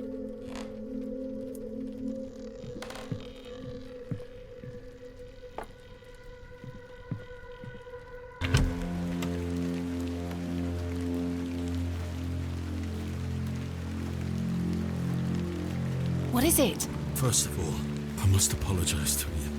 That night we met, when I vanished. Yes? Well, there were a man in the loo. A hooded man. He threatened me with a beating if I told you anything about what I saw. Oh, Arthur, that's terrible. What did you see? That's the thing. I hadn't the foggiest idea what he were on about. It was a drink, you see. I'm an embarrassment, Thomasina. No, you're not, Arthur. Here's what I need to tell you. I've remembered what you were on about. Oh? Aye. Standing in the woods today, I knew there was something. I waited. I concentrated. And it finally came back to me. Please, you're keeping me in some serious suspense here. All right. It were a couple of days before I met you.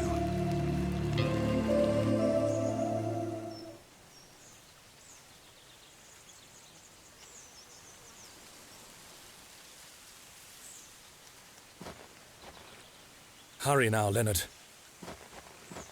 I'm not as quick as I used to be. This leg is getting worse by the day. Yes, yes. I'm constantly made aware of your failing health.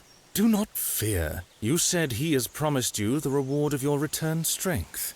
Aye, and it can't come soon enough. Are you sure that it must be her blood? Aye, she's family. And she gets here in 2 days? Aye. We must bring her to the site as soon as she arrives. No. Your lordship, with all due respect, we've been through this. We need to ease her into the idea. She would laugh in our faces if we just asked for it. Who said we would ask? He told me that she needs to give it willingly. This little scheme of yours better work, Leonard. It will, your lordship. We've got the perfect bait. Wait. Who goes there? Did you hear something?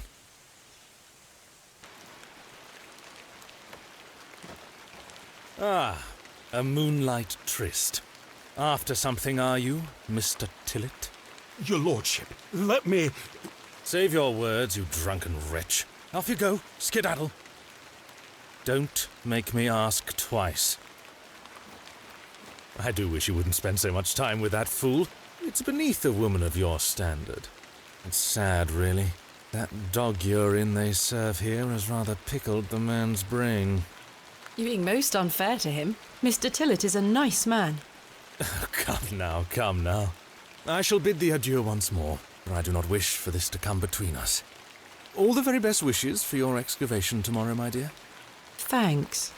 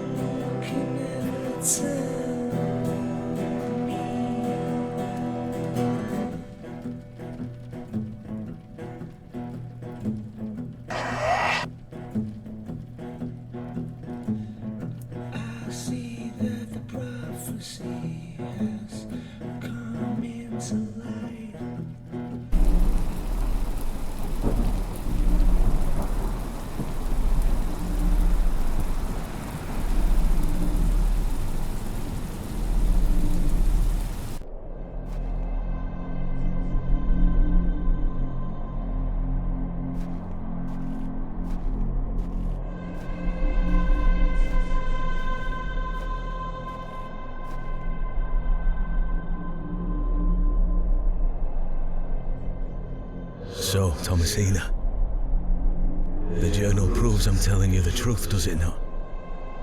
It does. Good. Now listen. I can help him again. We can help him. Together. How? All those years ago, your father entered this barrow with the goal of binding me within it. All because the people of Bewley had gotten it into their heads that Sack's not what cause of their plight. I tell you, Thomasina, I were not. Your father botched his incantation, leaving me in this weakened state, stuck in this limbo. As for him, well, you know how he ended up.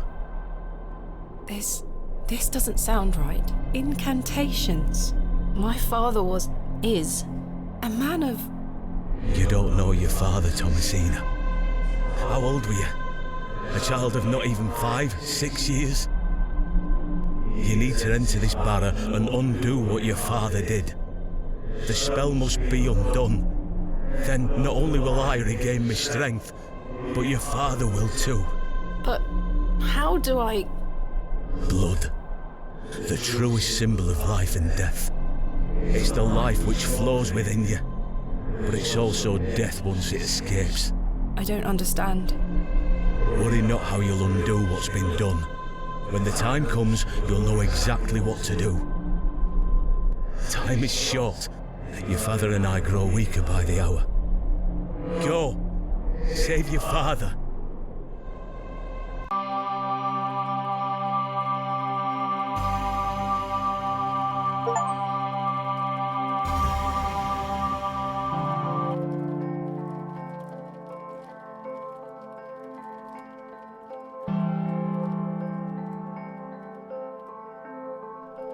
I must undo what has been done.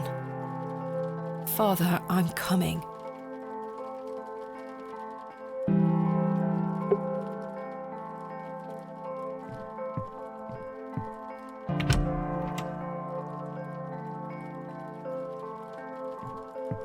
Good morning. Stanley? Ah, Miss Bateman. Mr. Shoulder left a note for you. Thank you, Stanley.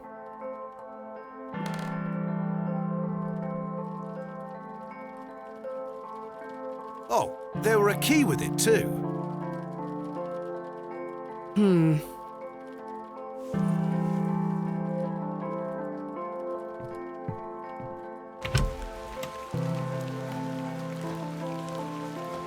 Miss Bateman, I beg you, in the name of God, leave this town.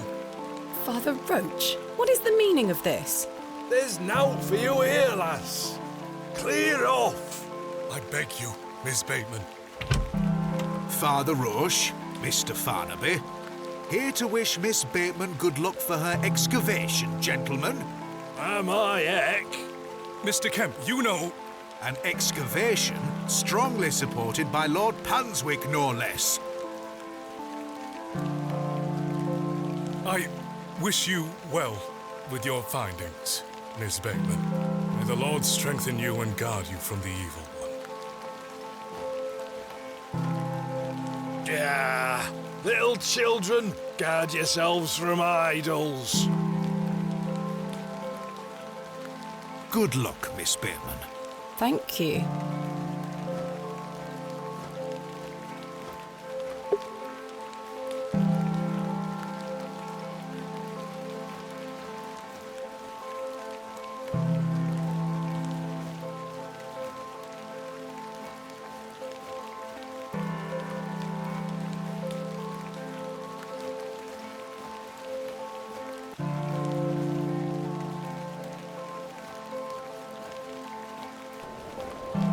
I must make haste to Mr. Shoulder's residence.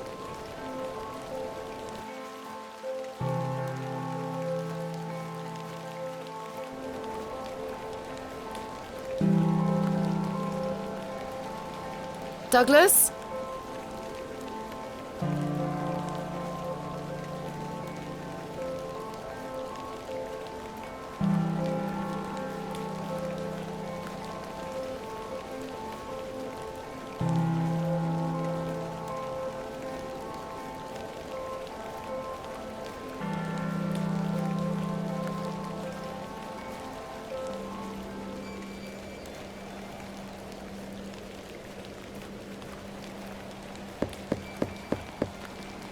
Mr. Shoulder!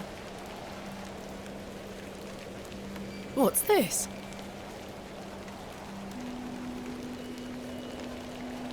A box. It's locked. Mr. Shoulder, I got your note. Explain yourself.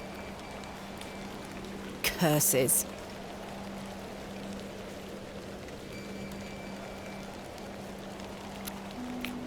The key fits.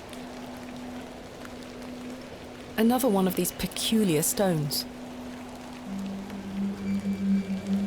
Wait, does this mean Mr. Shoulder was the third man on my father's excavation? There's a note underneath.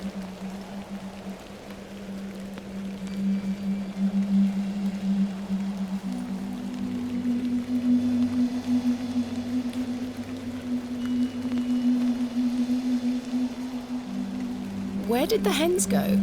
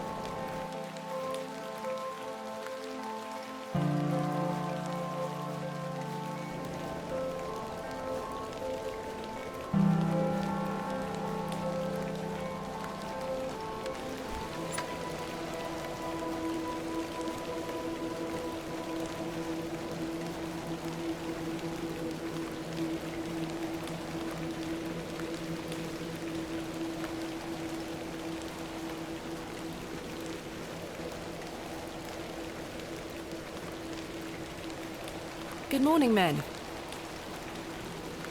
Thank you for braving the weather. Aye, miss. Little rain is no bother. So, may we start? Yes, we've not a moment to waste.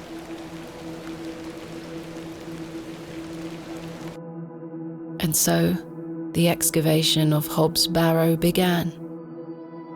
Horace and his men learnt quickly and went about their work with care. We toiled for hours, rolling away great stones, removing mortar and masonry put in place by Father, Mr. Bryden and Mr. Shoulder. They had gone to great lengths to seal the barrow.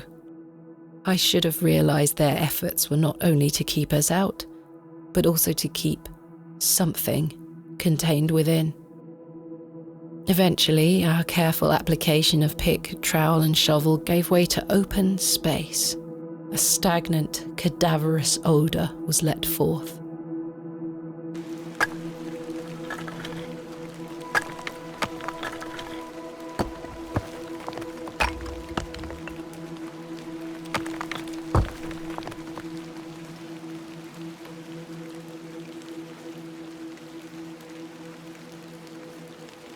The seal was broken. I couldn't believe my eyes.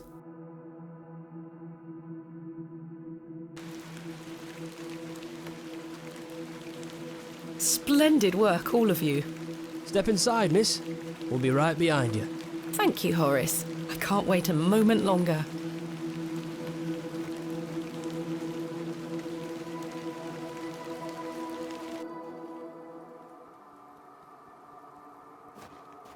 Flowers? I can't get my head around this. How could they possibly grow here? Horace, come see this.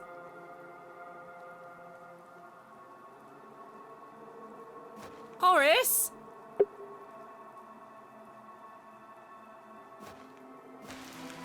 Chaps?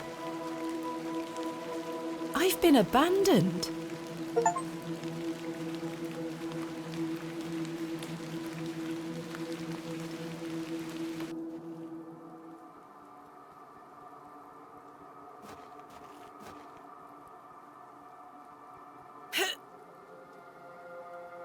Try as I might, these flowers are steadfastly rooted.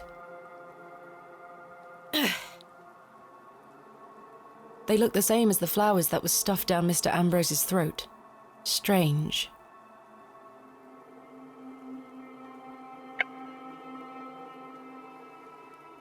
Let's see if I can cut them away.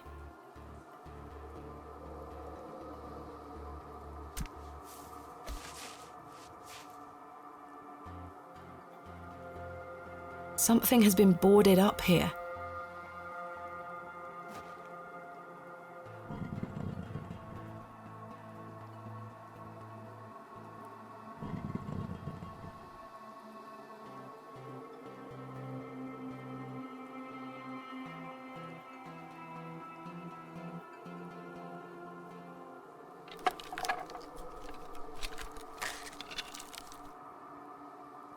A passage! Father, I'm coming.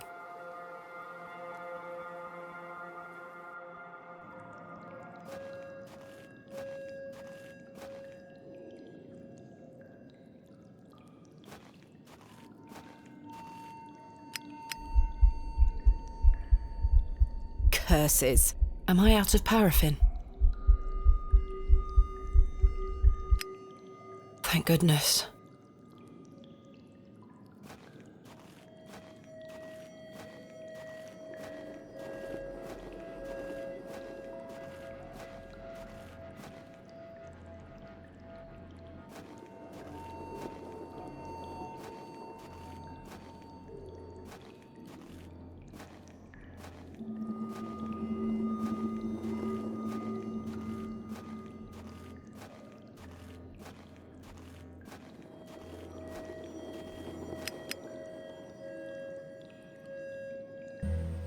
My lantern went out, for good this time.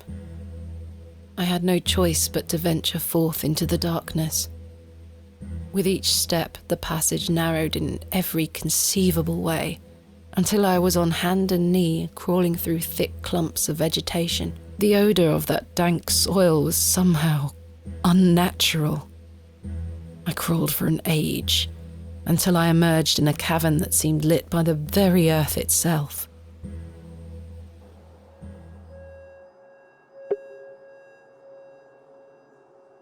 A thin strip of stone. It's a slightly different colour to the rest of the masonry. A thin strip of stone. This stone panel seems somewhat loose. Perhaps I can chip away at the edge of the stonework here.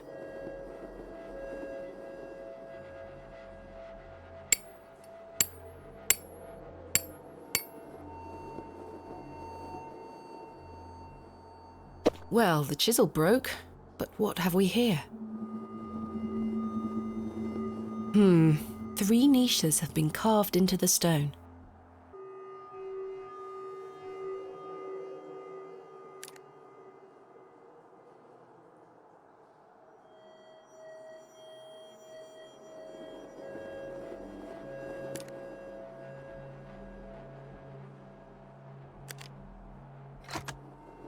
A click.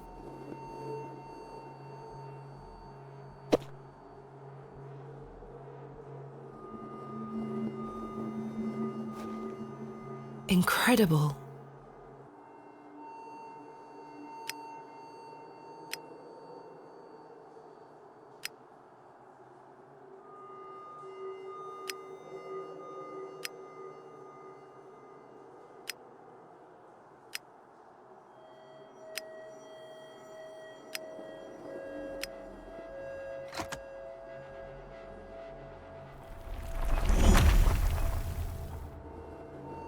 Oh my.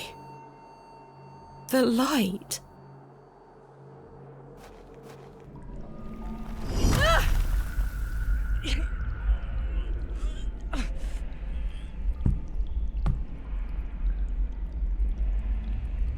Curses. Goodness me. There's nothing Bronze Age about this. Roman?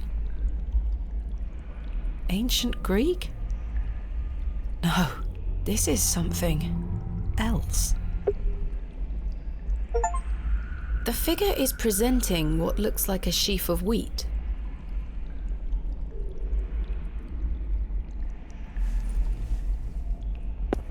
There is a nook hidden within the fist, as if to hold something. The figure is holding a whip. A beautifully ornate pot. This is the only one with a lid.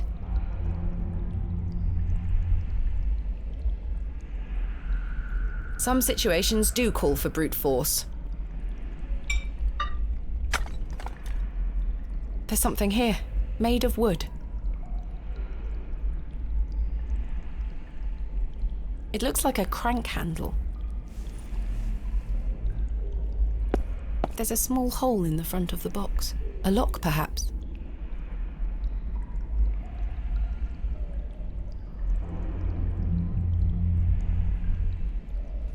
It fits in the hole. Let's see if I can turn it.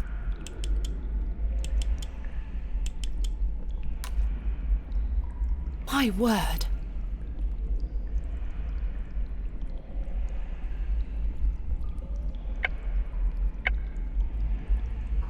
The box is full of seeds. They glow in a most unnatural manner.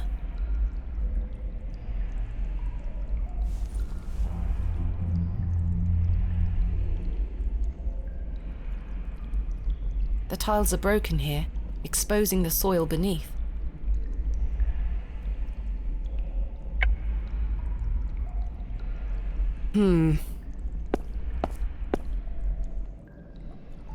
The soil is too compact. I can't plant the seeds in soil like this.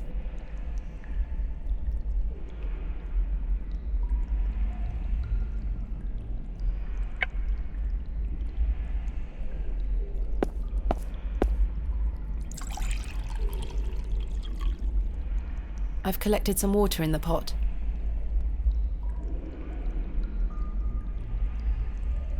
There is nothing there to water.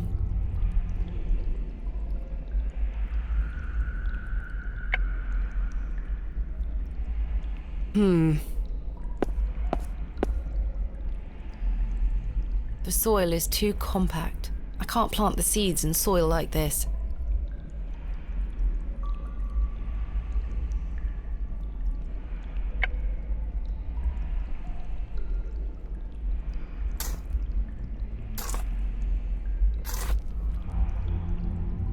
I've broken up the soil.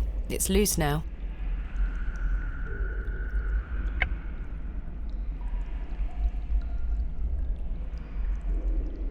There we are.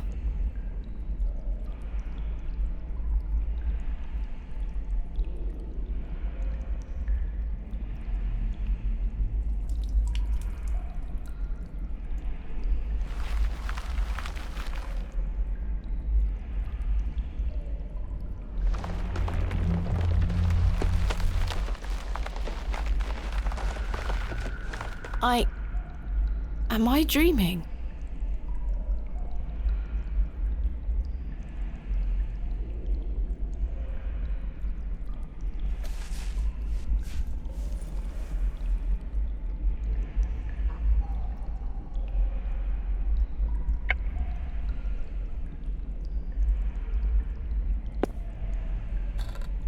It fits.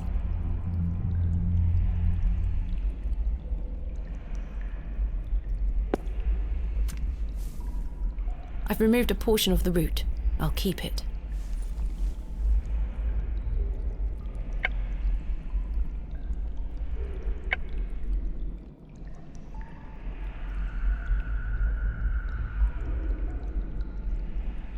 It's a little crude, but I believe I've fashioned a whip.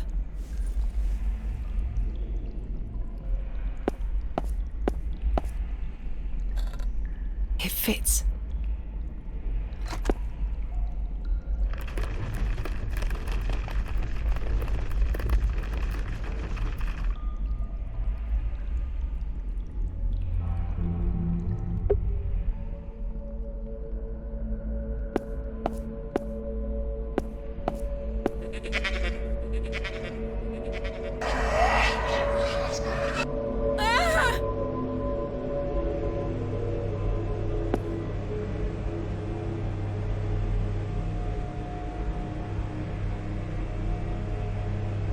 It looks like an object could be placed here.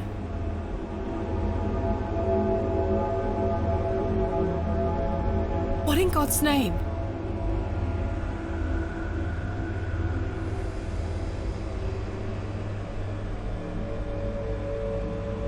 A thick, greasy substance is oozing from the broken pot.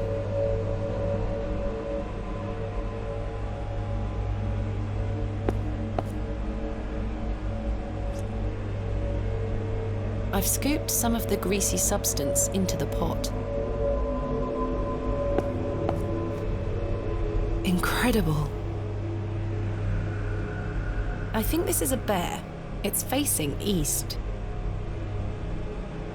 An ancient crank emerges from a mechanism within the wall.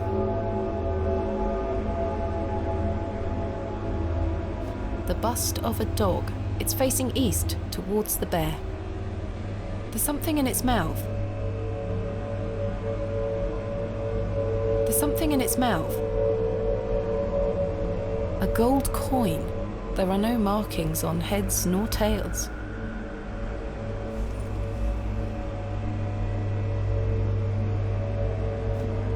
My God!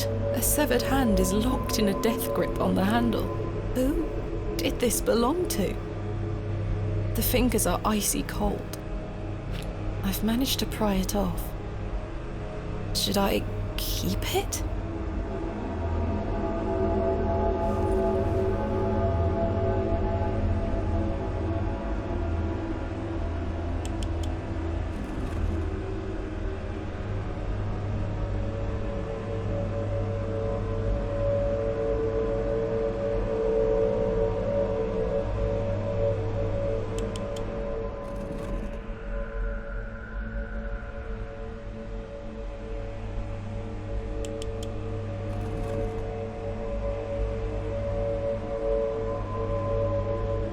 crank is jammed. It won't budge.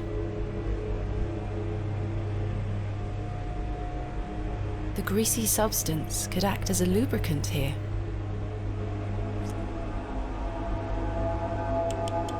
Voila!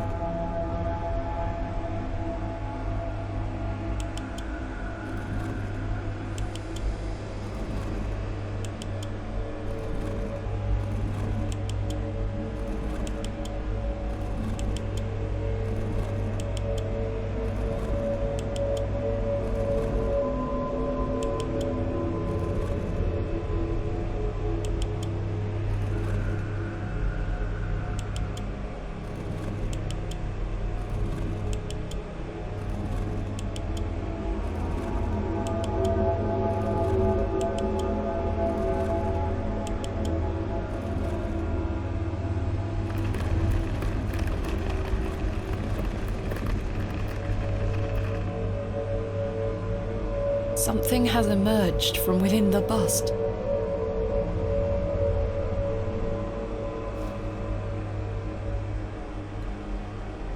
A curious object. I'll keep it.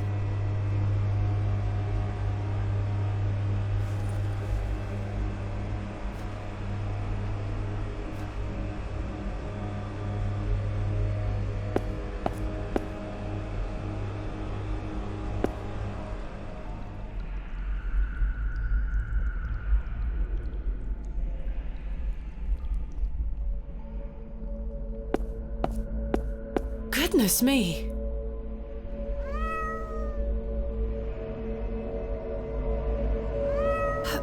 Herbert? It's Herbert! What madness is this?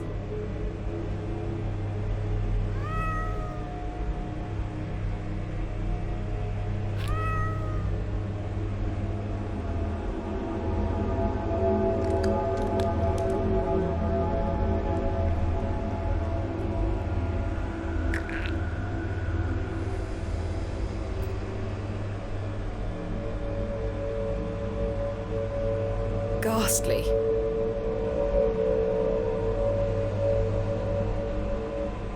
Another gold coin. This one also has no markings.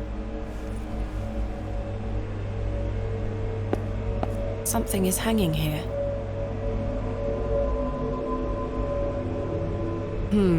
A writhing mass of serpents carved from stone. On the reverse side is a thin, notched shaft. Perhaps a key of some nature.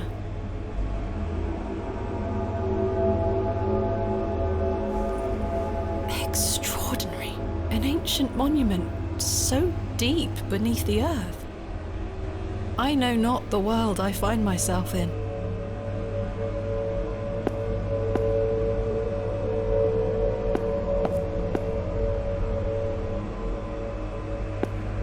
It's an ancient vessel, the shape of which I haven't seen before. There is a thin slot set into the front of it, not unlike a piggy bank.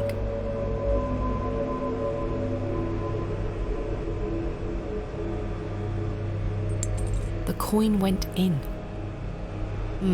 I don't think anything happened.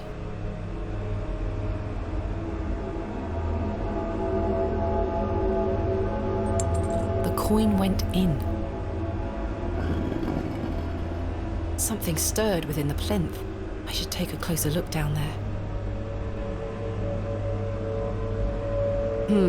Characters. Perhaps Greek in origin? They are protruding out from the plaque. Perhaps I can push them in some manner.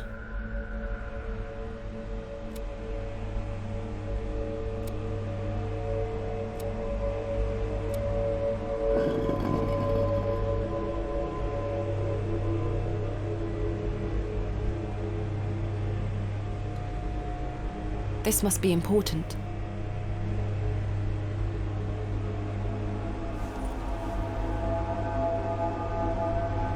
A thin rod with tiny notches along the shaft. The head is adorned with a coiled serpent.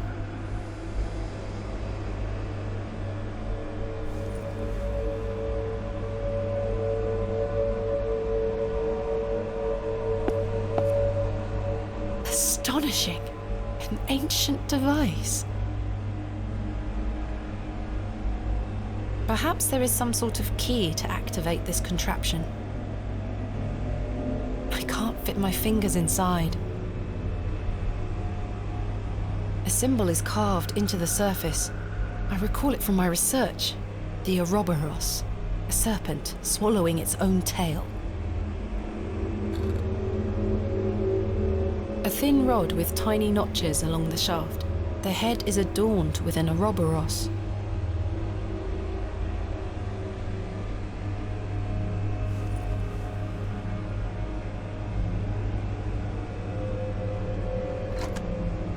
It fits.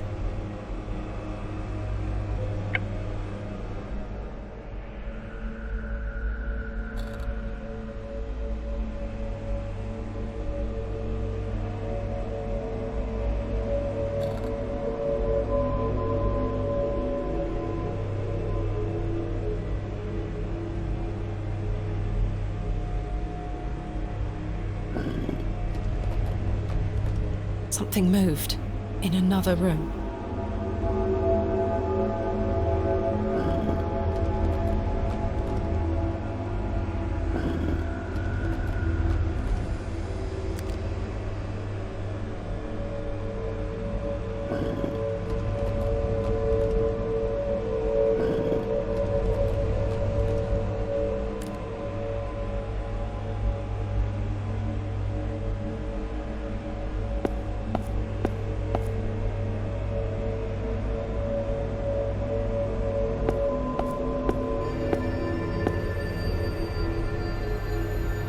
Goodness me!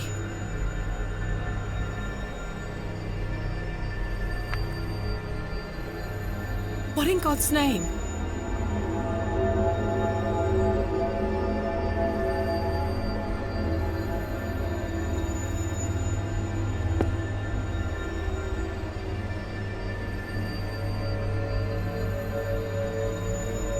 What's this? Piece of stone carved into the shape of a crescent moon. It must be important.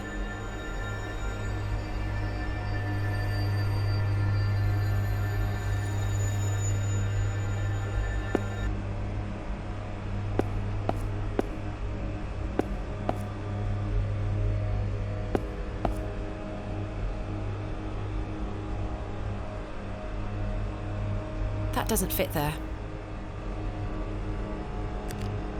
It fits. It fits. It fits.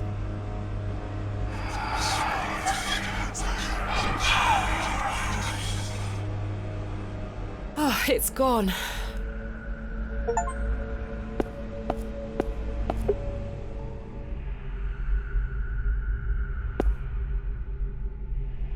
What have we here?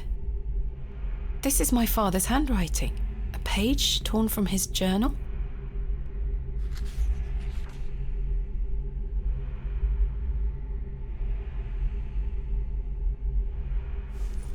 Saxnot.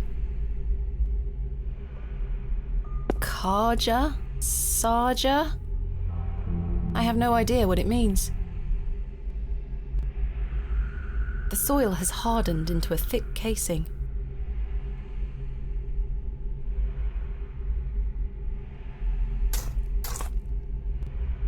A goat has been buried here. How gruesome. What a hideous sight. A horn has broken away from the skull. I'll take it.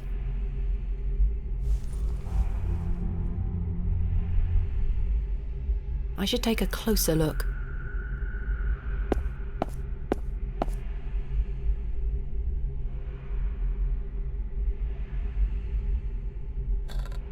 The horn fits perfectly, as if by design.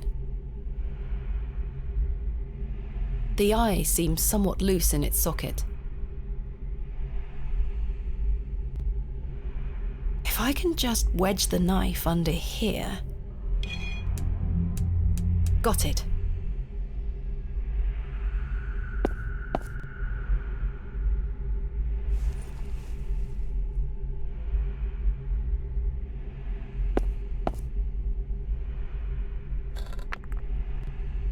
Remarkable.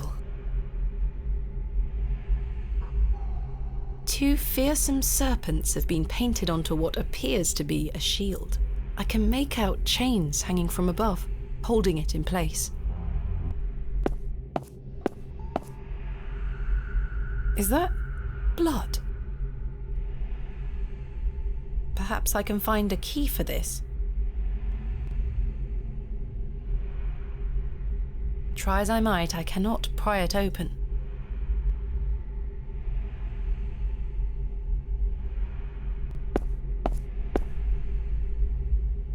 A keyhole.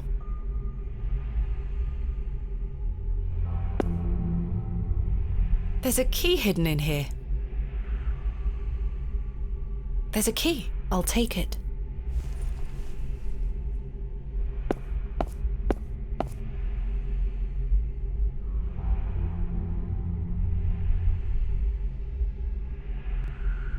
It fits.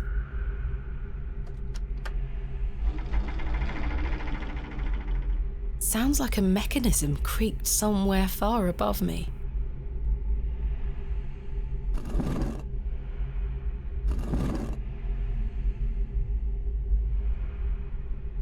Try as I might, I cannot pry it open.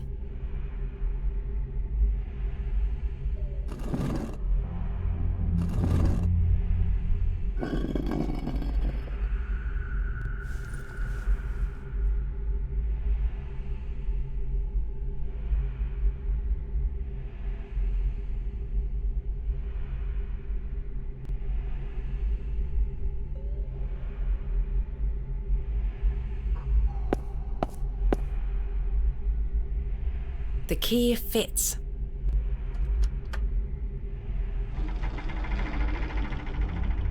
Sounds like a mechanism creaked somewhere far above me.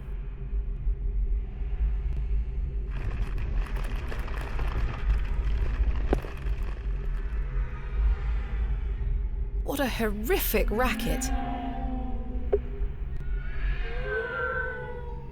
It looks like some sort of pattern.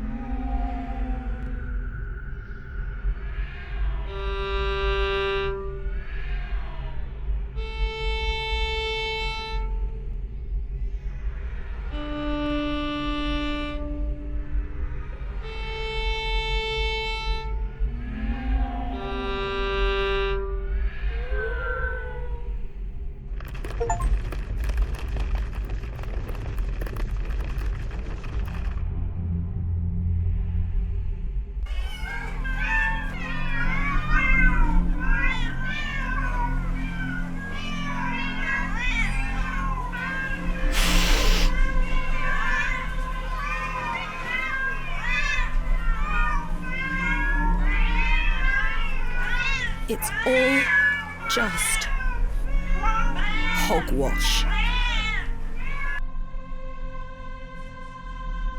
Is this all in my head?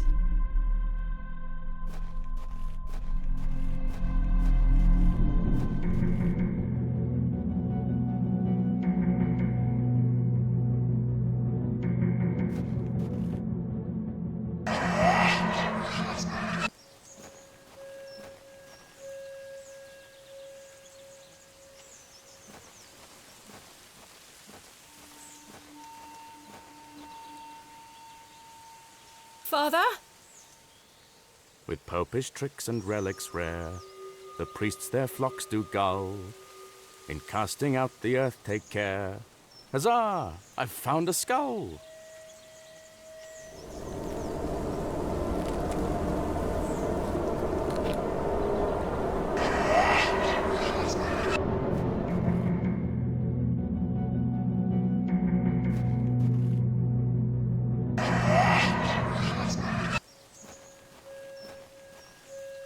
Three, 2, 1. You can open your eyes now, Thomasina. Come.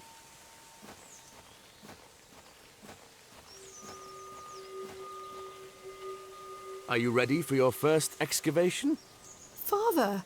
Capital. Make sure you remember everything I've taught you. I have a feeling you might find something special. Can you hear me, Father? Is it really you? I'll be watching from the steps, my little bird. Good luck!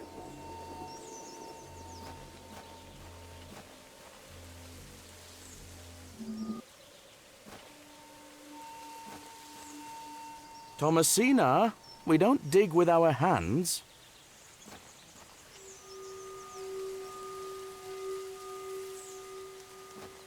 I remember this.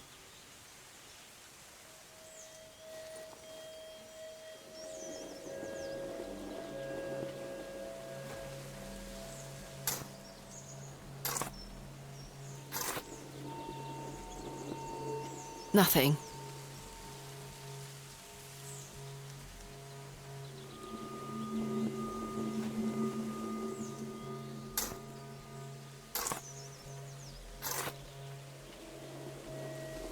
Nothing.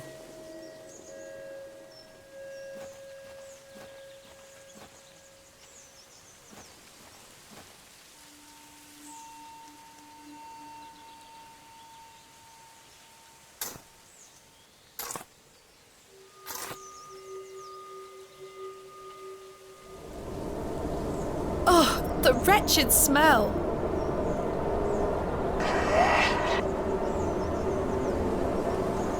What is the meaning of this? Father?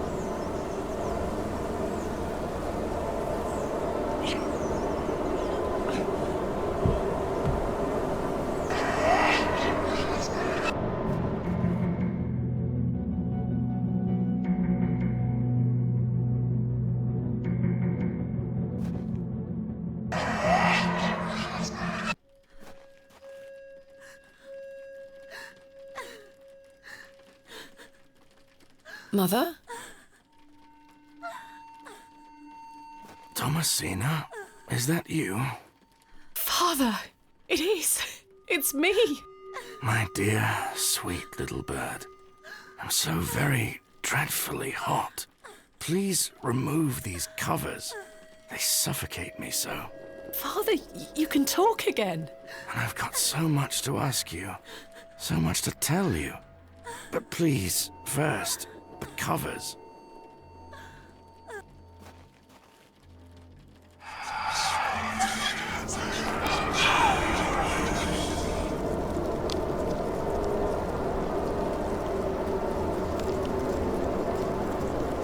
Father, your body. Oh, my dear, clever girl. You're so close now.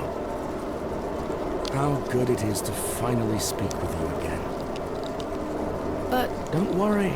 It will all be fine soon. You're close to the end, little bird.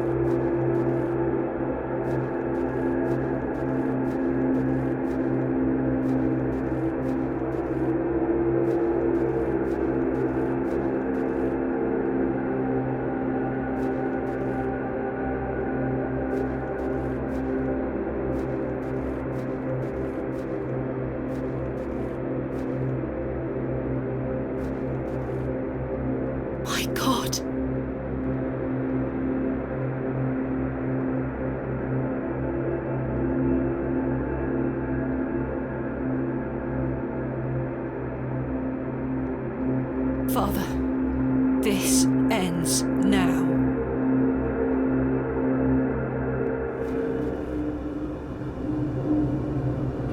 Soil.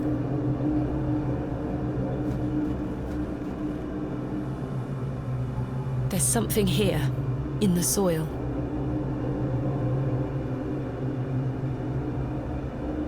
A tablet, made of lead. There's an inscription scratched into it. Aliges daemonium incantamentum. With mine blood shall thou be bound to the earth, and only with mine blood shall thou be freed. Is this what Saxnot was referring to? My father wrote this? I know what I need to do.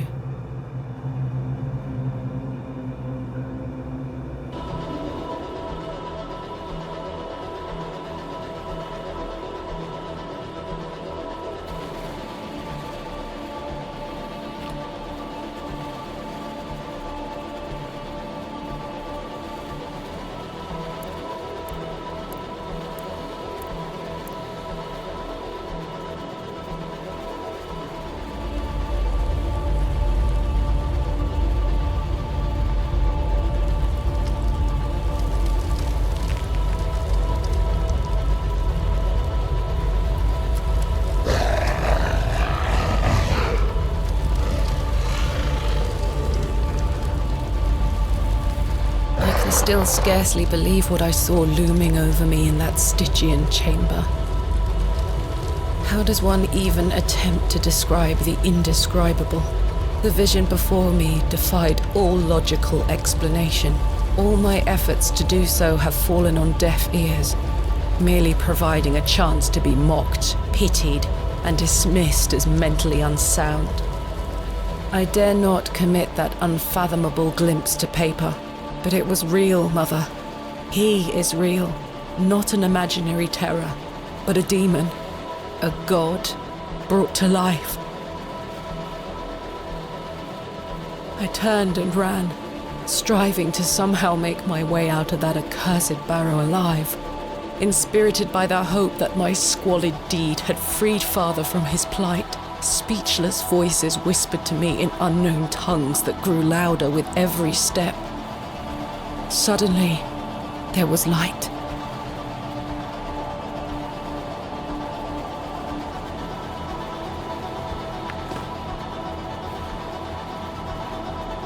I saw him too. That night I saved your father. Ever since then, I've felt his corruption growing within me. He grew stronger and stronger as he raged against the incantation that bound him beneath the soil. I fought him with all my might, tried hard to bury him in the corners of my mind. Oh, Thomasina, how I tried, but I could deny him no longer. I became naught but an instrument. His voice became my own. I deceived you. I'm sorry. I am his now. Soon we'll all be his. Hail Abrexus Rex.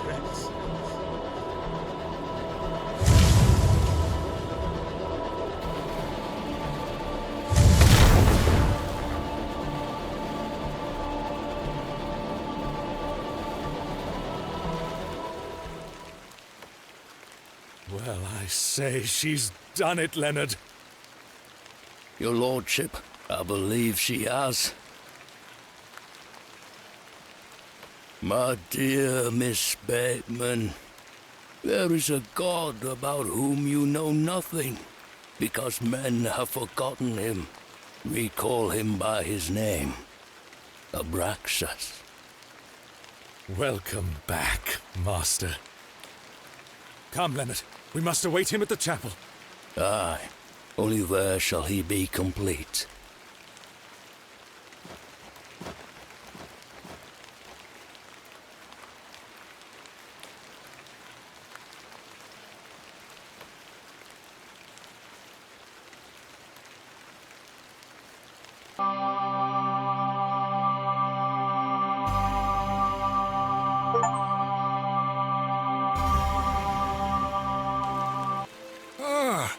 Miss Bateman, welcome back to Ticehurst House. It's been quite some time.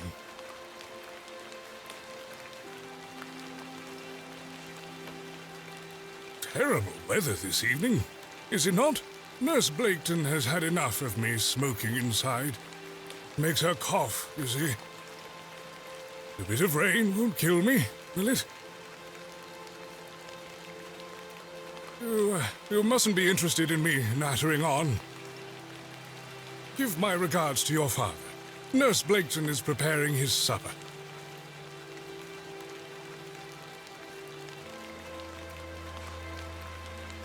You look pale, Miss Bateman. Do head inside. You'll catch your death out here.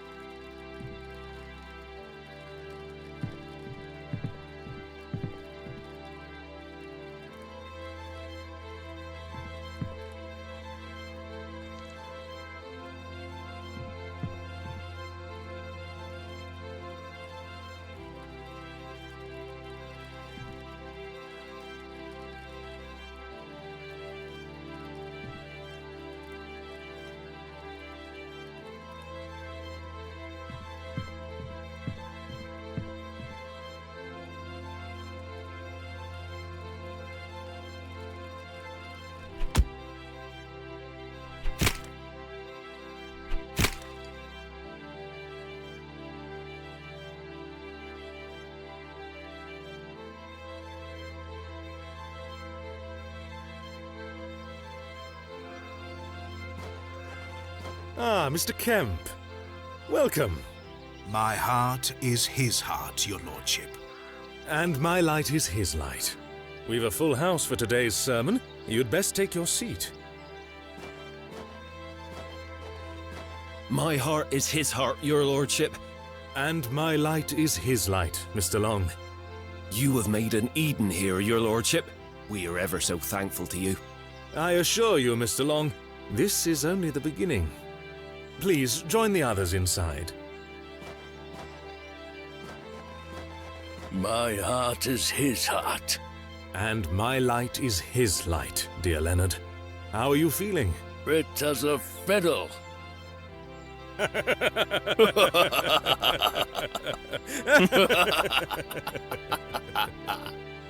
After you.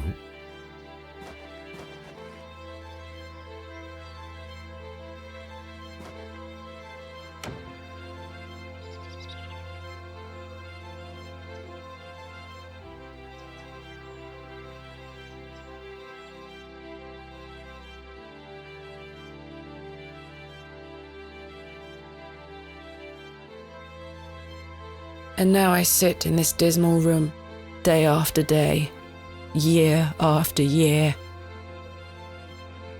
imprisoned and committed with seemingly little hope of redemption. You have chosen not to visit me, and I understand that, I do. Indeed, I've had but one visitor, Arthur Tillett. He comes to see me once or twice a year. A loyal and decent man who tried in vain to warn me of the wicked plot concocted by Lord Panswick and Mr. Shoulder. Thankfully, Midland Railway accepted his transfer request.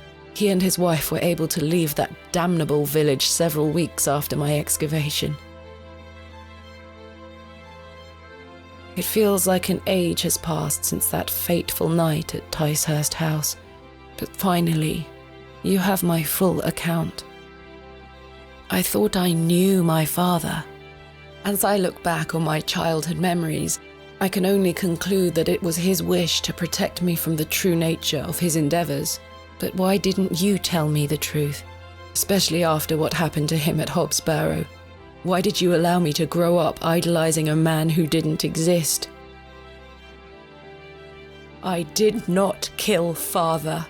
It was he that guided my hand. I was in thrall to that most malevolent force, Abraxas. I beg you to understand. He has had his revenge, but I know he will return. Where is he now? What more is he capable of? I only wanted to save my father.